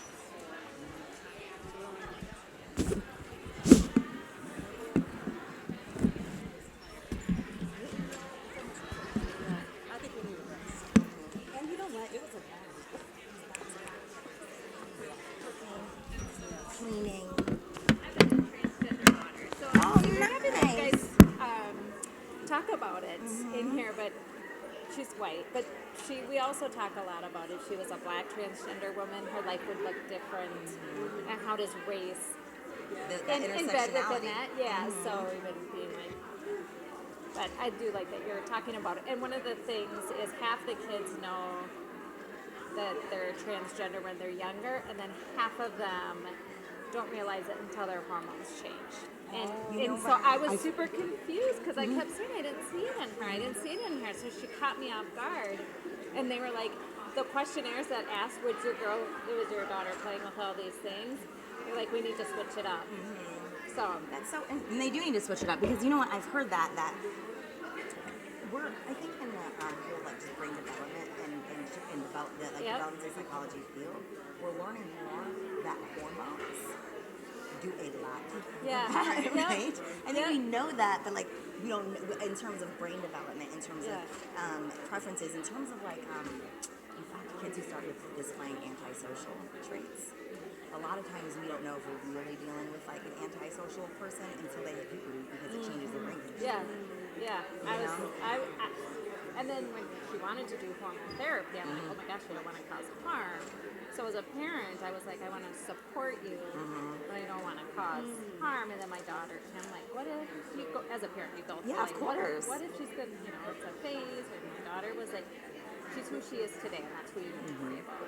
And I was like, oh, that's really powerful. And my other kid had to tell me about it. But it is scary about when you're talking about medical intervention. And not only that, you know what I like to say? The fact is that we're adults.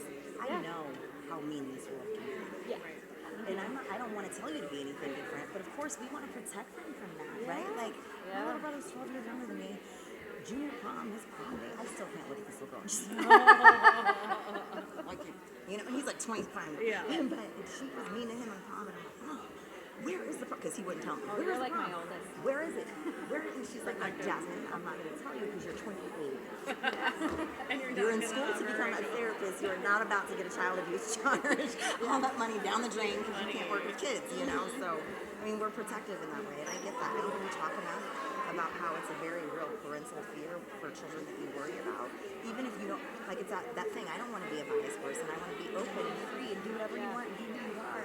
And still, I'm like, until I'm afraid that someone's going to hurt you. Yeah. And that's where I am with Eden a lot. I had to be like, I'm acting like this because I'm scared for you. Not because I don't accept you and love you. It's because I know the statistics I always want to protect you from harm, right? And not that you're being harmful to yourself, but the world isn't always there. No. Yeah. And that's the thing that I I'm going to let you continue this, but will you restate cisgender? I was educated by a non-binary parent I worked with last year, but two coworkers on either side, you said it, but they're like, what's that? Wait, was she born a man? Wait, what? Will you just repeat what cisgender means? I absolutely will. Thank you. It's a term that we'll start to use more often. Okay. And then some people don't know, they hear cisgender and then they don't realize when people are saying I'm cis, it's the same thing. Yeah. Okay. Yeah. So it was nice that you brought it up. And then my youngest is adopted. He's black. He's adopted. Really? So I like how you Transracial adoption is one of my specialties. Not trans. He's not trans.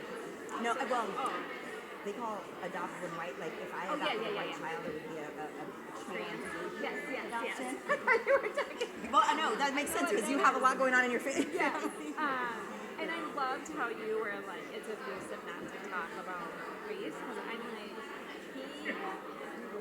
he gets my white privilege all the time when he's with me, but then when he's not, he doesn't. And I need to make sure he's okay. He's 11. Okay. Because you know it was fascinating. I have a client, and she she came when she was older, around 13, because right when she got about as tall as her mom and started to look like more of a woman, she stopped getting her family's white privilege even when she was with them. So now they go to the movies and they don't assume that she's with her family. Yeah. Or she'll be standing around someone and be like, what are you doing here? She's like, I'm here with my mom. I'm like, you don't see her. You know, like, so that's all. Yeah. Yeah, we see that a little bit with him, but it's a little, like, I always talk about, like, I didn't understand my privilege, and so I definitely did. And you're like, oh, that's what that is. Well, thank you. Thank you for sharing. And how are you? So, the people at home, or wherever, people in the audience, when there's a hear it. Oh, well, that's our thing, because we have the microphones, and that's what it's really picking up. Okay. So, can I put the microphone? That's what I'm wondering. We haven't tried if you could turn up this. going here to raise it up is not gonna work. Well, I'm wondering if it's the sound on the laptop. What's the sound on the See, laptop? it's not because it's coming through HDMI. Right. Because I had asked my boss about it this morning. If there's anything we can do about it, because we're aware of it. And he said there's nothing. Let me see if... He said there's nothing we can do when there's a video, because we're videoing the video. But sound, I mean, the video shows fine. But I'm wondering. Yesterday, it worked very well when we went through VGA. Oh, for the audience? Yeah, but we weren't live streaming. Yeah, they live streamed yesterday. No. No. At the other place, we were at the department. Oh, no, here. Oh, yeah, no, not here. Yeah, yeah. No, when we were at another. Yeah, they probably have a different setup. Yeah. Oh, I see. And, yeah, and like you say, VGA, they probably had a camera, I don't know. Yeah. They had a big... So we have a huge production up there, because this is a movie theater, actually. So the people who are not here can't hear the videos. Right. What if we put the microphone by this? Well, it's not coming through the speakers. Yeah, if we screw up that sound, then, we need it for the, because they can hear the whole conference. Especially if you talk, like when she talks, we can hear it really good because you're a little louder. Yeah. We can hear you too. Because I have a laptop up there running separately as if I'm away, seeing what people are experiencing and what they're hearing. So, so then I just kind of was wondering. But I can't, really come up with anything. Because somebody chatted from outside saying we can't hear the video, and I said, I know. I chatted back. I said, I know, that there's nothing we can do here at this time because we're live streaming a video. Videoing a video. That's okay. Okay. Someone on the live stream had asked if when you get questions, if you could repeat the question. If you wouldn't mind, just so that they can hear. Okay. Thank We can you. do that. I think your mic is on. Oh, you don't have a mic. So, Jasmine, we're going to have to go fast. Okay. I'm wondering... They asked me to repeat one thing, and I'll just repeat it and say, that they can look at the impacts. Okay. You want to do that? What did they want to ask? They would just want me to repeat the definition of cisgender because the lady said two people on the side of her work. People have never heard the term. Okay. And then when you repeat cisgender, say some people don't know why there's a label because heterosexuality has become so normative that when you label other people and you yourself are labeled, then you're considered normal and then you're othering people. Okay. So can you talk about that? Absolutely. And then do you mind if I pick up the fears? Let's do it. Really fast. Okay. And then I'm going to move into culture. Okay. And then I'm going to move into the Native American. Yeah. Let's do that. Remember this, I do just want to go through this so that people get the certification. Okay, yeah. We have a few more minutes, 4 more minutes.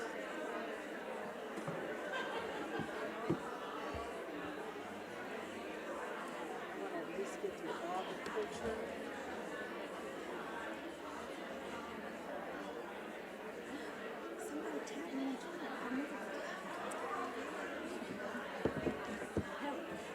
Here's understanding trade.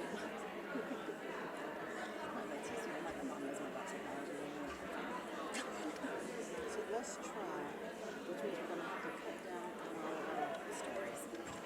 Just sticking to the slide so we can at least get through development. Okay. Because you're gonna get, I wanna get here. Here. Okay? Okay. So that's 163, and we're only on like 119. Okay, we can do it. We'll go, I'll just list the fears. Yeah, 116. You just listen, just read them out.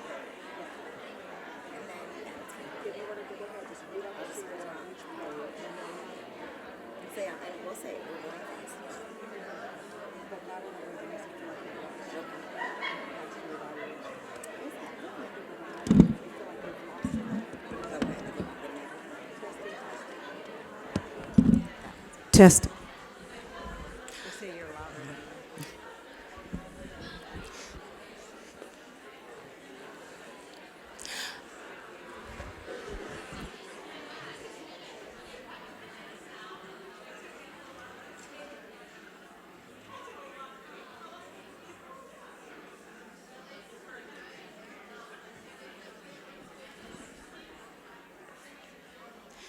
If you can hear the sound of my voice, please clap once. Okay. I know we have 2 minutes, but the room looks pretty full, so I'm going to ask you all to take your seats so that we can continue.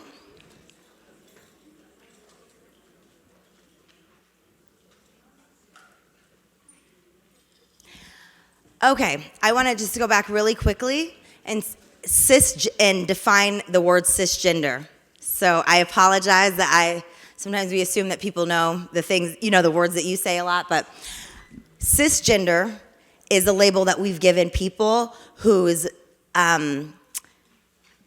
sex assigned at birth and gender identity are aligned, right? So I was assigned female at birth, and I also identify as a woman, which makes me cisgender. It's important to give that a label because we normalize the things that we find normal, right? And normality is really just a set of rules that people in power decided to come up with and we decided to adopt.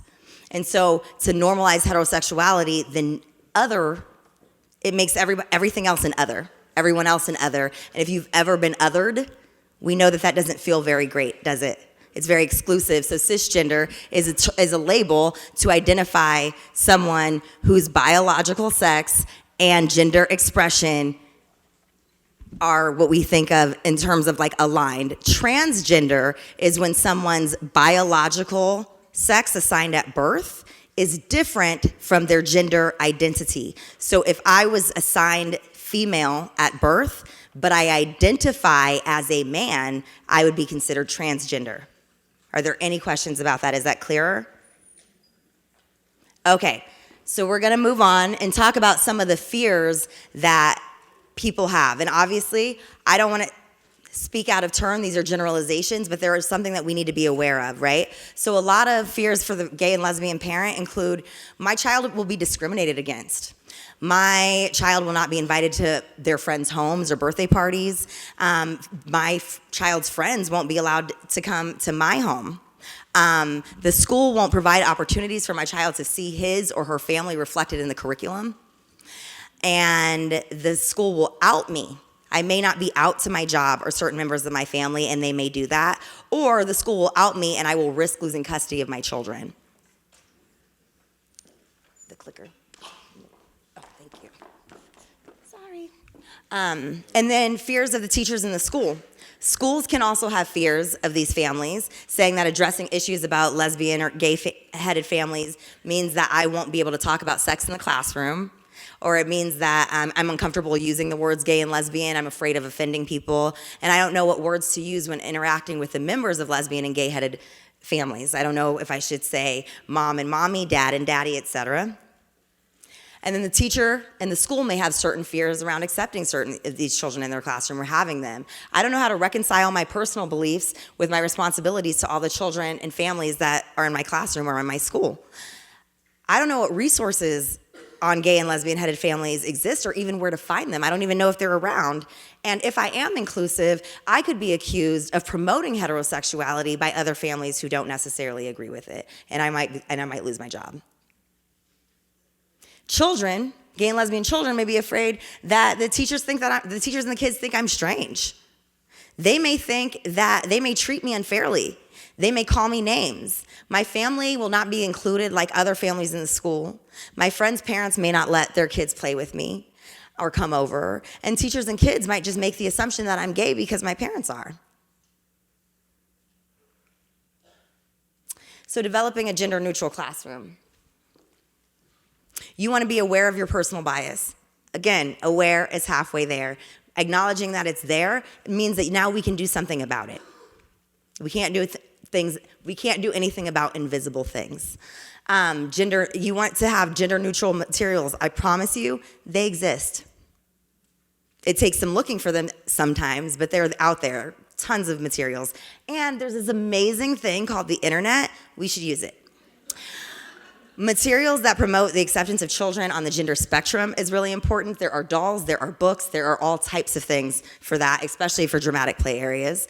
And discussions with children about gender and stereotyping, normalizing those things in your classroom. When I was a teacher, you set the rules and the tone for your classroom, and you can do this with gender expression and acceptance of gay and lesbian families as well. Oh, I was trying to be fancy. Yay! Why won't it go again? You have to keep pressing. Oh. And just to be reminded. And just to be reminded, this is our genderbread person, and this is in your packet of materials. It's a great resource. Thank you. So, we spent a lot of time on gender. And one of the reasons that we did was because it's not a topic we talk about enough. And so many people are impacted, especially at such a young age. And when we think about how 73% of trans people have suicidal ideation, you are in a position to save a life. Especially when we know when children are supported, then that suicide rate is no different from any other. So it's very, very important.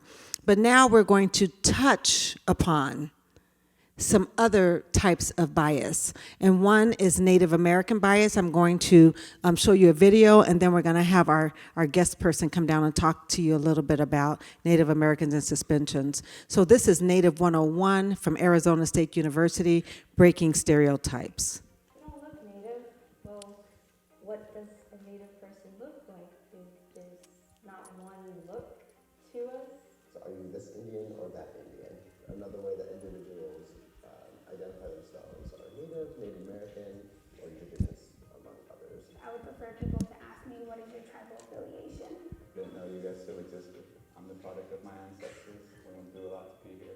Do you live in a teepee? The answer, of course, is no.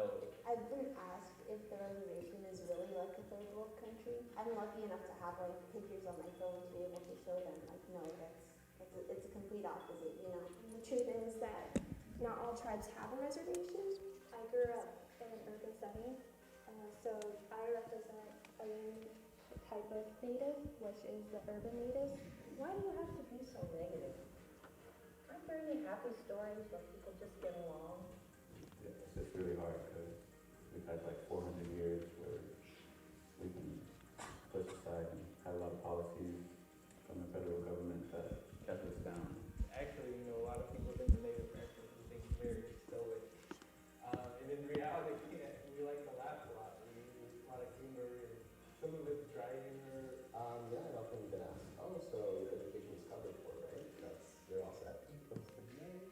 They do have a college test fund at my tribe, so you can apply to get those funds in a way, but they're not going to pay for your whole school. You're going to have to find other ways to pay for it. Oh yeah, do you get a check from the federal government? I wish I did. I really do, but I don't. The reservations and just being Native doesn't mean you automatically get all these free handouts. I still pay taxes. I pay state, I pay federal. Property taxes. One of the ones I get is that all Native Americans are drunk, or that we're all alcoholics. But actually, this last year, in 2016, there was a study that came out and found that Native Americans actually don't have an alcohol problem relative to other eagle feathers carry significant spiritual significance to American Indian people. And for the people who live in the plains who wear the headdresses, not everybody gets to wear one. It has to be bestowed upon you for something that you have done. We celebrate Thanksgiving. And I look at people and say, yeah, we celebrate Thanksgiving. Well, my family does. You know, different people on my reservation do, don't. It's just like in modern mainstream, you know, some people do, some people don't. What's your native animal? Do you dance around fires? No, we don't. You know, it's just something kind of funny that you see on TV and people think like, oh, that's what Native Americans do, but we don't. I've never been on a vision quest, and I don't really plan on being or going on one. Yeah. I am not the stereotype, I'll tell you that. It's a challenge to learn new things that directly contradict everything you've been taught your entire life to be true. That takes maturity, and that takes reflection, and that takes a willingness to be open and open-minded. That's what ASU is all about. In this video, we show it just to show you some of the myths and misconceptions about Native Americans. But when the provost opened today, how powerful she was in first acknowledging the land that we stand on and the contributions of the Dakota people here. And even the fact that her child goes to school where there's, did she say 80%? Oh, okay, I'm sorry, I'm getting ahead of myself there. But it's just really, really important that we learn about other cultures so that we're not asking questions that are ignorant or offensive, but that are authentic and a willingness to know. This last speaker on the video said, we're challenged to learn new things that contradict everything that we've been taught about people, and we need to do that. So during a break, we met Jessica. Come on down. And Jessica is a doc student here, and she is studying the suspension rates of Native American children. Is it nationwide or here in Minnesota? In Minnesota. So we want to give her a few minutes to share with you. So I was just somebody sitting in the audience this morning, coming here to learn. So I'm going to start off with a little story. 12-year-old Robin goes to a public school where he sits in a classroom that is 50% white. Oops, sorry. Robin is very active in sports, gets good grades, makes your typical decisions for a 12-year-old boy. Wintertime, for snowfall, Robin is outside, just like many other kids at the school. Robin picks up a snowball. Robin throws the snowball to see who can throw the snowball over the school building. Robin, like 6 other children, are out there throwing snowballs. Out of the 6 other children, 2 others are Native American and 3 are white. Robin plays on the basketball team along with 2 of the non-Native students. I get a call saying that my child is suspended from school. Robin is my 12-year-old child. I ask, why is Robin suspended? I thought maybe, he was acting up, his mouth gets him in trouble quite a bit sometimes. And for throwing a snowball. Well, parent mode, Robin knows not to throw a snowball. Robin knows this. And I go to the school to pick up Robin, and I said, hey, he's like, Mom, there was a bunch of us throwing snowballs over the school. I said, okay, I'm just going to question this a little bit more. I said, so Robin was throwing snowballs over the school where the students told no snowball throwing. Well, they were at basketball practice last night before the first snowfall. Okay, remember, we're talking about 11 and 12-year-old boys here. I said, well, Robin, you know better than to throw snowballs. Robin is not only going to get a 3-day suspension, but Robin is also going to miss the Timberwolves game playing at halftime in 3 weeks. At this point, mother mode comes on, and I was like, okay, I'm gonna go home, I'm gonna think about this and how I wanna approach this. I contacted the school the next day and I said, out of the 6 children, how many were suspended? 3 students were suspended.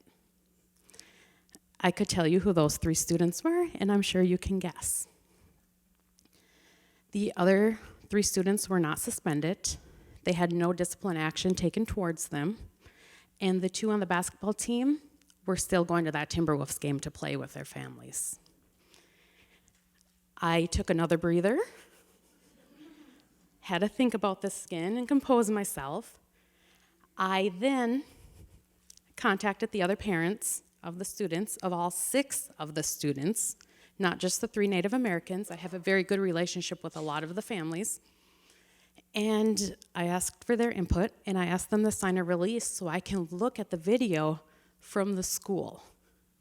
Because now, no, Robin did not only throw a snowball over the building, Robin purposely threw a snowball to hit one of the cameras, and we are thinking about charging him with vandalism. Why? Because you have a parent who is questioning their discipline procedures.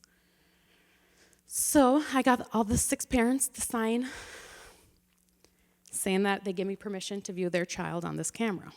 I go into the office with my signature sheet, and I said, I'm here to view the camera.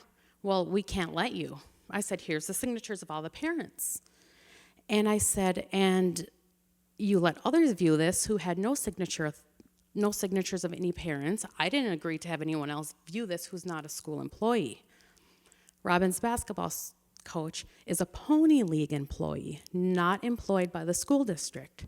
So Robin's basketball coach had no right to see the video or any of the students on the video. Robin's basketball coach was a sheriff for our county. I took another breather. As any parent, your first instinct is like, hey, this is not right, let's do this. Did some more little research, and I was blocked. I got excuses. I moved this forward all the way to the school board. I met with the administration, and we still have a wonderful relationship, I have to tell you, over their discipline discrepancies of the Native American students in that school system. Not only does that happen in my child's school, but it happens all over the nation. Native American students in Minnesota are 10 times more likely to be suspended or expelled for simple reasons, such as, did your teepee burn down last night? Is that why you have no water to comb your hair? What happened to your moccasins? Did they get too wet? Where's your headdress? Why aren't you wearing your jingle dress today? These students, Robin, growing up in this situation, my children are 10 times more likely to be suspended than their counterpeers. I have 9 children. All of them are full Native American. They come from families with multiple barriers. They come from families who live on the reservation and haven't made the best choices for their kids. But there's also people in the community, like me, who help the children realize they do have a voice, and they can be heard, and they can be treated as an equal counterpart. So I look at myself as a parent. I did foster care for 13 years. I adopted 8 of my 9 kids. I'm working on adoption of my 9th child. And how are we going to make a difference? My children went through preschool. I worked with preschool teachers on equity trainings. I worked with them on biases. And I currently work for a public school, the Grand Rapids Public School District, and I am their program coordinator for Indian education. I walked into the school where it's 10% Native Americans. Discipline discrepancies, highly marked, like many schools in Minnesota. 43 schools in Minnesota decided to work with the Department of Education to look at these numbers. 2 schools declined any services from the Department of Education to work out a plan to achieve better results.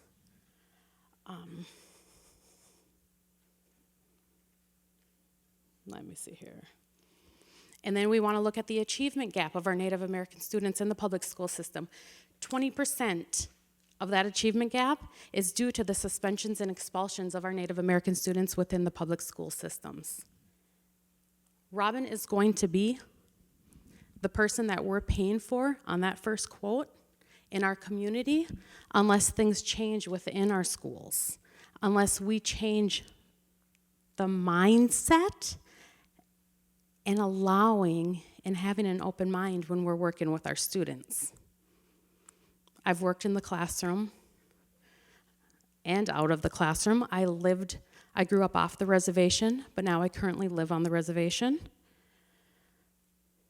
And understanding those barriers, the different lifestyles, is needed when you're working with students of all races. It doesn't matter if you're a Native American teacher, a white teacher, a teacher of color, an Asian teacher. Everybody has respect and responsibility to our students and to improve their learning and understanding to remove those barriers. That's it.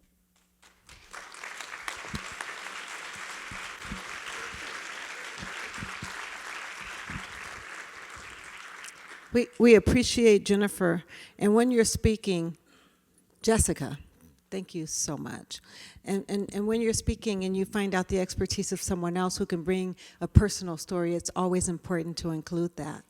So the next area of bias that we're going to touch upon is the bias with English, with multilingual speakers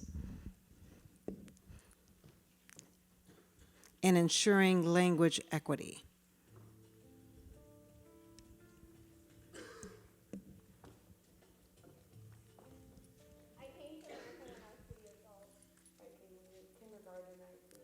Can you hear it? I was usually placed in the back of the room getting crayons. I don't know how to turn it up. Basically, I was playing on my own. I had a hard time. I didn't know what was going on. Even as a child, it was unfair to me. It felt like it wasn't right. Personally, it was strange and difficult to begin. I was never asked, to share what I had. I knew a lot. I mean, when I was sitting there, and students were doing, writing numbers or adding and subtracting, I knew what they were doing. I just couldn't be a part of it because I didn't speak the language, and so I felt like essentially I was punished, for not speaking my first language, and it almost made my language something not to be desired. In Vietnam, my mom didn't have any education, so I can skip she that didn't know because we how talked to, about it. Teach me at home. My parents, even though they didn't speak English, they were always very supportive of us and, helped us at home, made sure we had food and clothing, shelter, and their support. Eventually, I was able to make new friends and started to dominate the language, and that helped me to fit in.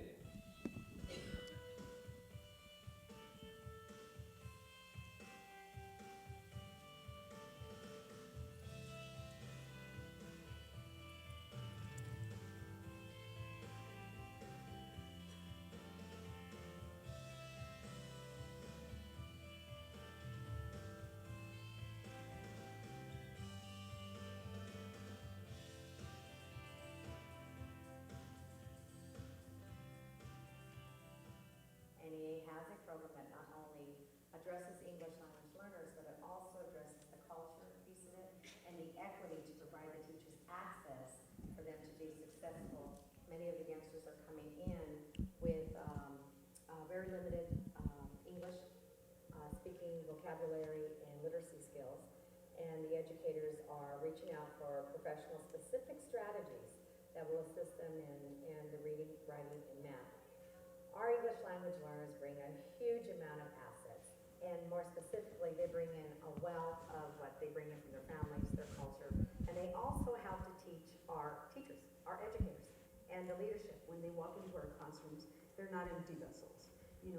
In the past, we used to want our goal was to fill them with knowledge because we assumed they didn't have any. Today we know better. Today we understand that they are rich. Their experiences are valued. I think that one of the most important things about this training is to have the awareness of our English language learners and to make sure that we're meeting their learning needs, that we are aware not only of who they are, but what they need us to do for them so that they are academically successful. ELLs or English language learners do not come to the classroom with nothing to offer. They have not only tons of knowledge, but also with plenty of understanding of how to work in a classroom. ELL children bring a lot of diversity that just enriches the classroom. Everyone has their own culture and they bring their traditions to share with one another. So they do have experiences and we can all learn from things that they come with from whichever country they're from. I think it's important for the teachers to know because as a second language learner myself, I can make connections to my students. But some teachers don't speak another language, so they go to school and they learn it this way. And this probably opened up their mind to different strategies and different ways to connect to their students. And what I would tell my parents during parent conference or when they have concerns about their child, and they would tell me, oh, I don't teach them Spanish at home. I go, no. I want you to teach them Spanish at home because I want them to make that connection. The most meaningful thing for me that a teacher could do for a child is make them feel welcome and make them feel valued and appreciate who they are, where they come from, to as much as possible allow them to feel like they are an important part of your classroom because they have a lot to contribute and they have a lot to share if you just explore a little bit and allow them to bring out the best in themselves.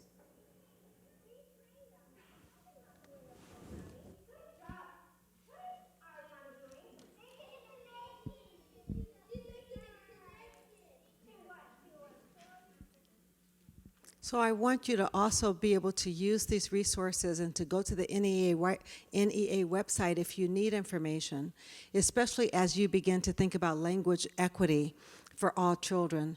I went to an event and I was just a guest speaker, and when I walked in, they gave me one of the, I don't know what you call it, but it's something you wear around your neck and listen to for a translator. Do you know what I'm talking about?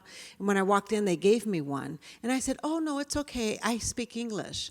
And the woman said, we practice language equity here, so everyone gets one. And I thought, oh, how awesome. How awesome that is that people aren't stigmatized in that way that you don't speak English, so you get this, but you do, that everyone received one, and then you could hear whatever language you wanted to by whatever speaker that was speaking. So we don't have time right now for us to have the discussion on ensuring English language equity, but I want you to think about how you do this. One of the things that really struck me in this video was when the woman said, as a young girl, I knew a lot of things. I knew a lot. And when I was watching children do math, I knew how to do that, but I wasn't allowed the opportunity to because I didn't speak the language. And can you imagine what that feels like, what that would feel like? Just one thing before we get off of the English, before the language equity, I want us to be sure that we understand that every child, every person has a right to speak their own language. And that is extremely important. We're at a time in our society where you have people who are afraid to speak their language in public, that they're being stopped and told that this is America and you speak English. You speak whatever language you like. You have that right. I travel extensively. And sometimes I'm in countries, I was in Vietnam, and we didn't hear a lot of English being spoken. And the minute you hear English being spoken, you turn around and you try to find that person. Wait, somebody spoke English. And then you speak to them in English. It's a way of connecting. And no one told me I couldn't speak English. That was my way of connecting to the person and getting something across that I needed. And we have to understand that in this country, we're the only country The only country in the so-called civilized world where you can get by speaking one language. The only one. I visited Aruba and was shocked that to graduate high school, you had to read, write, and speak 4 languages, which is amazing. So perhaps we should rethink this. So as we move forward, we talked about children with disabilities. You will all have access to this video, and I want you to watch this video, Kids and Race. It's Anderson Cooper. If you don't see it on the slides, which it's on there, but Anderson Cooper did a wonderful research study on how children perceive race. It's about 10 minutes, so I would rather you watch it at home. That's your assignment. And we can discuss it tomorrow, but I would rather move on so that we can talk about culture. And we talked about the danger of colorblind ideology. And one of the other pitfalls of this is that when we claim to be colorblind and not see color just children, then it promotes this fallacy that we're free of bias and racism, and then we begin to blame these issues on children of color. Jessica gave us lots of information about what happened, especially to her son Robin. And if you say you're colorblind, then you may be tempted to commit what we call a microaggression, the invalidation. Are you sure it's because he's Native American? Perhaps it's this, this, and this. Colorblind ideology is now being called the new racism, and it's something that we don't want to engage in.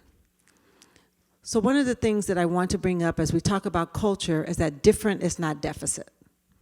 Different is different.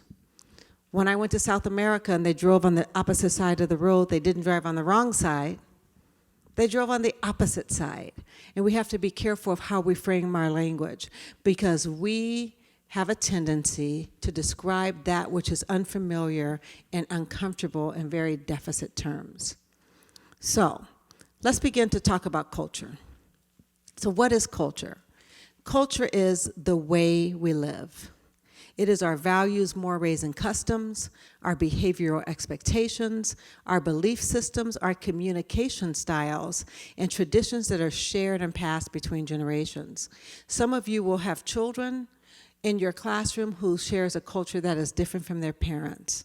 You'll have children who are in this country for the first time, and the parents are trying to make sense of what it means to hold on to this culture while also learning another culture.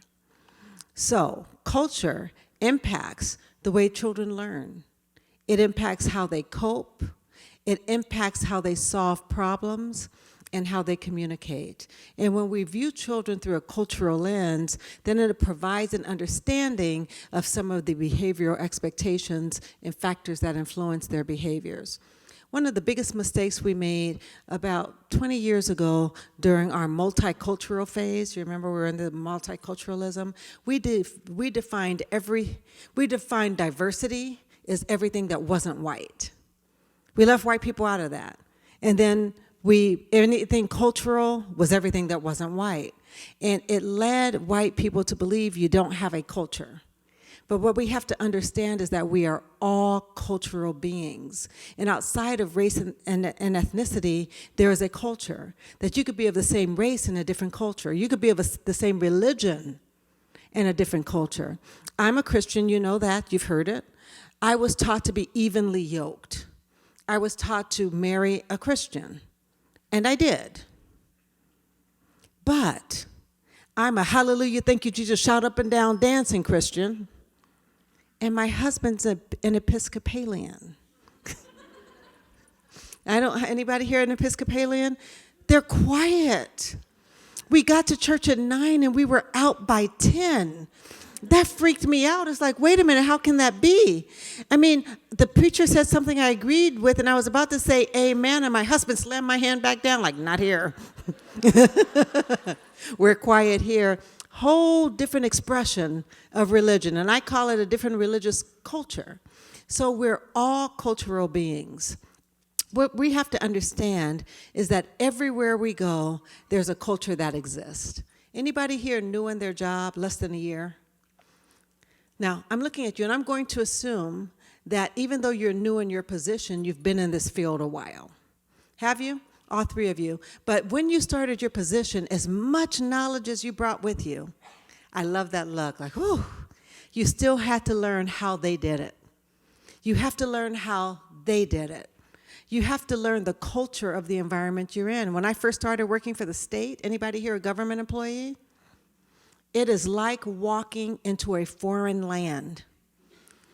Acronyms, it's like a new language. You have to learn the language, you have to learn the values, you have to learn all of that. You have to learn you have no opinion. And if you're opinionated, that's hard. My son had an opportunity to work for one of the top senators in the country, and he turned it down. And I'm like, what? He goes, Mom, because he's an activist, he goes, if I work for him, I can have no opinion, and I'm not ready to give that up, which was very insightful. But these are some of the things you learn. There's a culture. There's a culture of silence. I'm a contractor for the state. A woman called complaining about the state and told me she was going to sue the state, and I had to say, well, I'm an agent of the state, so I'm going to have to end this phone call, even though I thought she was right. But I am an agent of the state, so I can't say it. So you learn the culture. So there's a culture that exists everywhere we go.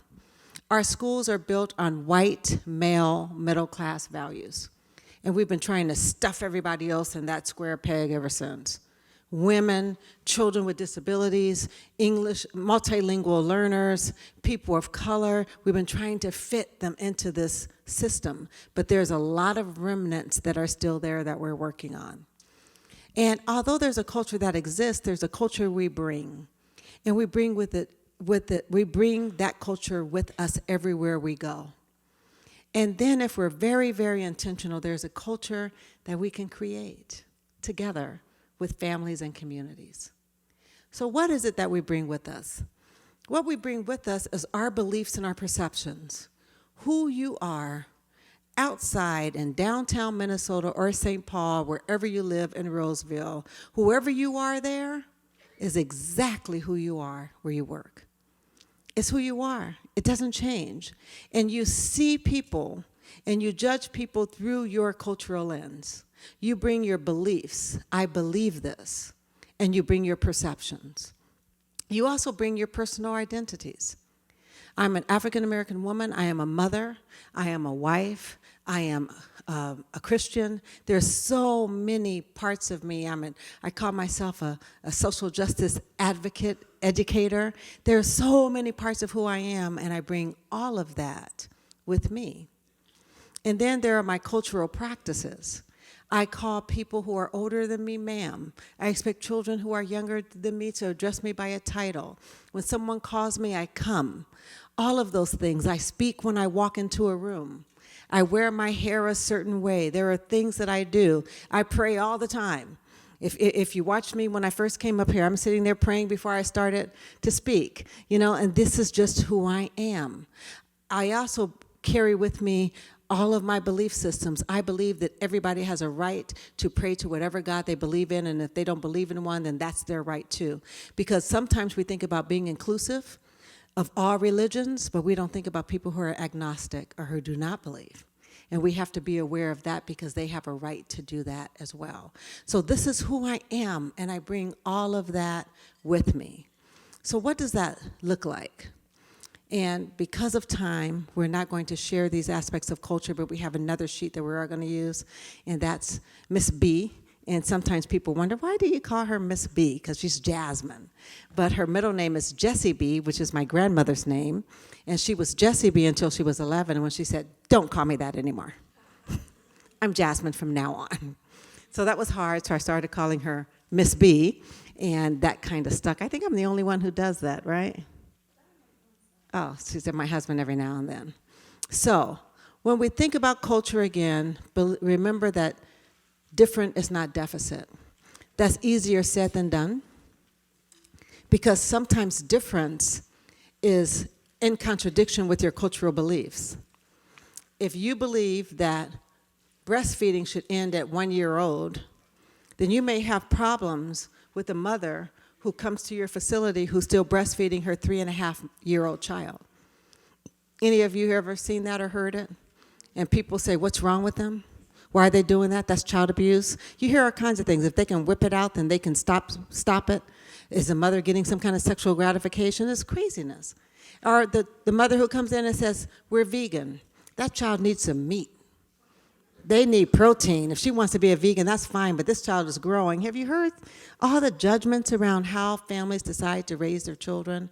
This child is a Muslim. Why do they have to wear that thing on their head? That's their choice. Or I have to tell you my favorite Muslim story. I went in to observe a child, and there's a young girl. She's about 4 or 5 with her hijab on. And she goes, teacher, have you noticed that children know who kid people are? And most of you, you're picked out by kids all the time. So she comes over, teacher, you know what my favorite song is? I said, no, what's your favorite song? She goes, wait a minute. She snatched her hijab off, and she said, I shake my hair back and forth, I shake my hair back and forth. And she shook her hair, and she straightened it out, and she went to put her hijab back on, and one of the little boys said, your mom told you to stop doing that. So I can tell she's probably getting in a little bit of trouble. But people have a right to express their culture without judgment from us. So let's talk about culture. There are 3 levels, and this is the iceberg theory of culture some of you have seen. Now, Zaretta Hammond is an amazing scholar on culturally responsive practices in the brain, and she has taken some of those elements and attached it to a tree, because trees have roots, and roots run deep, and she felt that was more aligned with culture. So when we think about culture in this tree, she asks us to remember and think about the leaves on the tree and be reminded that trees change. They fall off, they die, they're renewed, and culture is the same way. That culture is very fluid, and you can create culture. So here I have my Episcopalian husband, and here I am, a holy roller, thank you, Jesus, jump up and down Christian, and we created our own culture. We attend the AME Church, the African Methodist Episcopal Church. My husband's cultural practice coming up was that they went to midnight mass on Christmas Eve, and they came home and they opened their gifts, and that was Christmas. And I'm like, when does Santa come? You know, because in my tradition, the women cook all night. We stay up and wrap gifts. The children wake up, they open their presents, and then we have a huge Christmas dinner. And now we've created a mixture of that. While I'm cooking, he goes to midnight mass. And then the gifts are wrapped all month. And then our children are adults, but last year we had nieces, little nieces, 5 years old. So Santa came and they opened their gifts. But you create new ways of being, so culture is very fluid.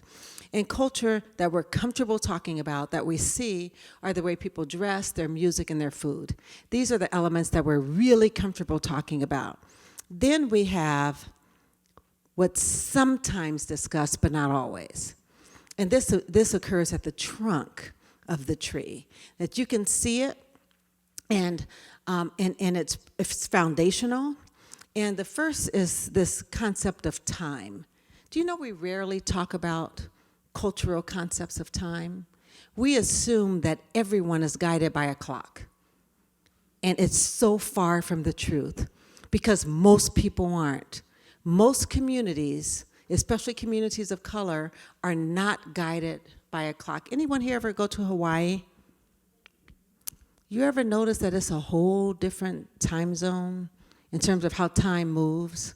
That people, and they call it island time, they just don't rush for you.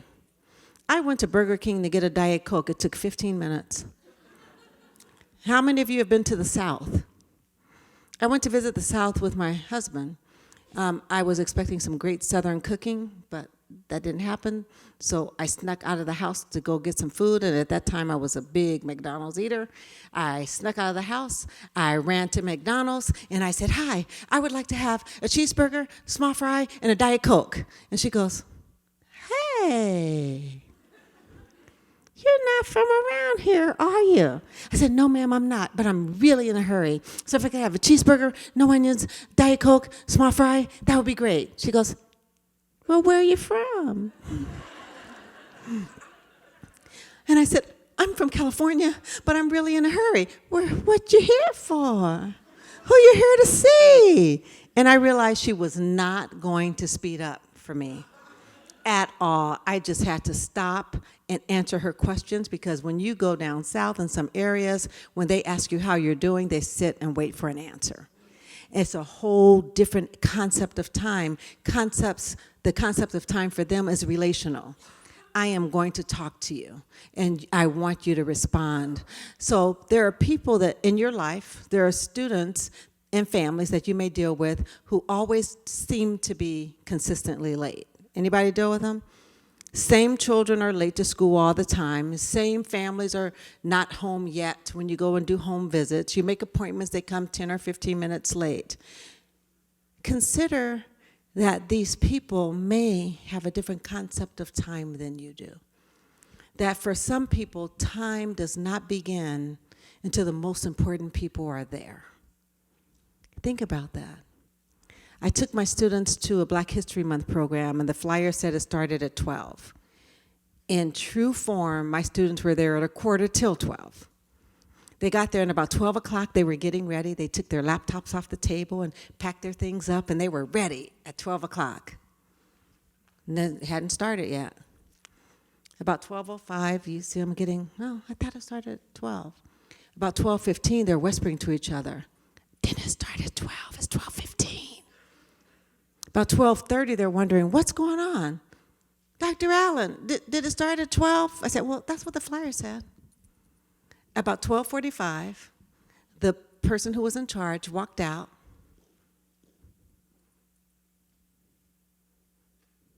She looked around, and she goes, okay, I think we can get started now. And the program started. We went back to class to talk about it.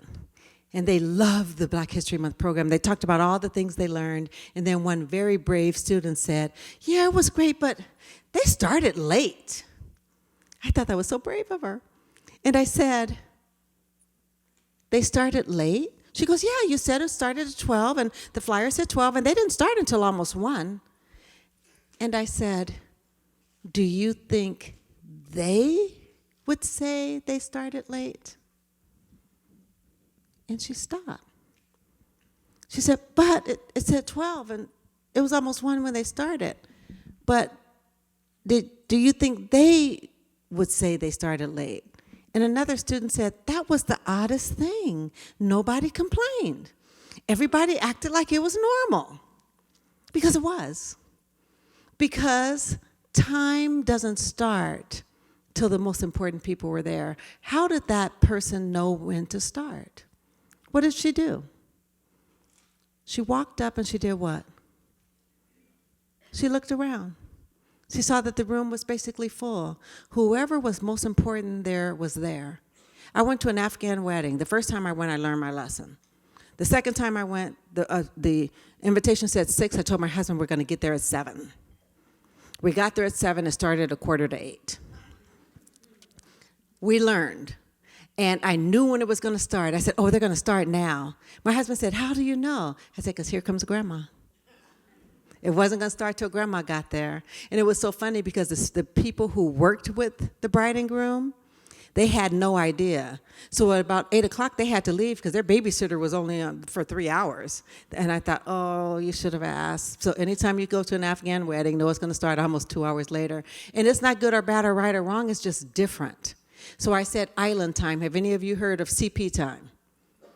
I can say that you can't. It's colored people's time. So when you hear a black person say, are we going to be on time or on CP time, that's what they're talking about. But concepts of time are different. Personal space is different. Do you know Americans love their space?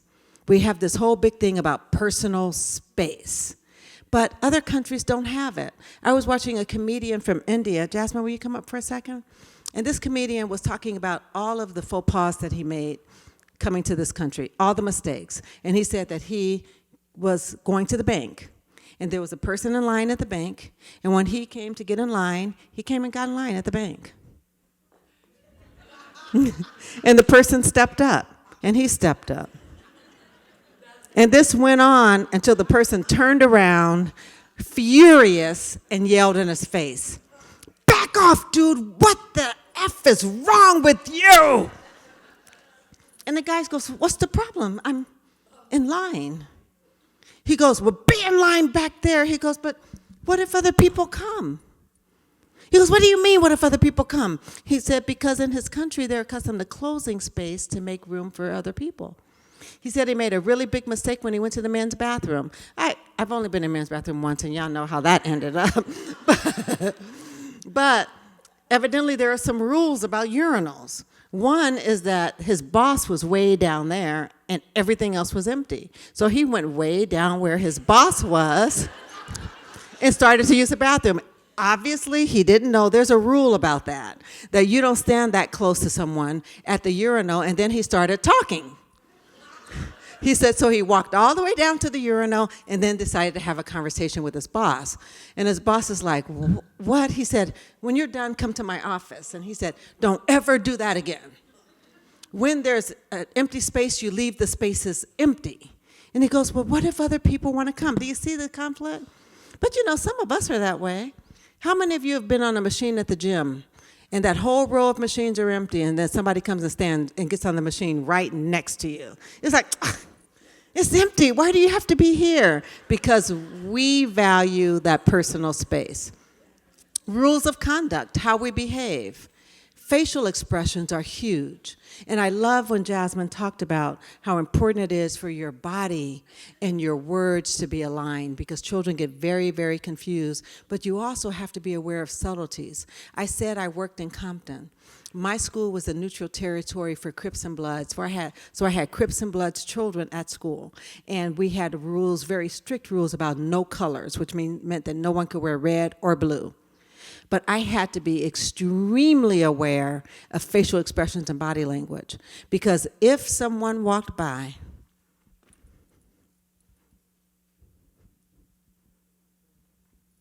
that could mean death. That could mean I just challenged you and you better watch it. Have you ever broken up a fight between two kids and you say, what happened, what happened? And someone say, he was looking at me. Looking at me is serious. How many of you had a mom who could give you a look from across a room?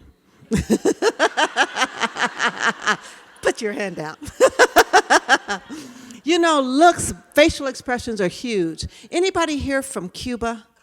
I think it was Cuba where I was. Anyone here from Cuba?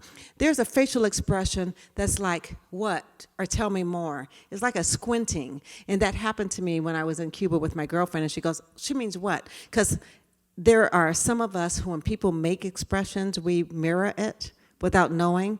So she's going like this, and I'm doing that back, and we don't know what's going on. And finally, she explained it to me. So nonverbal communication is very important as well. So this is what we rarely express in terms of culture, and it's our habits and our assumptions, and understandings, values, and judgments. We rarely discuss the nature of friendships. For many communities, the fictive kinship is real. My mother's friends were my aunties and uncles, and their children were my cousins, so much so that we could never marry or date.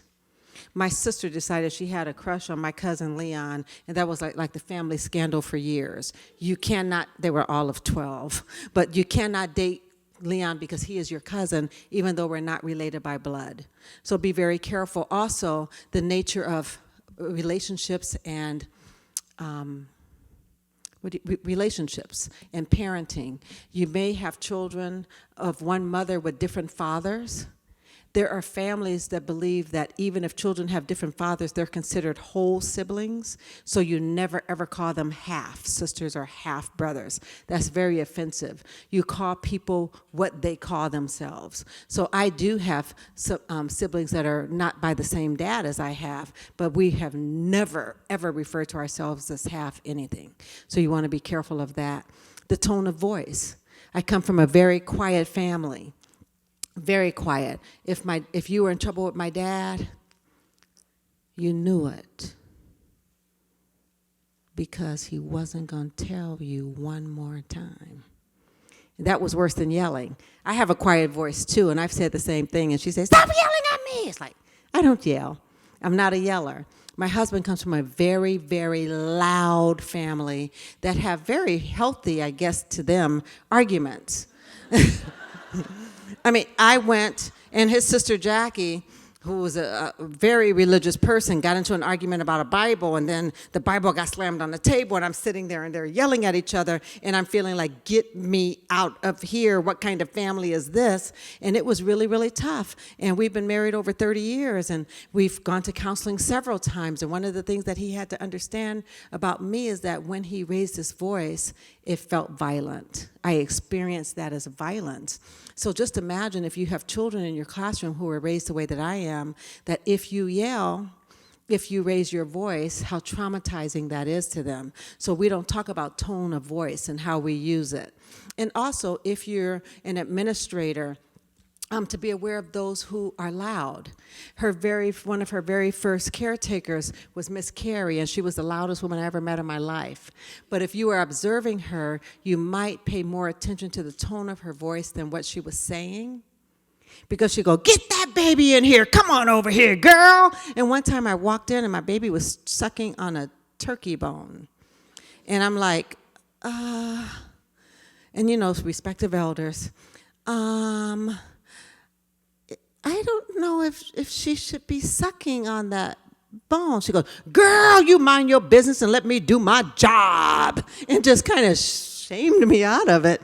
And she continued to suck on that turkey bone. But she was the most loving person I'd ever met. But she was extremely loud. And then our attitudes towards the elders. People have different expectations as parents and family members age. In some cultures, the elders are highly revered and highly respected. In some families, they have long-term insurance so that when it's time, I will go into an assisted living or a nursing home. There are some families who have already bought the hospital bed to go in the middle of the living room. I mean, it's not good or bad, it's not right or wrong, it's just different. Concept of cleanliness. Anybody here into licensing or home visiting? Sometimes you have to suspend your judgment about what you feel is clean. We had a licensing specialist, a family child care home. The licensing specialist said her home was awful, just terrible. She didn't want to sit in it. But the woman kept bragging about what a great provider she was. I'm such a great provider. I've been able to give my kids things that I never had. All my children are well taken care of. And the licensing specialist said all she could do was just look at how awful the house was. Just cluttered and things everywhere. And then the home provider opened her refrigerator and said, look at all this food. I buy my kids the best. And after a long while, it turned out that this woman lived in poverty. And the most important thing for her was to be able to feed those children anything she wanted. And she wanted children to have fun. So it was cluttered. And after that, after she looked at the refrigerator and had a conversation, she saw the woman through a different lens. And she said the house was cluttered, but it wasn't dirty. I thought it was dirty because it was cluttered. But we all have different concepts of what's clean. I have a friend named Dana. When I went to her house, it was like a museum. It was like a museum. It was the most spectacularly beautiful house I'd ever seen, but I wanted to go to a hotel. And while I was there, certain things happened. I was very, very careful about not touching anything. And then I make smoothies, so I brought my little stuff with me, and I said, oh, where's your blender? She got the blender. And then after I made my smoothie, I went to wash it out, and I said, where's your dishcloth? She goes, girl, I don't have dishcloths. Dishcloths are nasty. They carry germs. I said, oh, okay, well, how do you wash the dishes? Here, paper towels. So I did everything with paper towels. And then I said, oh, where's your trash can? Girl, I don't keep trash in the house. There are germs in trash cans. I'm like, well, where do I put this? Oh, just go here. I'll show you. Put it in the bag and I'll take it outside. Neat freak, germaphobe. We knew that growing up, but it was the first time I was in her house. I could not wait to leave. Took my last shower. Was very careful, and of course, of all the times I had to break a shower head, the shower head broke because I tried to tilt it. Water went everywhere. Of course, I'm in the shower, and it's like, oh my goodness, how did I do this?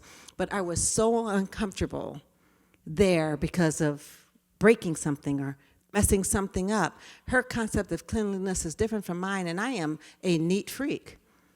And she said, next time I'm going to come visit you, and I'm thinking, no, you're not. You're going into a hotel because I have dishcloths and trash in my house. And then patterns of group decision making. We saw Mateo. Mateo told us who was the boss in that family, and who was it? The grandma. Sometimes you have to find out who makes decisions. Sometimes it's the mother, sometimes it's the father, sometimes it's both, and sometimes it's grandma. And then a preference for competition or cooperation. There are some communities of people who really believe in cooperation. We went to go get children who are being adopted from Haiti after the earthquake, and we had little bags for each child, bags of goodies and everything. And as we were on the plane, we're passing the bags out to the children. But before we could reach another child, we'd pass it out to Carmen, and Carmen will open it and start giving one to Jessica and to Jennifer, and then to you. And we're trying to say, no, they have their own, but we couldn't get to them fast enough before they opened and they were sharing, because what they believed is that everything I have is for everybody, and they didn't even understand the concept that we have our own. You have children like that who are taught to take care of one another. In licensing, we went to a facility, and this facility was run by a woman from a country in Africa. And we got a complaint that babies were everywhere. You know, and I don't know if that's true here, but in Colorado, infants have to be in the infant room. You have to be in the room that you're licensed for. So the complaint was that babies were everywhere, they weren't in their correct rooms, and blah, blah, blah. So we went. And sure enough, while we were there, we watched an infant crawl from the infant room to the preschool room. And the teacher was there waiting. Come on, baby, come on.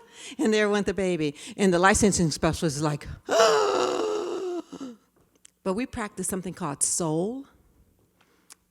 Be silent, observe, understand, and listen. So I told her, as she's hyperventilating, practice soul, and then she's kind of practicing, she's observing, and then after that I said, before we go in to talk to the director, name 3 things that you saw was positive. Tell me 3 things positive about this facility. And she came up with, no children were crying, they all seemed happy, and all the teachers seemed to know all the children. And the reason I did that was because I wanted to shift her lens from the negative to the positive. And then we went in and we talked to the director. We used something called culturally responsive community-based licensing, so that we could really understand the culture of the center and what their hopes and dreams are for the children and their care. So we talked to the director and said, what are your hopes and dreams for your children? And she goes, in my country, everybody takes care of everybody. All the children in my village are cared for all the adults in my village, and I want to recreate my village right here at this school. How awesome is that? Except the rules don't support it. So I said, I get it, I understand, but what we have to do is find out how to do that while still following the rules. And the rules say that infants must be in the infant room, they cannot visit the preschool room. And she says, that's stupid. She said, because they're not separated at home. They're together at home, and when his mother asks him, how's his baby sister, what is he going to tell her? If you tell me he can't see her all day, what am I supposed to do? How is he supposed to take care of his sister if he doesn't see her? Do you know, these were hard questions that made me think about licensing. And I'm sitting here thinking, that makes so much sense. So what we were able to do for her was set up visitation schedules where the older child could come visit the younger. And why was that important? That the older child came. Because, say it again? Supervision. But also, if you take the younger child, you're exposing them to hazards, to chokables, things under 3 years old. And as long as they were in ratio for short periods of time, we set it up where they could make visits. Anyway, we were able to work with this family because we understood the spirit of cooperation and what she really wanted for her child. But we hardly, for the children in her center, but we hardly ever talk about that. And we don't talk about how people solve problems. So, as we think about culture, can you believe, oh, wait a minute, that can't be 10 minutes to 4. How did that happen?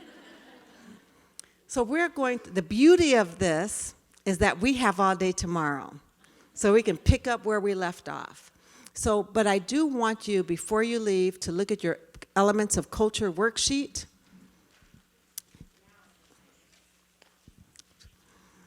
And I want you to, before we leave, to choose one element of culture and take it all across the top. So let me give you an example of one that's not on your sheet. So discipline. So my element of culture, it is on your sheet. Is discipline on your sheet? Okay, it's on the board. Discipline. So my values growing up, we were spanked. When you got out of line, you were spanked. Not only were you spanked, but anybody older than you could spank you. Any auntie, uncle, anyone. So you were spanked. But my values now, because I know the damage that's caused by spanking. If you don't know, read the book, Why Whippings Won't Save Black America, the most amazing book by Dr. Stacy Patton ever. If you believe in spankings, by the time you're done with that book, you will never, ever spank a child, ever. But, so my values growing up, children were spanked. My values now is that I will never, ever spank my children. I learned better, so I did better. What my school or organization values, and I'm making this up. Let's say I work for a school, that, even though we're in Colorado, that does not believe in corporal punishment. How my students' what my students' and families value. I work in an underserved area where spanking is very prevalent because of fear that if I don't discipline, the police will. Some of you have heard that before. Actually, that was what happened to me in Compton. So when a child messed up, not messed up, because children don't mess up, their mistaken behavior, that the parents would say, well, just take him in the bathroom and spank him. So my parents valued spanking. So how might the difference create cultural disconnects? So when I wanted to bring in something like the pyramid model into that community, there was a disconnect because I thought that was too soft. It wouldn't protect or prepare their children for the real world. Make sense? I noticed Jasmine and I both say that. Make sense? So let's go ahead and choose one of those elements and work it across your paper.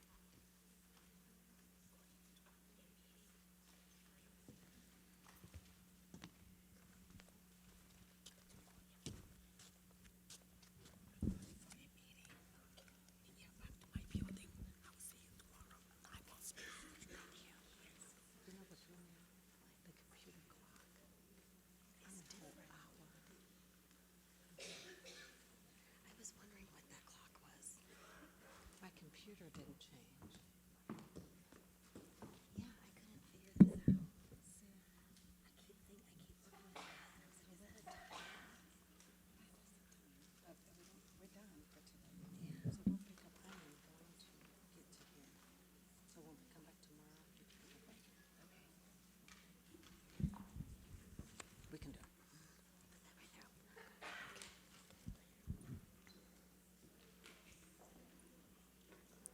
So in the essence of time, I'm going to ask you to finish this one up at home, and we can discuss it tomorrow. Is that okay? I just looked at our slides, and there's a certain point I want to get to before we close out for the day. So, as we talk about culture, what have we said all day? That this is all about relationships, that none of this will work except in the context of a nurturing and supportive and positive relationship. So one of the other ways that we can connect with children is to use culturally responsive practices. And culturally responsive practices are strength-based, which means that we focus on what children know, what they understand, and what they can do. That we understand children's strengths, their gifts, and their talents. Culturally responsive teachers, like you, are intentional teachers, which means that we're not neutral in the education of young children, and we're vested in the lives of every single child we touch.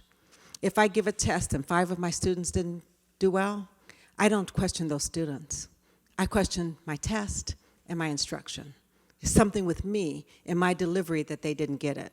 And that's how vested I am in making sure every single student succeeds. Culturally responsive practices. I love this picture. All of my pictures are licensed and I pay to use them because I do this a lot. But I have to tell you, I swiped this one from the internet. It looks like it was his school picture, and I love it because culturally responsive practice centers a child's identity, who they are, their agency, their ability to act on who they are, and their lived experiences. And what movie did he watch? Black Panther, and he's doing his Wakanda Forever. And I love it, and you know what I love more than the picture itself is the fact that his teacher allowed him to be who he was and didn't say, take your hands down. These are school pictures. We don't take pictures like this. They allowed him to be who he was, and that's what it's really all about. So we have to focus on the promise, the potential, and the possibility of every single child that we touch. Look at this little guy. How old would you say he is? 5, 6. Did you say 6 or 7? 6. 5 or 6. He's 3. And let me tell you why this is important. Because there's research, there's a scholarship around the adultification of black and brown boys. That black and brown boys are thought to be up to 4.5 years older than they are, even when teachers have knowledge of child development. We all have knowledge of child development. And we thought that little guy was 2 to 3 years older than he is. And it happens across the board. And there are some negative outcomes associated with this, is that these boys are seen as less innocent. They're not afforded the innocence of childhood because they're thought to be older. This is also true with bigger boys. Are there any men in here who grew up bigger, taller, and some expectations were higher? My son was always taller. And one time he was crying and acting like a 2-year-old, and someone said, why is he acting like a 2-year-old? I said, because he's 2. That's why. And he was so tall, he just didn't understand. But we have to be very careful because these children also deserve the innocence of childhood. Little black girls, as early as 5 years old, they're seen as needing less comforting. They're seen as being more independent, more sexualized, and more criminal than their white friends. Let me give you an example.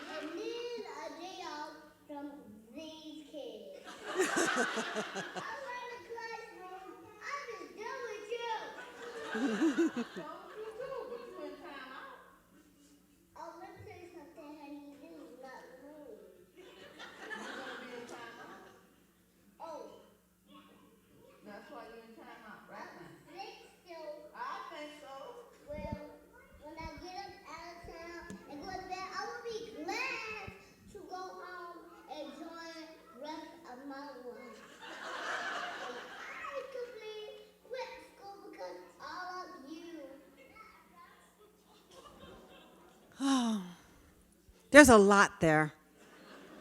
One, that's a suspension waiting to happen. You see the sass and the hair, but can you see her brilliance? Girl's brilliant. You could see it in her eyes. She doesn't miss anything. Even when the little girl came and said her bracelet fell off, did you notice her just observing this child and everything that was happening in the classroom? And some of you who are administrators, you might get a teacher who says, this girl is defiant, because she appears to be defiant. But did she refuse to go on timeout? No. And she gave us an indication that she would go on timeout, because she said, but when I get up from timeout, I will surely go home, enjoy the rest of her life. But then she said something that was heartbreaking and that research bears out. And what was that? Quit school because of all of you. So when you look at her, there's something you might forget. She appears to be about 3. You might forget that she could use a hug. You might forget that she's still 3. She has a heck of a vocabulary and a whole lot of sassiness, but she might be able to use a hug if she wants one. And you can ask, sweetie pie, do you want a hug? Not from you. Well, do you want a hug from anyone? Because I think you need one. You'll be amazed at how you can break through that exterior. But we don't want her at 3 to be seen as less innocent and in less need of comforting and nurturing, the way that research bears out. So as we close out today, I want you to understand why it's important for us to consider culturally responsive practices. And it's because behavioral expectations are developed in the context of home, culture, and community. You can't separate it out. And if you don't understand a child's culture and cultural expectations, then we will continue to have disproportionate disciplinary practices. Because when the behavioral expectations of the home are different from that of the school, then we're bound to have problems. So as you get ready to leave, it's 4 o'clock now. First, I want to thank you for this day. I want to thank my co-presenter and daughter, Jasmine. Please think about some of the things that we talked about today and come back tomorrow ready and eager to learn more. Thank you.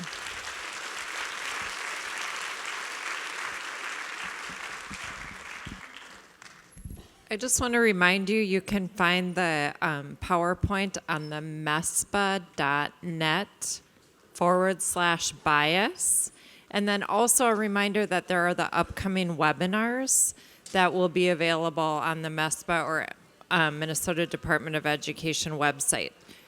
Drive safely and see you tomorrow morning. Thank you.